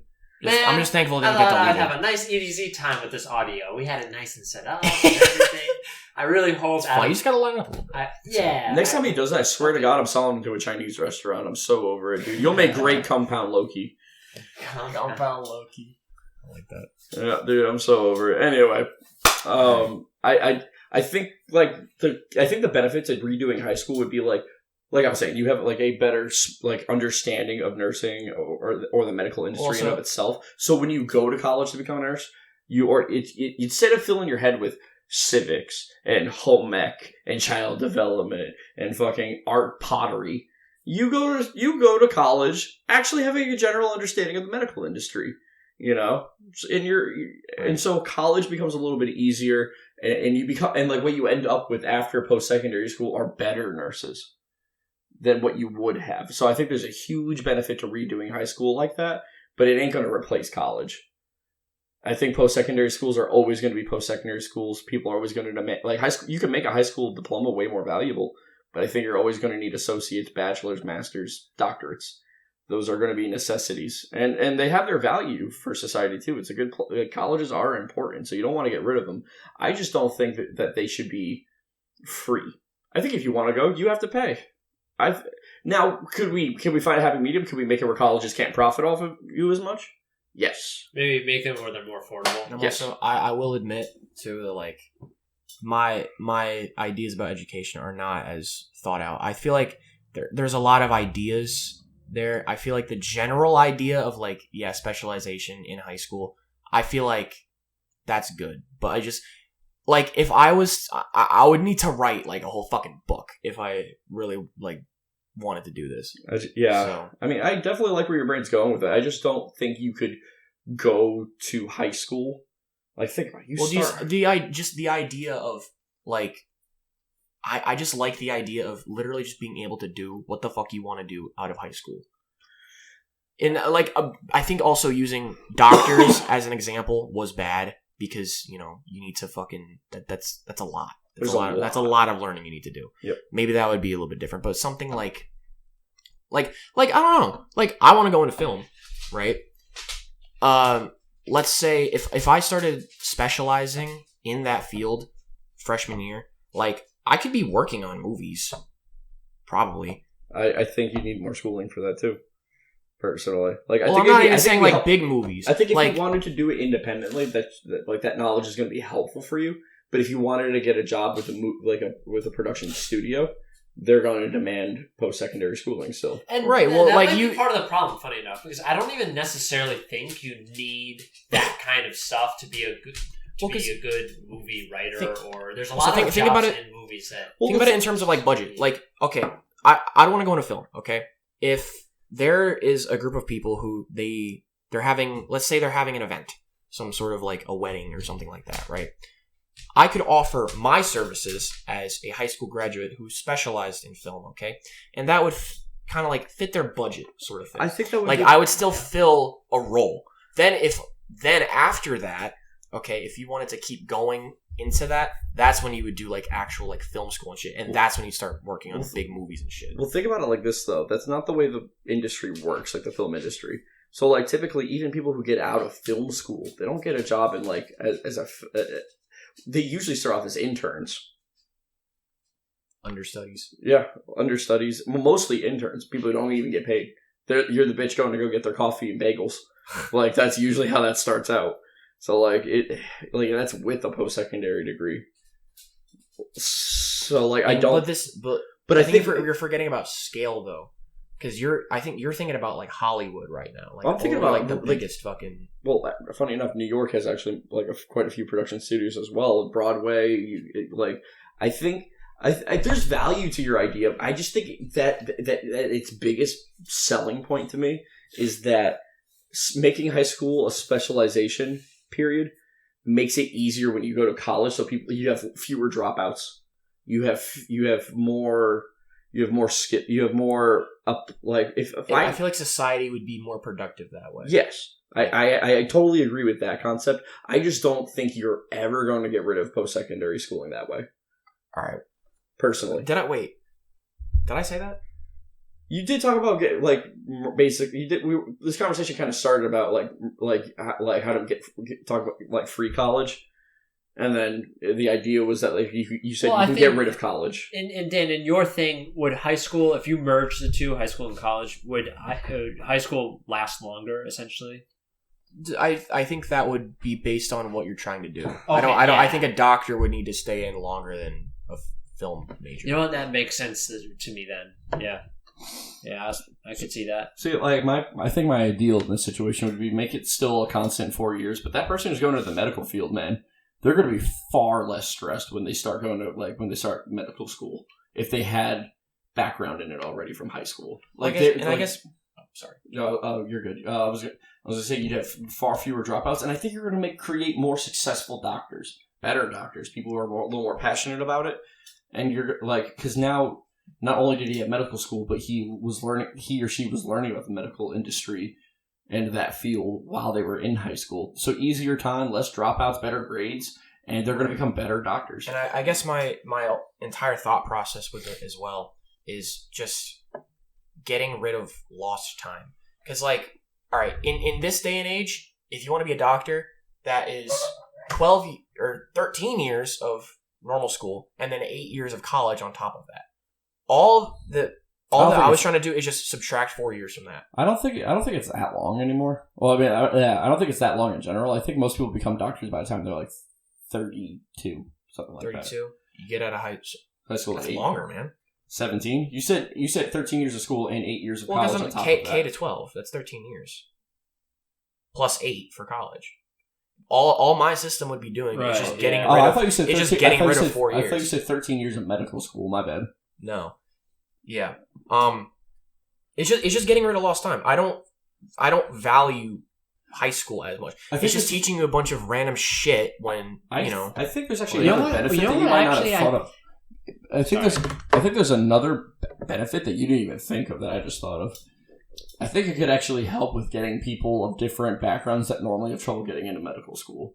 So black people, women, people who are not poor people who are not as wealthy. It makes it far more likely that they could get a scholarship to go to a medical school if while you're in high school, you specialize in the medical field. If you don't have to pay for that, right, and then you go through that 4 years and damn, this dude's doing really fucking good in this field. Then, they're going to want you. Yep. They're going to want you in secondary school. Yep. And I think, and it's it's less unknown for colleges too, because if someone can go through high school right now and get a 3.8 GPA, it's that's not a good indicator for how well you're going to do becoming an accountant. It's in this hypothetical as well, because I'm saying literally high school would not be high school. Okay, all of these high schools that already exist would transfer into different specializations. Say in some random fucking town, there's 3 high schools in that town. Okay, you would change one of these into medical school, you change one into film school, you change one into something else. And, you would do that to every single high school in the country. Yeah, a lot of people would be moving, but I feel like, that would just kind of be how our society would be at that point. That it would, what are you doing? I'm trying to record when we dox ourselves. 2 hours and 47 minutes. That's 2 hours? Jesus. And 47 minutes. Yeah. So, I don't know. I definitely see what you're saying, and I think... I understand it's very radical. I don't think it's radical. I think that's the way education needs to go. Radical just gets used. It has negative connotations. In my mind, radical just means, very out there. I don't think it's out there. I think people have projected similar ideas to what you're talking about right now in different ways. Generally, people do not like the type of education that we have now. And I think other countries kind of are moving in similar directions. Just the United States is so far behind right now. I think education could be way more efficient. Oh, funny enough, I actually think a lot of efficiency is lost in middle school. Middle school should be used for figuring out the kid, how they learn, what they're good at, so that way by the time they get to a specialized high school, they know right where they're going. And I still think there is a lot of fundamentals. The standard amount is 3 years of pre-algebra. I remember, to me, it was the same shit year after year. Finally, I get to 9th grade, and finally we're doing algebra. Yeah, and algebra... 3 years of pre-algebra. Algebra is not going to be useful to a person in law. Basic algebra, I think, would be good for something like that. Basic algebra understanding. I don't think... Actually, funny enough, I will say, algebra 1... should maybe be the only requirement in math. Just so people know what a graph is and what a function is. Just for that reason. Well, hold on. Graphs are important. That gets weird. You said graphs. Graphs are not specific to algebra. I learned about graphs before algebra. Yeah, but are you talking about a bar? I'm talking about a real graph. Like a X, Like Y, a and Z line coordinates. graph. Yeah, that's, again, not algebra related specific. They use graphs in geometry, dude. They do. Well, they use yeah, graphs but in they're geometry. Well, they're slightly different. Yeah, graphs you learn Graphs. first about them in elementary school, but like those graphs are so rudimentary. It's like, oh, look at this graph, and it's like a bar graph, or oh, look at this graph, and it's like 6 points and then lines connecting them, a line graph. You know, Hey, if you're in business, you need to know a line graph more than you need to know the type of graph you're pushing for. If you algebra, just like a basic function graph is what I'm talking about. A function graph based off of an equation. see, again, not necessary to someone in certain degrees. I think just knowing what it is, Look, look, just being familiar with it is especially going into as society is getting more advanced. I think that's a good place to stop. look. If you're a machinist, that is something you need to know. If you're a machinist, you need geometry. you need and math. you need geometry, algebra, both. trigonometry, and I think calculus sometimes. Wow, look at that. What? Like if you're a tool maker, Actually, funny enough, not so much calculus, but definitely Yeah. trig. Definitely. trig. Yes, I can they for use sure. a good amount of trig. Yeah. I can also figure this out. What? So I don't know if you guys can remember. I'm asking this because I can't. What math do you really learn in like 5th grade? 5th grade is Like that's getting some basic shit. I don't Yeah. remember. See? Yeah. I don't remember 5th grade all that well. I remember learning U.S. history, I'm and I remember. I remember remember science. science. I'm talking about science. I remember a lot. Yeah, I remember science in the 5th grade. We learned about like the moon. We learned about the immune Right. system. I think That's basic. No, that's shit that you know. I think math in the 5th grade was more like extended multiplication. Like Right. That's when I think that's when you finish like multiplication, division. I even think you were starting to I think you were starting to get into like the early stages of like PEMDAS, even Oh, yeah. basic equation solving. Yeah. So all that is well and good, right? So let's say 6th grade algebra, 7th grade geometry, 8th grade stats. How's that? You know what's crazy? I'm sorry, I don't mean to get off topic here, but I just got to thinking of PEMDAS. You guys on social media at all, like Facebook? I mean, no, not You really. guys scroll. No. What? So Not for me. on social media, I always see math problems, and then I look at the comments. Motherfuckers do not know PEMDAS. Even like people who, because we've had to learn it in high school too. It gets hammered over the years. It's pretty fucking like, Dude, so the majority of the comments are wrong. Like, there's only like out of like 500 comments, only like 3 of them are correct. It is insane. In fact, there's even people posting the correct answer, and then people underneath telling them that they're wrong. how do people not know? It's in the name. Well, It's literally in the name. What they do is they misinterpret PEMDAS. So, like, you solve what's in the parentheses first. They always get that right. But then they think that, like, so you know how it's parentheses, exponents, multiplication, division, addition, subtraction? Yeah. Yep. Okay. So they think that it has to be solved if there's multiplication, say there's division here. Mm-hmm. They think the multiplication has to be solved first. Oh no. Yeah. Okay. Careful. Yeah. See, I get why they think that, but also like, shut the fuck up. Yeah. Yeah. If there's subtraction here, but there's addition here, they're doing the addition first before. Dude, because they're trying to follow it in the exact, like they're following the Right. MDAS part. How would you literal. see that? The only you need a new acronym, I or think like that- you I need to think change that's how the- it is. I think that's the problem. Is the acronym confuses people. I think there needs to, because Yeah, because if you have multiplication and division, it doesn't necessarily mean you do It's the just- multiplication first. yeah, it's just No, which one it's comes first for- in the equation. Exactly. Right? Once you Yeah. once you solve the parentheses and the exponents, it's literally just kind of solving it left to right. Yeah. That's all it is. It's solving it left to right. Like you don't. Well, I actually except for I will say There's another thing I'm the forgetting. grouping, multiplication and division are grouped differently too than addition subtraction. So you do the like if you have something times something else, and then like in front of it you have plus, and then 2 things times. You do group those things times first, and Right. then the plus. I can solve PEMDAS. Okay. Hold on. I thought it was actually. I'm not sure if you're right on that. I thought it was parentheses, exponents, and then literally it could be like 6 plus 7 times 2 equals. And I thought you still solve it left to right at that point. No, Once you solve the parentheses and the exponents. that 7 times 2. You do that, and then you 6 plus. So it's the multiplication division first, then basically solve it left to right. Yeah. I'd have to have it on paper, but I know it. I have to have it on paper. I have to see it. A lot of people have an instinctual understanding of PEMDAS. People take it too far.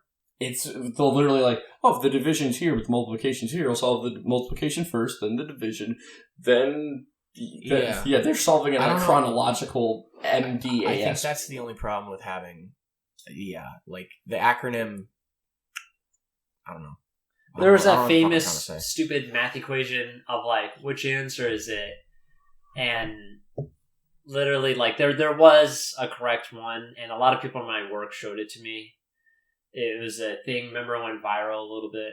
Of like, you guys don't remember that math equation a while back? That went, like, be more specific. It was like a simple thing, but it was like a PEMDAS problem. Like, people couldn't do it. And no, people were so divided. The internet was so divided on what the answer was. I want to see it now. Yeah, if you Google... What am I Googling? Math equation that divided the internet. You are correct. I just put on my calculator. You are correct. You solve the multiplication division first, and then solve it left to right. Yeah. That's easy. Okay. Nope, you're right. But yeah, no. Some people fuck up PEMDAS. Some people really fuck it up. Did you get it, too? Did you get the math equation? Is it that? Yes. So, 8 divided by 2, parentheses 2 plus 2. The parentheses, that's easy. Everyone knows to do that first. So no one falls for that. Can I see your angle over here, too? Yeah. That's the equation. That divides the internet, dude. So you solve what's in the parentheses first. That makes it... So that makes it 8 divided by 2, parentheses 4. Hold on, can I see... Was that... 8 divided by 2, parentheses 4. That's 2 plus 2 is 4. Yeah, 2 plus 2 is 4. So then 2... So then you would do 2 times 4. Right? Oh, no. No, it's just... Then it's literally 8 divided by... Oh my god, I fell for it! I fucking fell for it! Holy shit, we were just talking about this! Yep. There's no... Oh my god. Yep. Yeah. No. Holy shit. Once you do the parentheses in that equation, you just solve it left to right. Fuck you, middle school! Oh my god. It taught me wrong, bro. Fuck you. They didn't teach you wrong. It's the acronym. The acronym's fucked. We just get rid of the fucking acronym. Just teach people normally. It's so fucked, dude. I think the acronym fucks people up. They fucking got... God damn it, dude. By the way, I will say, another thing, in real professional math, you almost never, no one ever uses the division symbol. No one ever, people always, they do fractions. They use a slash, yeah. They use a dash. Dash is everyone, they either do a diagonal dash or just a straight up horizontal dash and have a top and bottom. Someone tried telling me that the division symbol doesn't actually exist and it's fake, but that is not true. They just don't use it. It's not. Yeah, it exists. It's just, oh man, I never, in professional math stuff, when I look at professional math, nobody ever fucking uses that shit. Nobody. Usually when people divide, it's like the thing they're divided by, it goes on the bottom and there's a dash, and that's it. Yep. Wait, and also, I feel like this might be a weird thing of just how that equation is set up. Because I saw the parentheses. I didn't think of it as multiplication. I thought of it as parentheses. Yeah. That's I think, where it got fucked up. And it's another, you've been conditioned to solve it the wrong, to fall for that trick, because in school, a lot of times you have something multiplied by something that's inside of parentheses, and your brain just naturally solves it in that. You zero in on that. It happens to me, like, my brain kind of happens to you? Not that I kind of, for a split second, I want to solve it the way you did. Right. I catch parentheses myself. first. I catch myself before I say anything. Right. But like, I see that it was 2 and then parentheses 2 plus 2, and instinctively I just want to. I see that like, oh, the 2 is multiplied by those things. I almost think that I can factor it. That's what it is. But you almost think you could, but you can't, because actually it's the 8 divided by 2 has priority. Well, once you solve what's in the parentheses, whatever number it's next to, that parenthesis just becomes a multiplication sign. That's the way my brain processes it. See, that's what it should be. Right? Well, if it worked like that, I would have been fine. I think that's just because, like, once I understand something, I understand something. Whether or not I retain all the information, but my brain does flick that way. Once I solve the parentheses, this parenthesis that's between the 2 plus 2. Yeah. Solve what's in the parentheses. Now it's a 4 with two parentheses with the parentheses around the 4. Right. That parenthesis in the middle between the 8 and the 2 just becomes a multiplication sign. Solve it. In your brain. In my brain just flips it like that. But that's where I fucked up. I didn't do that. I understand where Dan. I feel you, Dan. Maybe because Adam, you haven't been to school in a while, but in school, a lot of formulas require that multiplication. It's just you always multiply first. You don't even because there's a lot of formulas don't use division symbols. I feel like in professional math and even in modern. That's school. not because I haven't been to school, man. I just I don't know when I actually understand something, I understand how to solve it. I don't really get tripped up on stuff like that too often. Okay. No, fair enough. Yeah, I had teachers that would that didn't use the division symbol and used the slash. I had teachers like that. If you use the slash, you can never. There is no problem. You can never divide the internet like that because it's super clear. It's either 8 divided by all that crap, or the other way around, and let's say if let's say whoever made that formula wanted you to multiply first, okay, it's they would have the multiplication in the parentheses. Yeah, it's either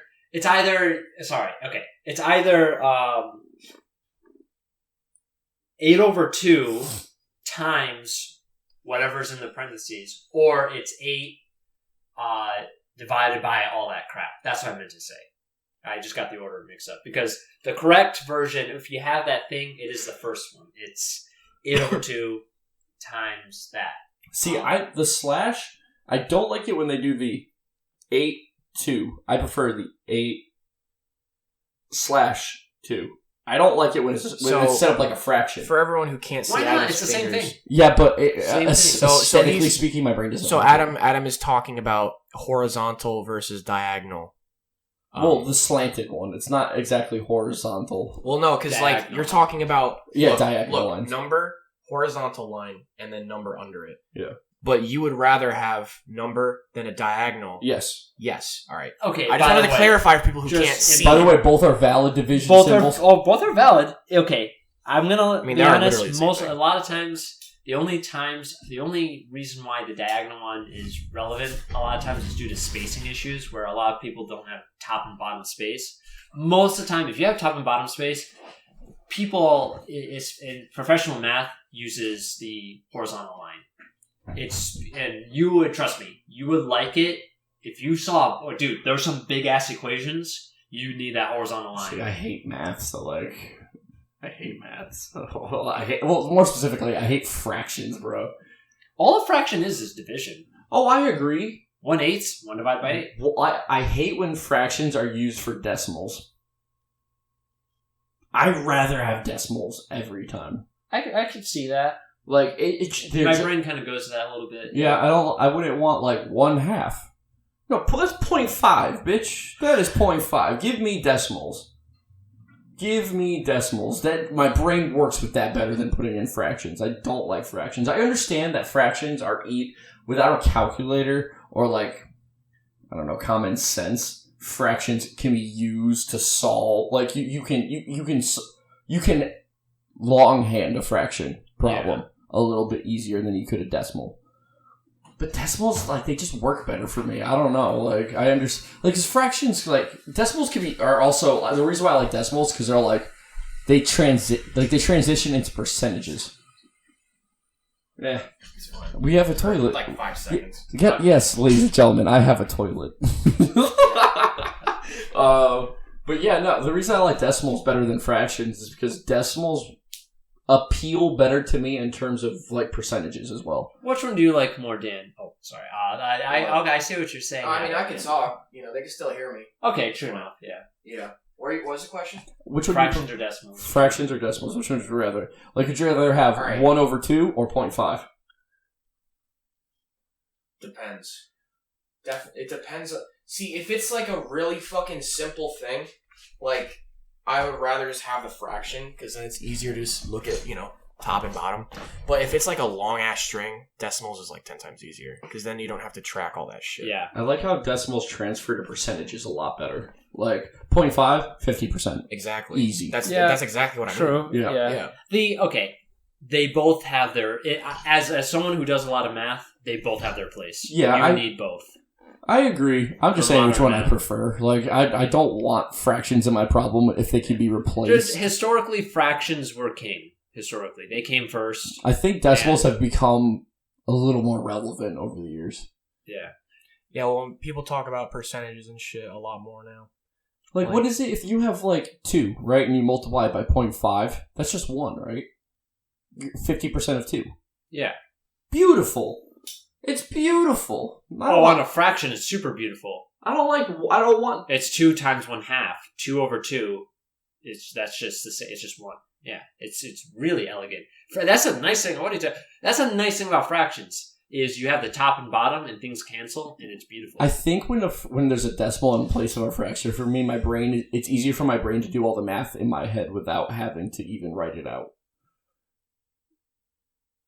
I just see it. It just works better. Because, like, I know 0.5 is 50%. Are you sure? Yes. Okay.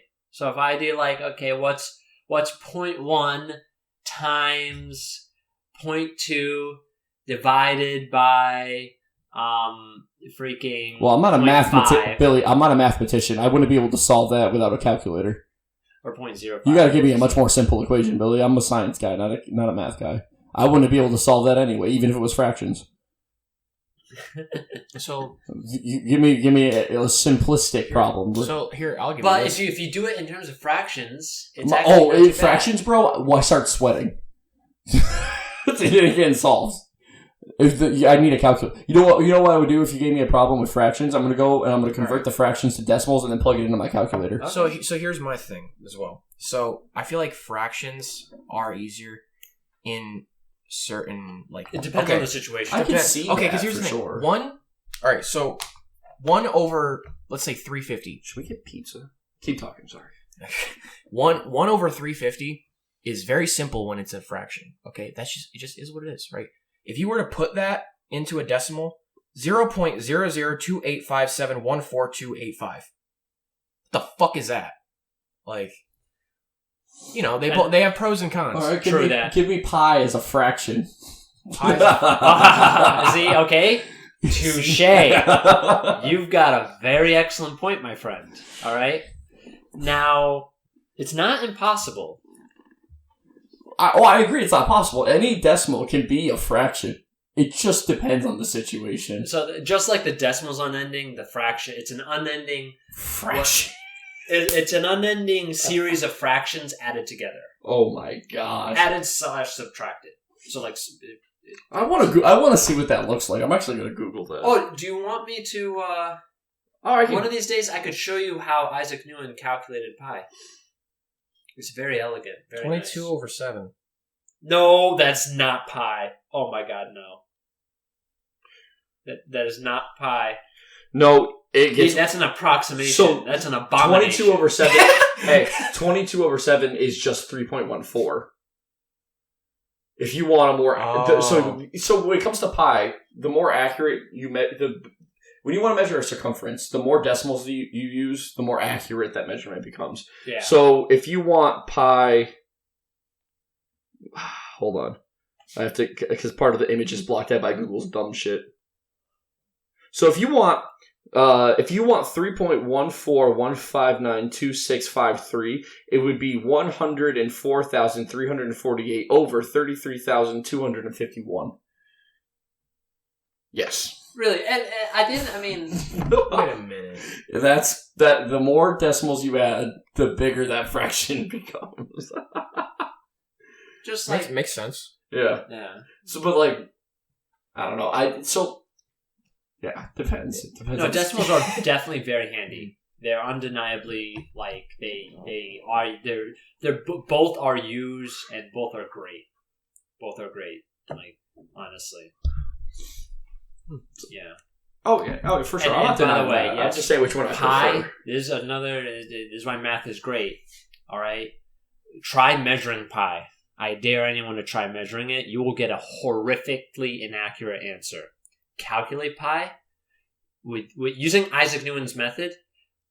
Within 20 minutes, you can have an answer that is good enough for NASA to travel through the stars with. Billy, I feel like this might be off topic, but like I feel like this is something you would know. Where the fuck did pi come from? Oh, like how out of any? Yeah. Wait, out of what? Oh, sorry. Yeah, I can answer that, but you. Sorry. Well, because it's like 3.14, whatever the fuck. It just sounds so random. Yeah. So why is that the like one number that's like legitimately like infinite? Unless it's not. Is that not the one number? Is there more? There's more numbers that are infinite. The square root of 2 is infinite. The square root of 3 is infinite. The square root of 5 is infinite. Like not, and I'm not just talking like it'll end at 0, 0, 0. Like legitimately infinite. It's yeah. Well, then why is that kind of infinite? We call that irrational in math. It's yes. So, is pi irrational? Yes. So why is that the one that everyone uses then? So circles are irrational. Yes. Yeah. That. Yeah. I get a perfect circle is irrational. Yeah. It can't exist. Well, I guess it does though. So it does. Yeah, that's funny. Like where? No. So actually, fuck, Dan, you're right. It's so funny how all that shit works. So basically, it is weird, and it gets into now we're merging our reality with math. So it's like in the real world, there's the question of, is there in ever existence a perfect circle? And then second, and it's not just circles, by the way, a right triangle. We have irrationalities with right triangles because of the Pythagorean theorem. A lot of times when you take the square root of something, a lot of the times it's just purely irrational. Like the number becomes... There's more... When you take the square root of stuff, like on the number, as for whole numbers, most of those whole numbers are going to give you an irrational output. Well, question: does a circle need to be perfect in order for the number to be irrational? It could be imperfect, and the number could still be irrational. It's like the Earth is irrational. Now, maybe. Now, funny enough, because we're not perfectly spherical, but if you were a giant. Like your feet, like you were like if you laid down, you were like the size of the solar system, and you went up to the Earth, and you put your finger on it. Tyson. Yes. Yeah. Yeah. Like you could, like it would be the smoothest thing you've ever. Smoother than a cue ball. Yeah. Yeah. So like, it still, but so like, is the Earth irrational? And you know what? Based on the people that live here. I have to say we are pretty irrational. So on a computer screen at Microsoft Paint, right, it's pixels, right? At the end of the day, like when you zoom in far enough in Microsoft Paint, it's just pixels, right, guys? Yeah. Yeah. Yeah. Okay. I just want to make sure you guys were familiar with Microsoft Paint. Yeah. Like today. Oh, that's old school. Yeah. I used to fuck around with it as a kid a lot. I'm not sure if you guys did, but like you can only have the lowest you could have. You can't have less than 1 pixel in Microsoft Paint, right? There is no such thing as half a pixel or like 0.14159 blah blah blah of a pixel. It can only go that's universal. Up and down Pixel's one a pixel. pixel. Yeah. I mean, we get our universe might be the same. Funny enough. Well, hold on. That's the Planck length. Yes, the Planck length. Indeed, yes. Wait, hold on. Have you never heard of the Planck length? No. The Planck length is the smallest unit of measurement that we have come across, and it's basically the space between atoms. It's or the space between particles. Yeah, like funny. Wait, the particles are the shit that's in the atoms, right? So, like a Planck length would be like what was it? It's like the space between an electron and its. I don't know if it's the Planck length. I'm not sure how it's defined, but I do know it's basically the shortest amount of space that makes sense in physics. That's kind of possible, yeah. So it's the space. It's basically a unit of measurement within an atom, or smaller than an atom. Yeah. Well, because small. like an atom would fill up probably multiple Planck lengths. For sure. Yeah, like the electron or like the wouldn't it be electron would because if it's the space between because like an atom isn't a particle. An atom is made up of particles. Right. An atom And even is 3 protons parts. and protons and neutrons are made up of quarks. Quarks. Yeah, so Holy they're not shit, even... dude. Protons and neutrons actually they're very tiny, but they do have size. Stuff like an electron size... So a Planck length would be the distance between a quark inside a proton or a neutron. Maybe. I forget. We can Google it. I'm not I'm not that deep in. I'm more of a math guy than a physics guy. I remember reading about this like a while ago, but I'm gonna just Google Planck length. That's quantum physics, right? Yeah. Yep. Smallest unit of measurement possible, but that is a pixel essentially. Yeah. Yeah, Planck units. Hold on, I'm looking it up. Well, it's kind of funny though, because pixels do get smaller. We like this phone that I'm holding right now. Like, if this was in 1080p or 4K, the phone would be the same size. The pixels would be smaller. But that's the thing about it. In our reality, the pixels stay the same size, but the phone just gets bigger. What? The universe is expanding. But Planck length has gotten smaller. This universe was born HD. I'm glad we moved away from the politics, because politics stresses me out. Yeah, you guys it's are good getting to talk about fucking nerd heated, bro. dude. That's the most heated I've seen you guys. Dude, Me and him very much disagree on certain things, bro. Yeah. But that's what makes us really good friends at the same time. like that. Yeah, dude, it's I don't know if you true. noticed. I will say I waited so long You're to the- actually give my opinion because I could tell you guys were getting like mad, and I didn't want to like throw fuel on the fire. I'm gonna shut the fuck up. I'm gonna literally just moderate. To compliment Billy, to add some positivity to that discussion. One of the reasons why we are such good friends is because we can get heated politically and still hug.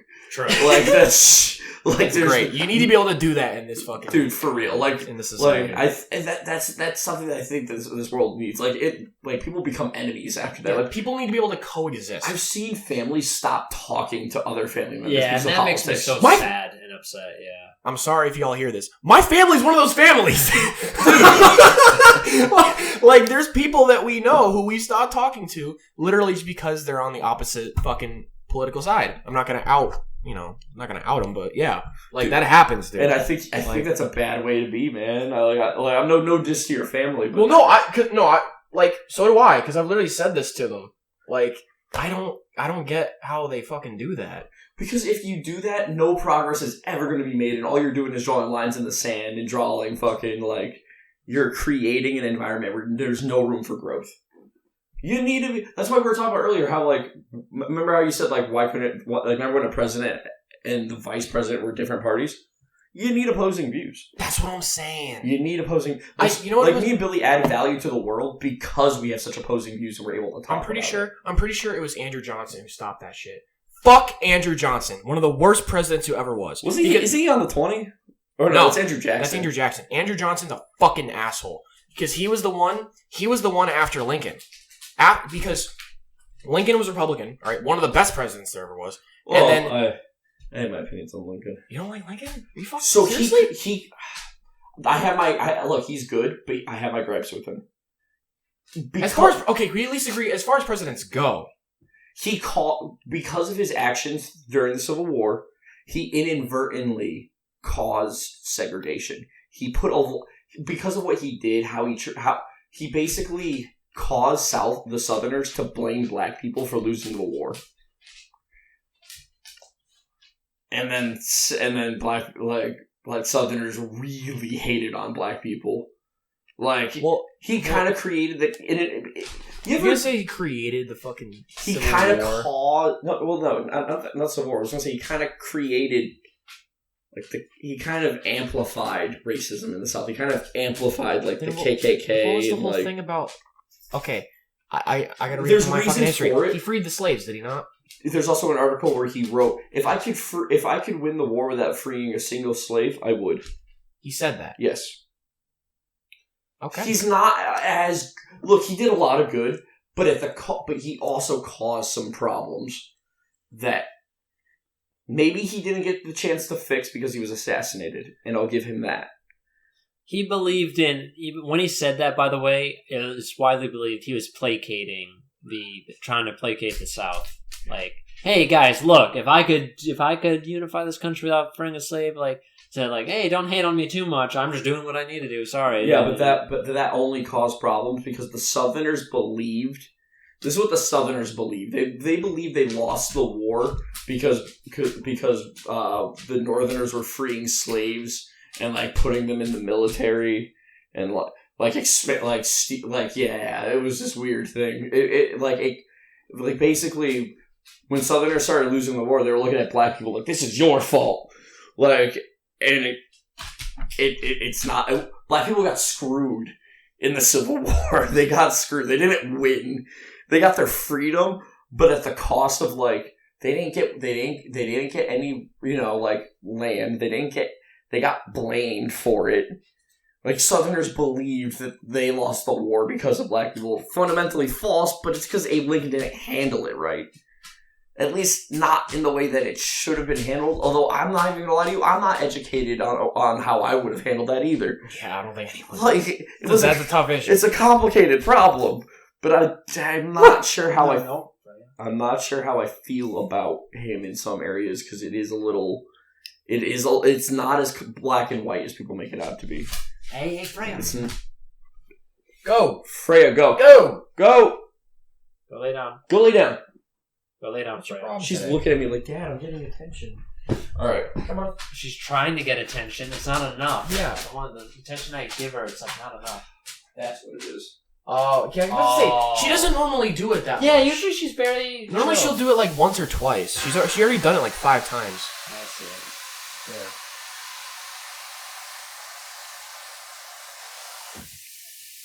I knew she wanted something when her ears are back. She's begging. Alright, look at her. Sorry, audience. You will have to hear the slurping of water. For a good while, probably. Oh, yeah. Oh, yeah. I can see it on my mic. What the fuck are we talking about? We were talking about Abe Lincoln. Yeah. So it's not as cut and dry, and while he freed the slaves and just kind of left them to their own devices. Like, he didn't protect them from the slurping of the water. I'm hyper focusing on it, dude. I can't fucking. Fucking. Oh my god. Hey guys, I googled plank length, and I'm gonna be honest. I've confused myself. What Take the a fuck? look at this. Okay. Yeah, like maybe could you guys make out What this a little bit? the fuck is that? I understand. Oh, if you're showing me a math equation, that ain't gonna do shit. I'm just showing you what Google came up with. I don't understand a single piece of that. What the fuck is that symbol? What is that H with the fucking line in it? Let me see. It says it on the bottom. H with the line. Oh, reduced Planck constant. Yeah, there's no I don't way. know what that There's is either, no yeah. way I'm comprehending that. Adam, what are you getting? Planck length is tied with string theory. What is it? The best way to kind of show you. She is thirst. She do be drinking water. Alright, so you see the quantum foam? Yeah, That's a string. That's theoretical. Well, that's the measure. String theory is not. I refuse to accept that answer that string theory is theoretical because there's so much math that proves it correct. Hold on, but it is super theoretical. It's an actuality. People are starting to, I hate to say it, but not move away necessarily. But string theory is so the Planck length is the scale at which classical ideas about gravity, space, and time cease to be valid and quantum effects dominate. there you go. It's the unit of measurement that is beyond comprehension because it's so small. It's where the macro is no longer affecting the micro. That. So at the Okay. Planck length, if you were inside the sun, you would not feel its gravity. Or at least not in the same way. Well, as far as we know, that gets weird. That gets weird because So, like, it's weird because some people believe that at the Planck length you would not feel gravity at all. Gravity's effects move past you. interesting. But So- like, I know for like how things move and how things operate, and the Planck length, it's a totally different world to how we envision things. It's like it's kind of like just an extension of quantum physics. Really, like we in the macro world, a lot of stuff, we see a type of positions and movements and whatnot, and then you go into quantum physics, and all of a sudden, electrons have all these particles have weird rules. So There's nothing like them in the macro world. Here's the math of a Planck length: 10 to the negative 20 to the power of negative 20 times the size of a proton. Right. So very tiny. Very tiny. Protons are fucking tiny. Yeah. Yeah. So, but yeah, Too much math, bro. Too much math, too much science, too much fucking everything. Yeah, I need calories to be able to think more. Bro, what is up with that cat, bro? These guys' food bowls there. Oh yeah. Yep. Nowhere else I was supposed to put it. Why does Freya eat his food? Cat food is loaded with sugar. Think of it like you wanting chocolate lava cake. Also, dogs just eat everything.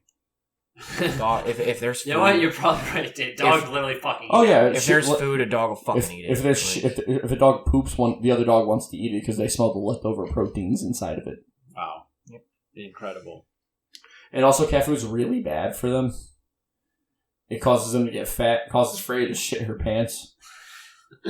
It's not good. So yeah, there's a couple times you've put the cat food Dude, down human full. beings are king. We could eat almost everything. We have, but at the same time, the downside of that is our poop is the most volatile.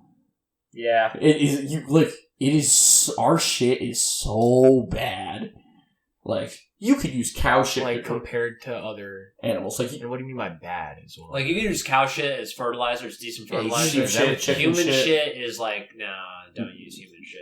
if you do, you gotta let it sit for like 5 years before it becomes 5 years. It becomes You could do it, but there's a process. Yeah. Yeah, and then it also has not great bacteria for plants. So if you're growing something, there's a good chance you're gonna kill it. Like so, there's something called human manure. Yeah. Human manure. Makes sense. We use it on corn.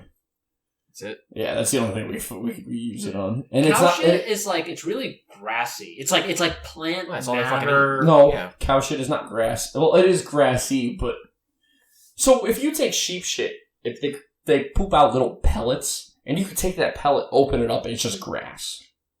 Cow poop is not like that. Cow poop, isn't it? It's mushy, but isn't it fibrous? It's mushy. It's hot. It depends what they eat too. Okay, yeah. If they eat corn, obviously that's not So gonna fly. a way that they describe poop is by hot. So if shit is hot, Well, all shit is hot because if it's from a mammal, it's warm blood. It's gonna be. that's not what that hot. means. It's not what it doesn't mean. It does mean temperature, but not in the way you're thinking. Okay. So in order for cow shit to be usable, you have to let it compost, and you have to let it compost for X amount of time before it's usable. So basically, you need to get rid of the heat. So poop, if you put cow shit in a pile, it'll stay hot for months. Seriously? Oh, because the bacteria are doing stuff, and some of that stuff, a lot of that stuff, any compost pile, a lot of basically while they're breaking down shit, a lot of heat is getting produced. And it can Methane. get hot. And methane. Yeah. Like if you put your hand inside a compost pile, you can burn yourself. Yeah. Really? Yeah. Wow. Temperatures can get hot. It can also become flammable, like because it'll produce methane. Shit is flammable? You can make shit bombs. So actually, anything that So if you take a shit in a forest in a drought... it would have to be a large pile. That's why fertilizer can be used to make bombs. So yeah, fertilizer can be used to make bombs. That's why if you buy fertilizer, you're on a list. Now they track. Not really. I shouldn't say you're on a list. They track who buys fertilizer. That way, if you're a farmer, if you own a farm, if a farm is under your name, you're associated with a farm. That's like, okay, that makes sense. But if you aren't associated with agriculture and you buy like tons of fertilizer. To be fair, I'm going to say this right here. I worked in agriculture for years. I've never had to show my ID for buying Like, no, you can. You don't need like a special thing to buy it. It's just if you You're gonna be buy on a fucking list. copious quantum, it's just they flag a thing. Well, Once you buy a certain amount of fertilizer, then there's if it triggers a thing, they check you out. That's what I've heard. I've bought in copious amounts of fertilizer, paid with cash, never once had to fucking... Oh, you wouldn't even know of it. It's done. It's kind of like certain websites. The FBI tracks Secret everyone Service. who visits that website. And Yeah, but there's ag stores you go to, you buy fertilizer, and then you leave. There's no process that you have to... yeah, that amount is fine. No, but I mean, like, we fill up whole pickup trucks loaded with Okay, fertilizer. see that I'm sure there's. I never had to show my ID. Pay with cash. Grab my fertilizer and left. Okay, interesting. Never once. We bought in pallets of chicken shit, you know. Oh, but anything that composts is anything that degrades is explosive.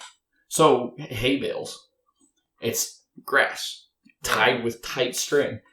You got to be careful. So say you harvest in October and you leave one hay bale out there all winter. It's wet inside there. It's composting bacteria. If you there was this fire that started in California one year because teenagers were walking through a hayfield, and one of them kicked a hay bale and it exploded, causing a huge forest fire. Damn. So actually, back in the medieval times, when they had similar things, they would actually launch kind of like medieval versions of hay bales on catapults, so they landed, they would explode. Hay bales can That's be pretty fucking cool, You dude. can make bombs out of hay bales. Yeah. Yeah. Fun times, man. Fun times. Make bombs out of a lot of things. Explosions happen all the time in nature. Oh, specifically, okay.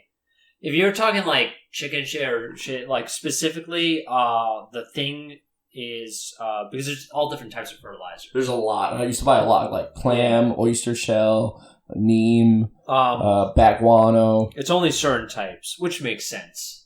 Not all types are conducive for explosive. But the big one is ammonium nitrate. They will crack the shit out of we you. didn't do chemical fertilizers. Oh, okay. So we grew organically. So like, yeah, you don't like you can buy straight nitrogen, but we're not doing that. We'd rather buy cow shit, which has a lot of nitrogen in it. You Right. know. Yeah, exactly. Nitrate compounds, they're great for fertilizers. Potassium nitrate is used to remove tree stumps. Yep. Right?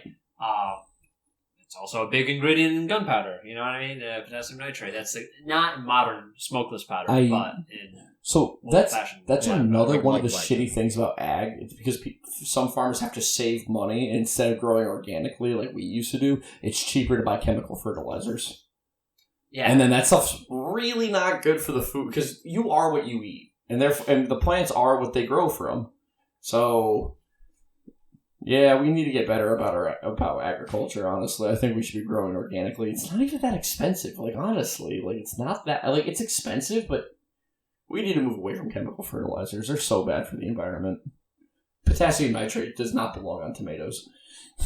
We just move away from chemicals and food. Yes, anything Like, you're putting. food should just be fucking food. Yeah, what's wrong with that? I don't know. Certain chemicals are alright. MSG, I love it. Yeah. That's good. It's found naturally, but it's also you could get it pure and it's just a pure chemical. Oh, he's grabbing something. Yeah.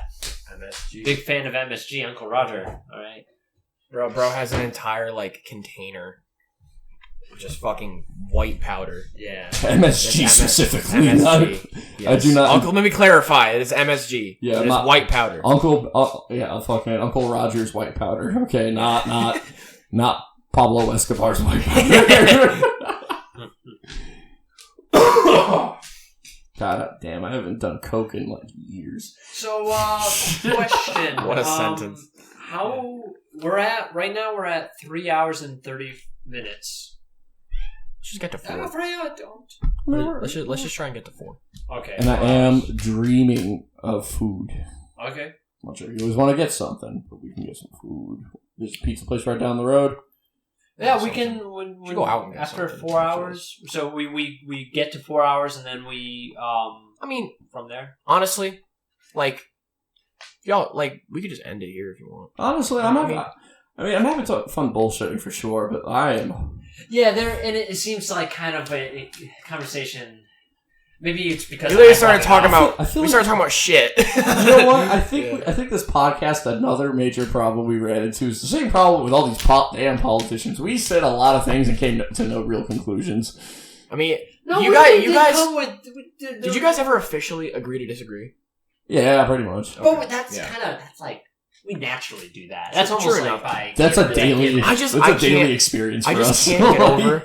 I just can't get over that shit, Bro, dude. That is, you realize how much like that is such good content right there, bro. Me and Billy, bro. We just disagree politically on a lot of things, but we also agree on a lot. True. And you need to have that in this world, like, because there is so many ideas floating around, and those ideas need to get talked about. Exactly. And I'd rather argue. You know, can I'd hear rather from everybody. Yes. Yeah. And like, I feel like there's even if we agree to disagree, we're putting ideas out there for our audience to absorb and learn more about. And maybe in our comment section, they'll teach us some things.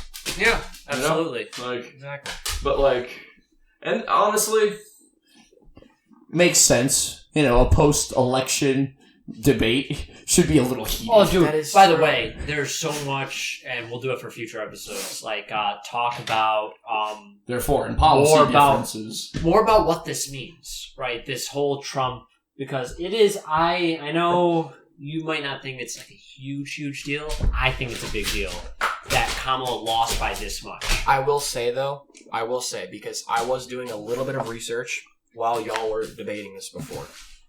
I could be wrong because Google was not giving me good answers. Push that table. Go lay down. Get the fuck out of here. Go. Go lay down. Go. Go lay down. Sorry, you pushed the table, Freya. You bridged too far. All right. Because I was researching. Google was not giving me good answers. AI was not giving me good answers. But I'm pretty sure that.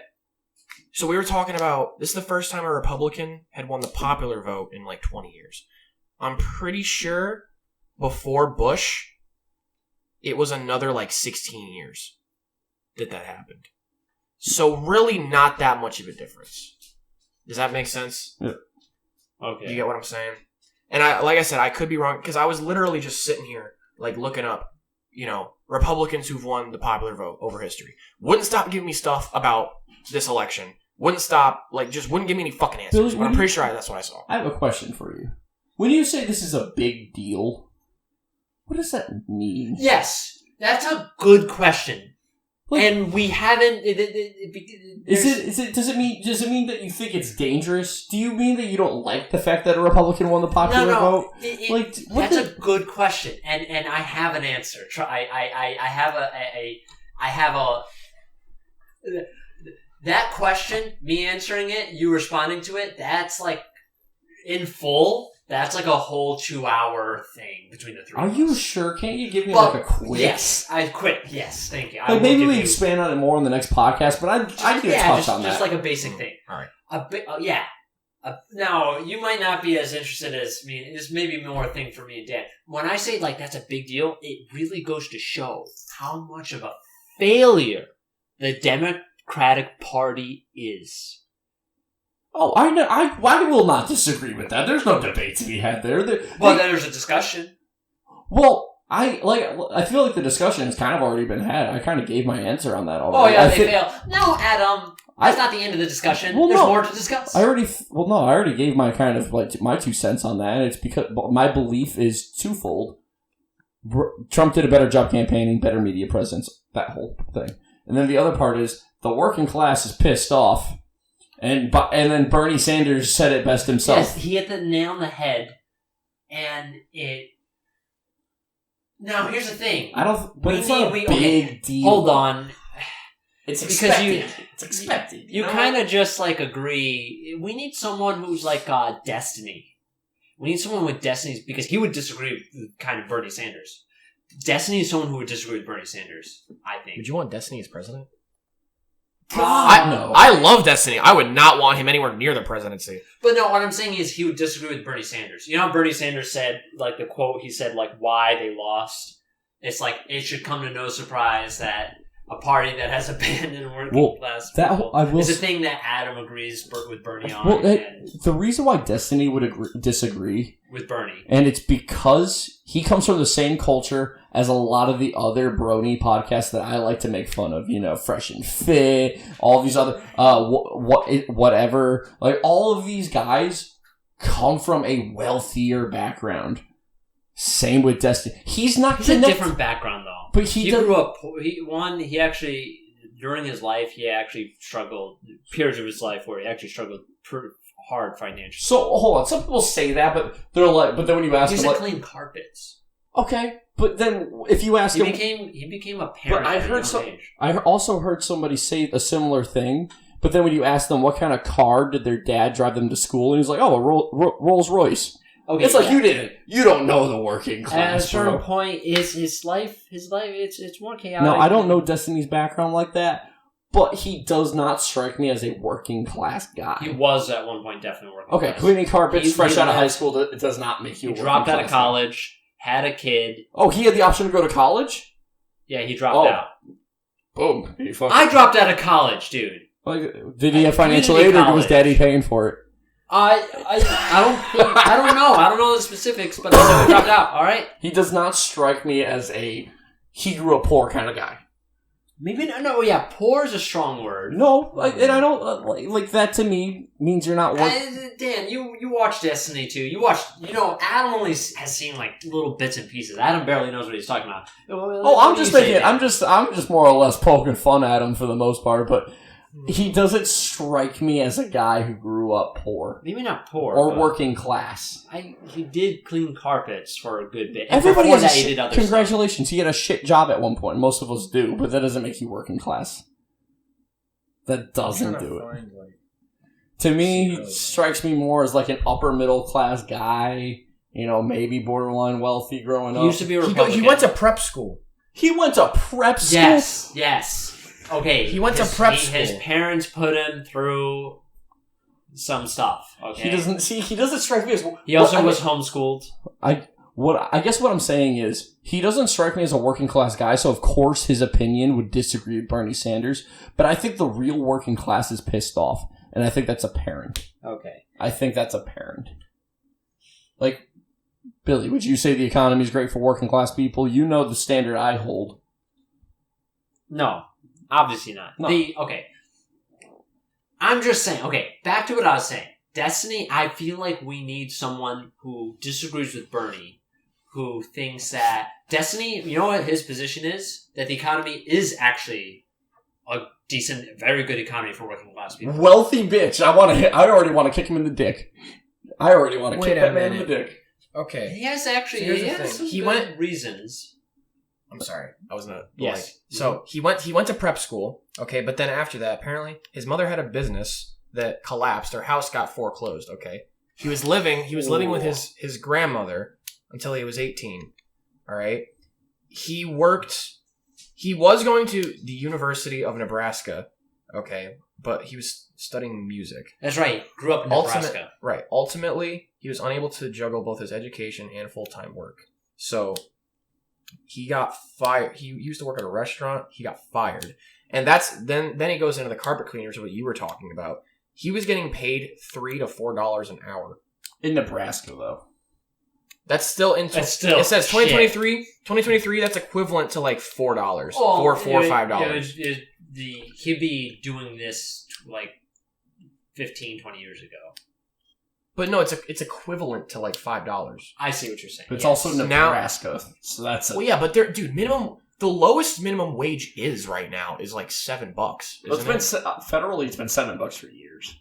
Like since my dad, since like the 90s, I think. I don't think it's gone up in 20 plus years. You might want to fact check me on that, but I think it's. No, I think you are right. Yeah, it's been like a. Are you sure he was making that little? Hold on. I mean, that's off Wikipedia, so. Oh, okay. No, I trust them though. So it must have been before the. I don't know. But he doesn't see. Some people have this weird financial thing where they really do, where they believe the economy's good. But the majority of us are saying, no, it's not. We're struggling. We're broken. We're pissed, and we're not happy with the way things are. People will say it's great when you're comparing us to third world countries. I mean, okay. By the way, we have high. I remember when America does have the highest standards of like any country. Yeah, I was. Thank you, Dan. And we need to uphold these high standards, though. I agree with that. I want to appreciate what we have, right? Like, look at us now. Like, yeah, it could be. I want to appreciate what we do have, but I also want to have the high standards. Yes. Like I said, my standard 40-hour blue-collar work week should afford me a house, 2 kids, 2 college funds, 2 retirement plans, biannual vacations, and options for my life. Order. Fuck. That's my standard, and I'm not willing to negotiate on it. I think. Well, the only reason I think you would have that standard is because at some point in our society we had that. I shouldn't have said anything. It's fine. Sorry, Dan. What? I said he had his hair. Well, don't need to repeat it, Billy. Continue, Dan. Continue. Yeah. Well, all right. Like, you know,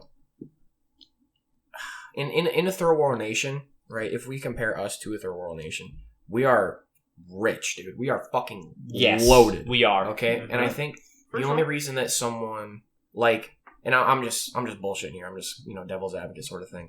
But like, but I'm not looking. The reason you have those standards is because we had that at one point in this country, and now we don't. If we never had that, if this what we're living in right now was the best it's ever been, I don't think anyone would be complaining. Obviously, no one would be complaining. I disagree, and here's why. I'm not looking down, comparing myself to what a third world country doesn't have. I'm looking up and seeing what these rich motherfuckers in our country do have, and I don't think they should have that much. I do not like the fact that there are people who have so much money they couldn't even spend it in their lifetime. I remember you saying, was that fucking Jeff Bezos? If all of us just got up together and just took his shit, he couldn't stop us. Yeah. Yes. I'm not looking down back at what the people less than me have. I'm looking at what these motherfuckers have, and it's undeserving. They do not deserve what they have, and I want it. And I'm sick and tired of them having it. The weak and undeserving. Yes. The weak and undeserving are the most powerful in this country, and I am over it. See, Destiny would hardcore disagree with you. Oh, yeah, I know he would. Yeah. Entitled bitch. You know what? Shots fired. You know what? Yeah. He's also weak and undeserving. Oh, shit. Wait, come at me, Destiny. Anytime you're ready. Fuck it, dude. Be careful. He's really good at debating. He's freakishly good. Okay, I'm better. And I've heard his debates. All he does is say his points, ignore the other people, not actually contribute anything meaningful, and then act like he won. Yeah. That's all he does. He doesn't actually win debates. He just says his point and then just stands there and smirks. He's like he's a bitch. He's a bitch boy. No, hold on. I haven't seen him win a debate, to be honest. Who's passing gas? Whoa. Who's passing gas? That's too much, brother. Who's passing gas, though? I'm not. I'm smelling some... Uh-oh. No shit. No. It's the remnants of maybe old. No, maybe the cat farted. But anyway, freaking Dan, has Destiny won debates? Oh, 100%, dude. Sure, maybe against dumb people. Maybe against dumb people. That's not hard. The reason why I have my stance on abortion is because Destiny fucking schooled some chick on it. Like, so is he pro-choice or pro-life? He is pro-choice. Oh, so am I. We'll agree on that. I have nothing to debate him on that. Well, I'm just saying, like, that he's literally the reason. He destroyed. Was it those 2 pro-life girls? No, it was. I forgot what it was. I don't know. I don't know if you saw. He's had multiple debates. He was on like FaceTime or some shit. He was outside and he was debating some chick. Can I say something about that though? It's very easy to beat a pro-life person at that argument because their argument is complete bullshit. I've never met a pro-life person who was good at actually debating that topic. I mean, okay, I will say if they try to shift the argument where they only a lot of times they only want to talk about late-term abortion, it is harder then. Well, yeah. Well, no, it's not. It's not harder to argue against it. I think that's when they're starting to lose the argument, and it's easy to win at that point. I think they first and foremost lose an argument when they start arguing about morality. Plain and simple, like. Okay, interesting. Like, yeah, it's the crux of it. It's gonna fall on whether like what you consider to be a human being. Right. Well, or actually more than that. Is a human being even valuable? There's also that. Wow. So you go. I take it further back, dude. But okay, you do realize Destiny. Everyone he's debating with, like, that's like to them, that's all a given. You're taking it up a level. But then you exactly argue that point. Well, like, we experiment on mice. We experiment on monkeys. Why is a human better? You know, we experiment on humans. I mean, more psychologically than physically. Let me ask you this: when Elon Musk was testing his Neuralink, would it have been better for it was monkeys? Shouldn't we have tested it on a bunch of hipsters? I don't know. I think it should have been hipsters. What? Well, because they're the ones who are like, I want the Neuralink, bro. And Elon Musk is just like, yeah, man, I want to be part of the future. You know, the dumb hipsters who were like, who would jerk off Elon Musk for fun. You know, they're bronies. You know, that group. Like, there are people who are like signing up for it. I thought you liked Elon Musk. Oh, I love Elon Musk, but I'm not sucking anybody's dick. I'll criticize him if I disagree with something he's doing. Okay. Like Neuralink, I disagree with Neuralink entirely. Oh shit. But like, I also love SpaceX. Okay. Like, just because I can agree with someone on some things and not everything. Like, do you, that's what do you it's like all his about. idea of like his? Did we ever talk about this? He has weird ideas on like human beings and population and whatnot. Like, I weird ideas or ideas that no one has the balls to actually say out loud. Well, no, he has this idea that we're facing population collapse. That like we need to increase our birth rates across the planet. That we're not overpopulated. Oh, what? Well, hold on. And in a way, he's kind of right. If you include space travel, we need more people. If you don't include space travel and we're stuck on this planet, we need to lower it, in my opinion. He needs to chill the fuck out. We have never even gone to another planet. Exactly. Like he's thinking way too far ahead. We do have a population problem. Well, I'm just saying, it's not that kind of problem. We have too many fucking people. Right? I agree with you. Like, I agree with you entirely. You know. But again, if you're thinking about space travel, he's not wrong. He just needs to chill out for a minute and let us figure out. Like, we're not there yet, but yeah, we're not. It's like so simple. We're really not. I mean, we're getting closer. The idea that it's like, no, we really need more people. Don't get me wrong. I'm kind of not all with you, Adam, on the whole like 500 million. Yeah, like what? That's extreme. What? He thinks we should have 500 million people on Earth. No more people. Just 500 million. Here's the thing. 500 million people would be great if we didn't already have 8 billion. You cannot solve that problem. Sure you can. You would have to, over time, it would be like a thing, and it would be just stop. Very slow, over time, yeah. Or no. Billy, that would cause no joking aside, I agree with you. That's how I would do it. Okay. As a joking idea, you could pick out the most genetically superior genocide 500 million people, put them underground, and redirect an asteroid to hit Earth. Genocide. Okay, Clinton. Hey, Thanos was a hero. I will stand for nothing less. Fuck, dude. What the fuck do I say to that? Thanos was a hero. The Avengers were the bad guys in those movies. I stand by it. Messing with time. Thanos didn't go for it. It's just a whole morality. Hey, should like my problem with Thanos was he didn't think about the fact that starvation has nothing to do with the amount of people, but it usually has to do with logistics. Yeah, funny enough, that's true. Yeah, I mean, people can definitely more people can strain it though. More people could strain it, but the biggest problem is moving resources. Logistics is usually how people die of starvation. Yeah, if you just Thanos snapped half of people, that's like, okay, statistically speaking, that's half of farmers. And I just want to bring up... Sure enough. Yeah. I just want to bring up what the Avengers did in Endgame. They snapped back all those people. Which would be chaotic as fuck, too. Well, it's think so about funny. all the people that died when they were on an airplane. They just come back and they're like, shit, I'm free falling. Oh, wait a minute. In the movie, Did the people come back in the spot where they They died? came back in the spots they were. All of them? They Fucking showed all of them. so they didn't show it in Endgame, but they showed it in like Spider-Man and a couple of the other Marvel movies, like Black Widow. She went in the bathroom, disappeared, and then 5 years later was in the same bathroom, and it was redesigned differently. So she walked into the bathroom, turned to sand, and then also reappeared in that same bathroom 5 years later. People on fucking in Spider-Man, a whole bunch of people were at a pep rally when they disappeared. 5 years later, they just appeared in the gymnasium. So they came back exactly where they were. What the fuck? What would happen if because they were gone for 5 years, right? What if you disappeared in the middle of a field and there was a whole factory there? Would you appear in the fucking floor? What if a woman was pregnant and her baby disappeared? Oh no! Yeah. That is fucking vile, dude. I just want to point out what the Avengers did in that movie, and it was far more sadistic than what Thanos did. Holy fuck, man! Yeah. Okay. Yeah. Fuck me, man. That's wild.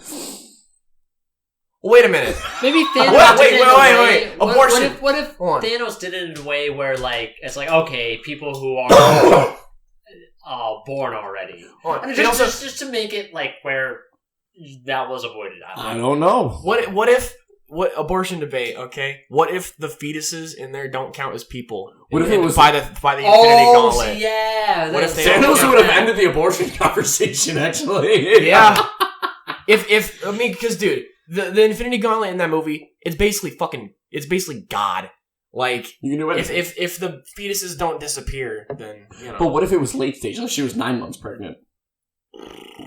That baby might return. That baby might return. Right. Or what if a woman was pregnant when Thanos snapped, but she disappeared, but the baby didn't? That was not as morbid as the woman just sitting there and all of a sudden, yeah, dude, that one's morbid. Both gaining and losing would be morbid too, because don't they turn to ash? They do turn to ash. Well, out of the ash is just a baby already born, I guess. If it's 9 months, it's just she's covered in dust. You just brush her off, cut off the umbilical cord, tie it. It's fine, not a big deal. But the woman who's sitting there, but it's inside you. Yeah, so now the baby's inside the pile of sand. Instead of the baby, there's a pile of sand inside you. That's kind of messed up. Oh, that one's morbid too. Yeah, that one's morbid thank you. too. Yeah, that's what I was. Yeah, I just want to point that out. That one's morbid also, too. I think I can solve this right now. Couldn't that baby just be considered an extension of the mother? Because think about it. Thanos might have done that. For practicality reasons, really. When Thanos snaps, all their clothes and shit disappear too. I agree. So, here's this other thing too. It's just some magical shit. Think about construction workers that think of Siamese twins. What happened if one of them went and the other one stayed? What happens when they reappear? Oh my god, dude! What the fuck? Marvel, what the fuck, man? What are you trying to prove? What if you're a construction worker in New York working on a skyscraper? 5 years later, that thing's finished, and where you were is now wall.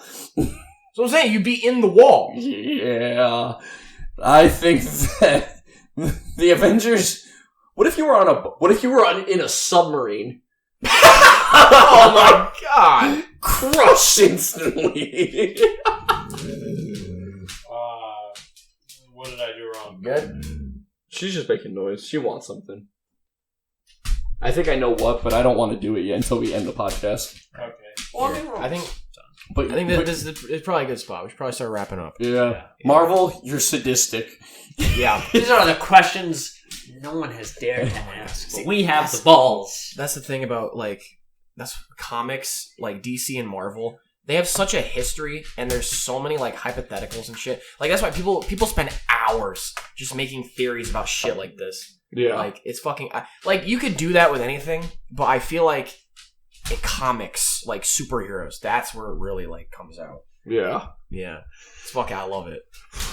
Oh my god. Some fun shit to think about when it comes to that Thanos snap, man. Oh my god. There's just so many implications. Yeah, there are. Yeah. Mm-hmm. Okay. Well, Great fucking session. great session. Fantastic. That has been against the grain, ladies and gentlemen. Yeah, we were very against the abrasive. Oh my today. god. Mhm. I hope you enjoyed that. Please learn something from and don't worry. Me and my fellow co-star are always on good terms when it comes to this shit. Yes.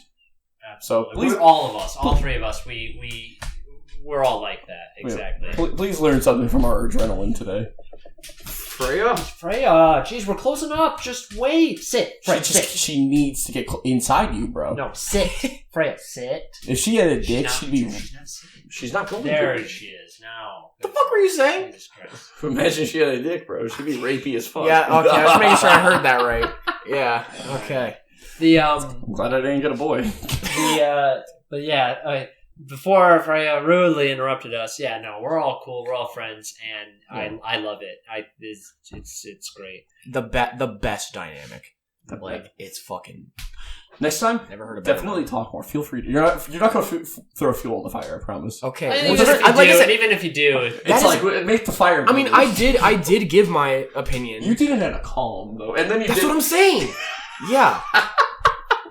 Sometimes you just need sometimes you just need to look at me and be like, "You're both idiots. This is the real." Well, if you guys are like that heated, then I didn't want to like fuck with it because that wasn't one of those issues where I was like, okay, you guys are both wrong. That was one of those issues where I basically picked a side. You ever notice like Joe Rogan never gets heated really? The few times he does, it's always some wild shit. Yeah. and it's always like semi-heated. Like he always has a control. Well, the most heated I've ever seen Joe Rogan was him talking to Steven Crowder about weed. Me too. That's the most heated I've seen. Dude, yeah. Well, I mean, weed is such a... It's at historic lows! Yeah. That was awesome, wasn't it? Yeah. It was good. You know, he apologized for that session to a lot of people. Joe Rogan or Crowder? Joe Rogan. Joe Rogan, he faced backlash from the right. Well, because the right hates weed. The right does not want, which is weird because there's so much money, there's low risk. Like if I'm a businessman, what do I want? Low liability. It goes against like business. You not believe in like business, also like liberty. Yeah. Like what about just like I guess Republicans don't like liberty. Republicans. I'm a libertarian. I believe you guys know this. Republicans are not pro-liberty, dude. They're not the right, really. I think you're right. Yeah. Like, what I am is the real right. I like the real right... kind of likes liberty. We don't care about abortion. We don't care about weed. I don't want the government telling me what to do.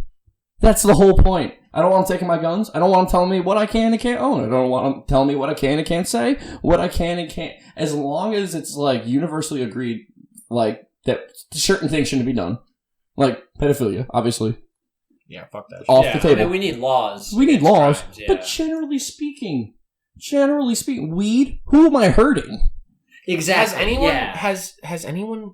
Like, literally anyone ever overdosed on weed? You can't. So you can overdose on weed, but you need to ingest your body weight of THC in an hour. Which is fucking impossible. Like, you could have panic attacks. You might go to the hospital. You can 100% overdose mentally. Physically? Fuck no. No. Yeah. I guess they say, like, if you're old and you ingest too much THC, you could have a heart attack. But alcohol can kill anybody. Alcohol kills dozens, hundreds. Exactly. Oh, yeah. Thousands a year. Alcoholism. And then drunk driving also. Big component. Well, high driving is also. Well, hold on. Stone driving is very different. Yeah, it's not as bad as because, look, a drunk driver's going to run that stop sign. Yeah. I'm going to sit there and wait for it to turn green. Yeah. Wait a minute. There's a stop sign. It makes you more cautious. Yeah. But you're more paranoid. You're like, definitely still shouldn't be doing it. But still, I agree. Still shouldn't be doing it. Still shouldn't be doing it, but it's probably does cause some degree of car accidents. I think the most you're going to get out of it is like fender benders from people rolling up on the curb. I don't think... or like misjudging your parallel parking. I don't think it's like... deadly car accidents, really. Yeah, Typically not. And like either way, just put up the same laws for driving under the influence. We have that. Steven Crowder. Exactly. Yeah. Exactly. It's simple. It's so simple. Yeah. Just don't. Because that was make his. it where That was it's his illegal main to drive argument. while high and police it like you do with alcohol. Yeah. Like real simple. And Is it not already? It is. It is illegal to drive yeah. while high. Yeah. It is illegal. That's what we do. In California, they have driving under the influence. Under the influence could be of anything. Yeah. You could be say you're on heroin and you're caught driving. It could be driving under the influence and a whole separate charge for heroin. They do that shit for like fucking NyQuil. Yeah. Like if you're on too much NyQuil, driving under the influence. Right. If you're on prescription drugs that say you should no operating a vehicle or heavy machinery, driving under the influence, then you should not. Then you're in trouble. Yep. Like it is what it is. Like it's part of it. Like and weed has so many benefits. Cancer, fucking yes. There's research that it can help reduce cancer. That one's a weird one though. Wait. Okay, I always thought that they were saying that just for like, because, people with cancer get like depressed. I didn't know there was actually. Oh, no, well, it can help with chemotherapy treatment. Like, allowing you to eat. The side effects. But no, there is also, in addition to that though, there are cancer. It seems like, cancer preventative actives. Like the side effect. It's minor, just so you know. It's not like, oh, I don't want to ever get cancer. I'll just smoke tons of weed. Yeah. No. Okay. And that probably give you cancer because of smoking. There's that too. Weed, the smoke probably isn't good for your edibles lungs. are different though. Right. And also true. And edibles are there's ways to theoretically you could get the good aspects of what's in the marijuana plant and have a slightly reduced risk of cancer. And it's cool for medical research because say you can extract that cancer preventative, get a lot of it, and combine it with other natural sources of cancer preventatives. Like there's a peach that I heard, which is weird because this peach is actually chocolate. I heard. There's this peach that's illegal in the United States that they say has cancer repelling properties. Small ones, just like weed, comparable. But the peach itself is illegal here for whatever reason. All of these things, from dark chocolate to whatever that peach is to weed, it's not practical. You're not really doing much. But what if those things are the key to understanding things scientific advancements 50, 60 years from now that start with these? Yeah. Isolating these chemicals and how they work. These compounds, by the way, your body's only can absorb, like there's a point where you're eating dark chocolate and it's not helping with cancer anymore because you absorb the max.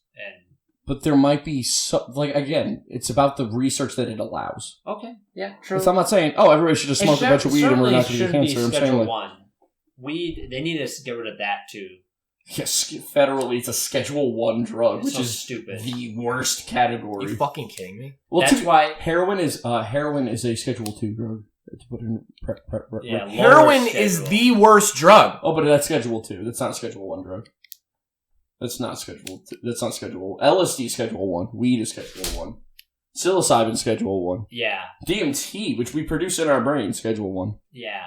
The dumbest Schedule 1 at this point. Are you fucking kidding me? Schedule 2. Oh my god. A lot of these drugs are Schedule 2 drugs. Yeah. A lot of the ones... You're gonna put weed and all the psychedelics is the worst shit. When you put in coke, fucking heroin, what's meth? Well, because if meth is fucking Schedule 2, I'm gonna lose my shit. Let's schedule it. Meth might be Schedule 1, maybe. Yeah, it is one of I think there's some hardcores in Schedule 1, but Schedule 1 is crowded by stupid shit. Well, Well, actually, the way you discern it is Schedule 1 drugs cannot be used even in medical research or so you can't up until you can't use weed. Pharmaceutical companies can't use weed to create things up until they might have already reduced weed, but they can't use psychedelics and give it to people. Wait, but opiates, you can get prescribed opiates, so that's what makes it a Schedule 2 drug. Methamphetamines might be Schedule 2 just because of Adderall. I'm just going to make sure I'm not being really stupid right now. Schedule 2 is worse than Schedule 1. No. Schedule 1 is worse than Schedule 2. Schedule 2 is worse than Schedule 3. It is true. Okay, so I'm not being stupid. So, okay. Yeah, I said it the wrong way. So it can't be I've got the list right here. So things that can be used in medical research are Schedule 2. So opiates are Schedule 2 because you can get prescribed opiates. If you're caught with them illegally... Can you get prescribed fucking heroin? You can get prescribed cocaine. I'm about to break your guys' brains. Chemicals that cocaine can create. I've got the list. I've literally got the list. Okay. Let me read it out. Okay, so for Schedule 1, there's a little bit slight correction, but we mostly got it on point. So heroin is included in Schedule 1. Thank fuck. But LSD, marijuana, ecstasy, and a couple others, I've not even heard of those. DMT? I know DMT's a Schedule 1. At least I thought so. Let me just. I'll keep going, and maybe they don't have it on here. And say the names out loud, even the ones you don't know, because I'm very familiar with drugs. Methaqualone and peyote. Peyote? Oh, that's okay. Peyote is a little fucked. Yeah, that's psychedelic, but that's like some crazy shit. Wait, what was it? What the fuck did you just say? Peyote. Oh, peyote Schedule 1. Oh, I know peyote. Peyote. Isn't that's some crazy like. That's just so you know. No, that's the shit that makes you be a fucking animal in GTA. So. No, it ain't like that. Yeah. It's a, what's that tea that people in South America drink that's like a DMT trip? Chamomile? No. I'm retarded. Yeah. You guys, when I list all the Schedule 2, you guys are about to flip your shit, especially you, Dan. Vicodin, cocaine, methamphetamine, methadone, I'm done! No! I'm not accepting that bullshit! Oxycodone, fentanyl, I'm fucking done. Hey. No. So hey, hold on. I'm gonna need you to rewind on that for a second because I was googling something. These are DMT things. Ayahuasca is to LSD. And hold on. LSD to mushrooms is ayahuasca to peyote. Huh? LSD to mushrooms is ayahuasca to peyote. LSD to mushrooms is ayahuasca to peyote. What's ayahuasca? Ayahuasca is a DMT. Basically, you take the root of one plant, the bark of another, the leaves of another. You combine them, you brew it, you drink it, and you're on an 18-hour DMT trip. I love. Okay, Schedule 1. This is from the government website, DEA.gov. Schedule 1 drugs, substances, or chemicals are defined as drugs with no currently accepted medical use and a high potential for abuse. No, I will say this right now, government. Nobody is abusing LSD. And also, no accepted medical use. My fucking ass. That's just straight up not true. It's literally, they're stubborn and they don't want to update it. So that's it. So go through the Schedule 1 and Schedule 2 list. I need to hear these again. Okay, so starting from the top. Okay. All right, and I'll try my best to pronounce the ones that I don't know by heart. Okay, heroin schedule, and it starts with Schedule 1. Schedule 1: heroin, lysergic acid, dimethylamine, LSD. Lysergic acid, ditryptamine, number 25. Okay, yeah, LSD in parentheses. Cannabis, ecstasy, methaqualone, and peyote. That's Schedule 1. Schedule 2.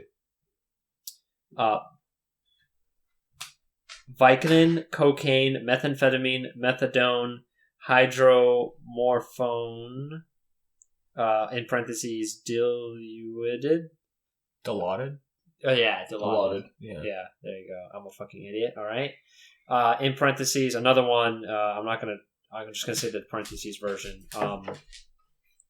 Demerol, Oxycontin, fentanyl. Oxycontin. Wait, fentanyl is tier 3? It's Schedule 2. Okay, I was gonna say. Should be Schedule 1. It's so fucking insane. Dude, but anyway. it's all this entire list is backwards. It's funny. Dude. It's so funny though. It would be inaccurate to put in Schedule 1. It has medical use. It's used. Fuck that. It shouldn't be used in medical. Paul, it should. It depends. So what the fuck is fentanyl good for? It's really good. Fentanyl is the reason San Francisco is San Francisco. Hold on, guys. It's used widely in the medical. Has been before you guys heard of fentanyl in the media. Fentanyl has been used for decades in medicine. It's a big thing with it is when people go under. Sometimes you actually do want to shut down pain throughout the body because they'll twitch. The body, the nerves will cause spasming. Because technically, you are still feeling that pain. It's just you're unconscious. Yeah, your brain is just not forced processing unconscious. It. But all that pain is still fucking shooting through your nervous system. Well, yes, that makes sense. Why the fuck do you use fentanyl? Use something else. Because it's really good at that. It is. It's really good at shutting that shit down. Use anything else. And it's also like going under surgery is safe in modern medicine. My problem is so it's not going to kill you. My problem is if it's good in the medical industry for that kind of use, how is it ending up on the streets? Because it doesn't seem like something that should be prescribed. Oh yeah, definitely not. Definitely not. So how is it ending up out of the hospitals, out of the medical industry? There is one kind of very niche way to prescribe it, and that is end-of-life care. Fentanyl might be good for that. It needs to stop leaving medical facilities. It should not be on the streets. Dude, okay, just so you know, the drug trade with fentanyl, that it's illegal from the start. Okay, I agree, but I know the cartel, especially, you don't think they have ways of getting it. There's ways of getting it. So. And you want to know my problem with the Schedule 1 drugs? Get rid of get all the ones off the list that can't kill you. LSD is not going to kill you. I hate to break it to you, but it can't kill you. Weed is not going to kill you. Most of those psychedelics are not going to kill you. You can't overdose on LSD. You can. I have to make it where you might have to go to the hospital just so they can give you something to turn off the trip because you're having a bad time. But you'll be fine. It's not going to hurt. You're going to live. You're going to live. You're going to feel like you're dying, but you're going to live. Yeah, you might be telling yourself, I'm dying. But in reality, you're just an idiot who's high. Right. People have these horror stories that are like, oh, if you do LSD, somebody's going to jump off a roof and think they can fly. Motherfucker. I will say, though. You couldn't get me to go near a cliff if I was tripping. All right. Devil's advocate right now. Be like hugging the ground. Oh. Yeah, literally. Like, no. Keep me away from there. Devil's advocate right now. Because on all fours. Can we agree? There are some things that might be worse. Yeah. Some things that might be worse than dying. Because there is sometimes, because I think you should know this, like psychedelics. Can't you get like a permanent trip sometimes? So like if you take enough, like a lot of that stuff is blown out of proportion. Now I'm going to talk about my psychedelic experience on the podcast. J Money is calling me. J Money. Yeah, it's on silent. Just I've ignored 2 calls. So yeah. So I'm going to talk about my psychedelic experience. I've done copious amounts. I've done more in one sitting than most people will do in a lifetime. Yep. I have had good trips. I have had bad trips. So tripping, what happens is it blurs the lining between your conscious and your subconscious mind. Giving you access, it's basically like going into your computer and turning on BIOS. Mistakes can be made. However, what is really happening, and this is why there are organizations like MAPS, M-A-A-P-S, and other organizations that experiment with psychedelics, because what happens is you're basically creating a controlled psychotic break. Psychotic breaks happen all the time with people. Most commonly, most psychotic breaks happen when you're in grad school and college. Stress-induced. Psychotic breaks, when they happen, can trigger psychological disorders that you already have. If you're schizophrenic, it's already in you. You have it. You are schizophrenic. It just hasn't been activated yet. And in order to activate it, you need a psychotic break to trigger it. Whoa. So, psychedelics, if you take enough, become a controlled psychotic break. And if you have that in you already, you're bringing it out in you. So, that's why people get permanent trips? Permanent trips don't actually happen. I've never met anybody who's been permanent tripped, really.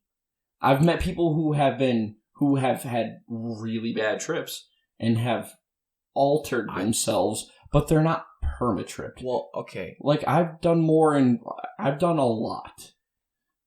Like, far more than most people will. Most people do 1 or 2 hits. I've done multiple times that amount. All right. Well, because I do know, I do know someone who, I wouldn't say permanent trip, but it fucks with your head a little bit. Because one of my friends, his dad, like, did, bunch of shit. Like, not even just psychedelics, like a bunch of, like, crazy shit in his life, right? And then he stopped doing it for, like, 20 years, okay? There was a day where, like, after that 20 years of not doing, like, any, like, psychedelics or anything like that, he was taking a shower, and all of a sudden, the water just started moving upwards.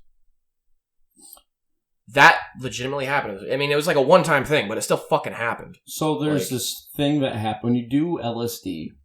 It's stored in your spinal fluid. Once you do LSD, it is in your body for life. It's stored in your spinal fluid.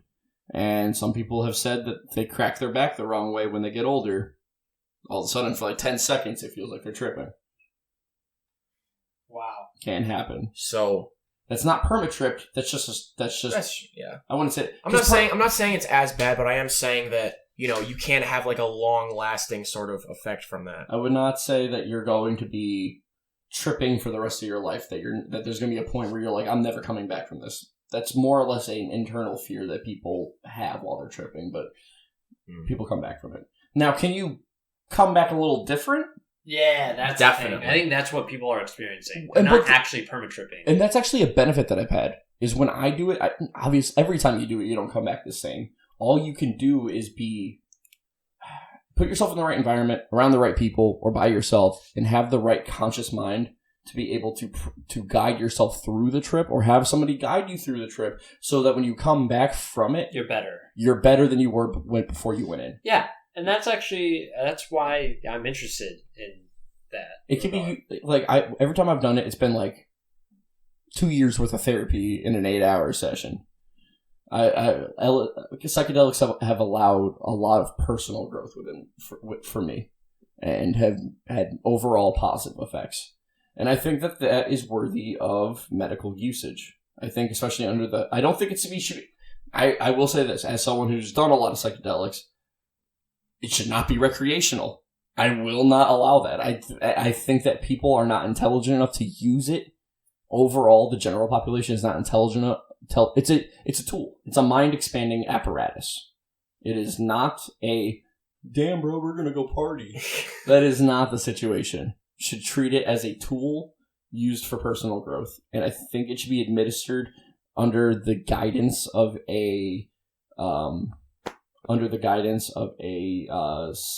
not a psychologist, a psychiatrist, someone who's able to administer drugs and offer therapeutic application to it. And MAPS, they even think that they can use it to reverse schizophrenia and bipolar disorder. Because if a psychotic break triggers it, maybe a psychotic break can put it back into remission. Can I hate your vape again? I think it's so nice. Well, I'd say that's a good time to end this. Yeah. It is getting late. Great fucking session, I guess. It was an awesome session. Against the grain, ladies and gentlemen. Yeah. Against the fucking grain. Have a good night. And God bless America. You brother. Peace out. Peace.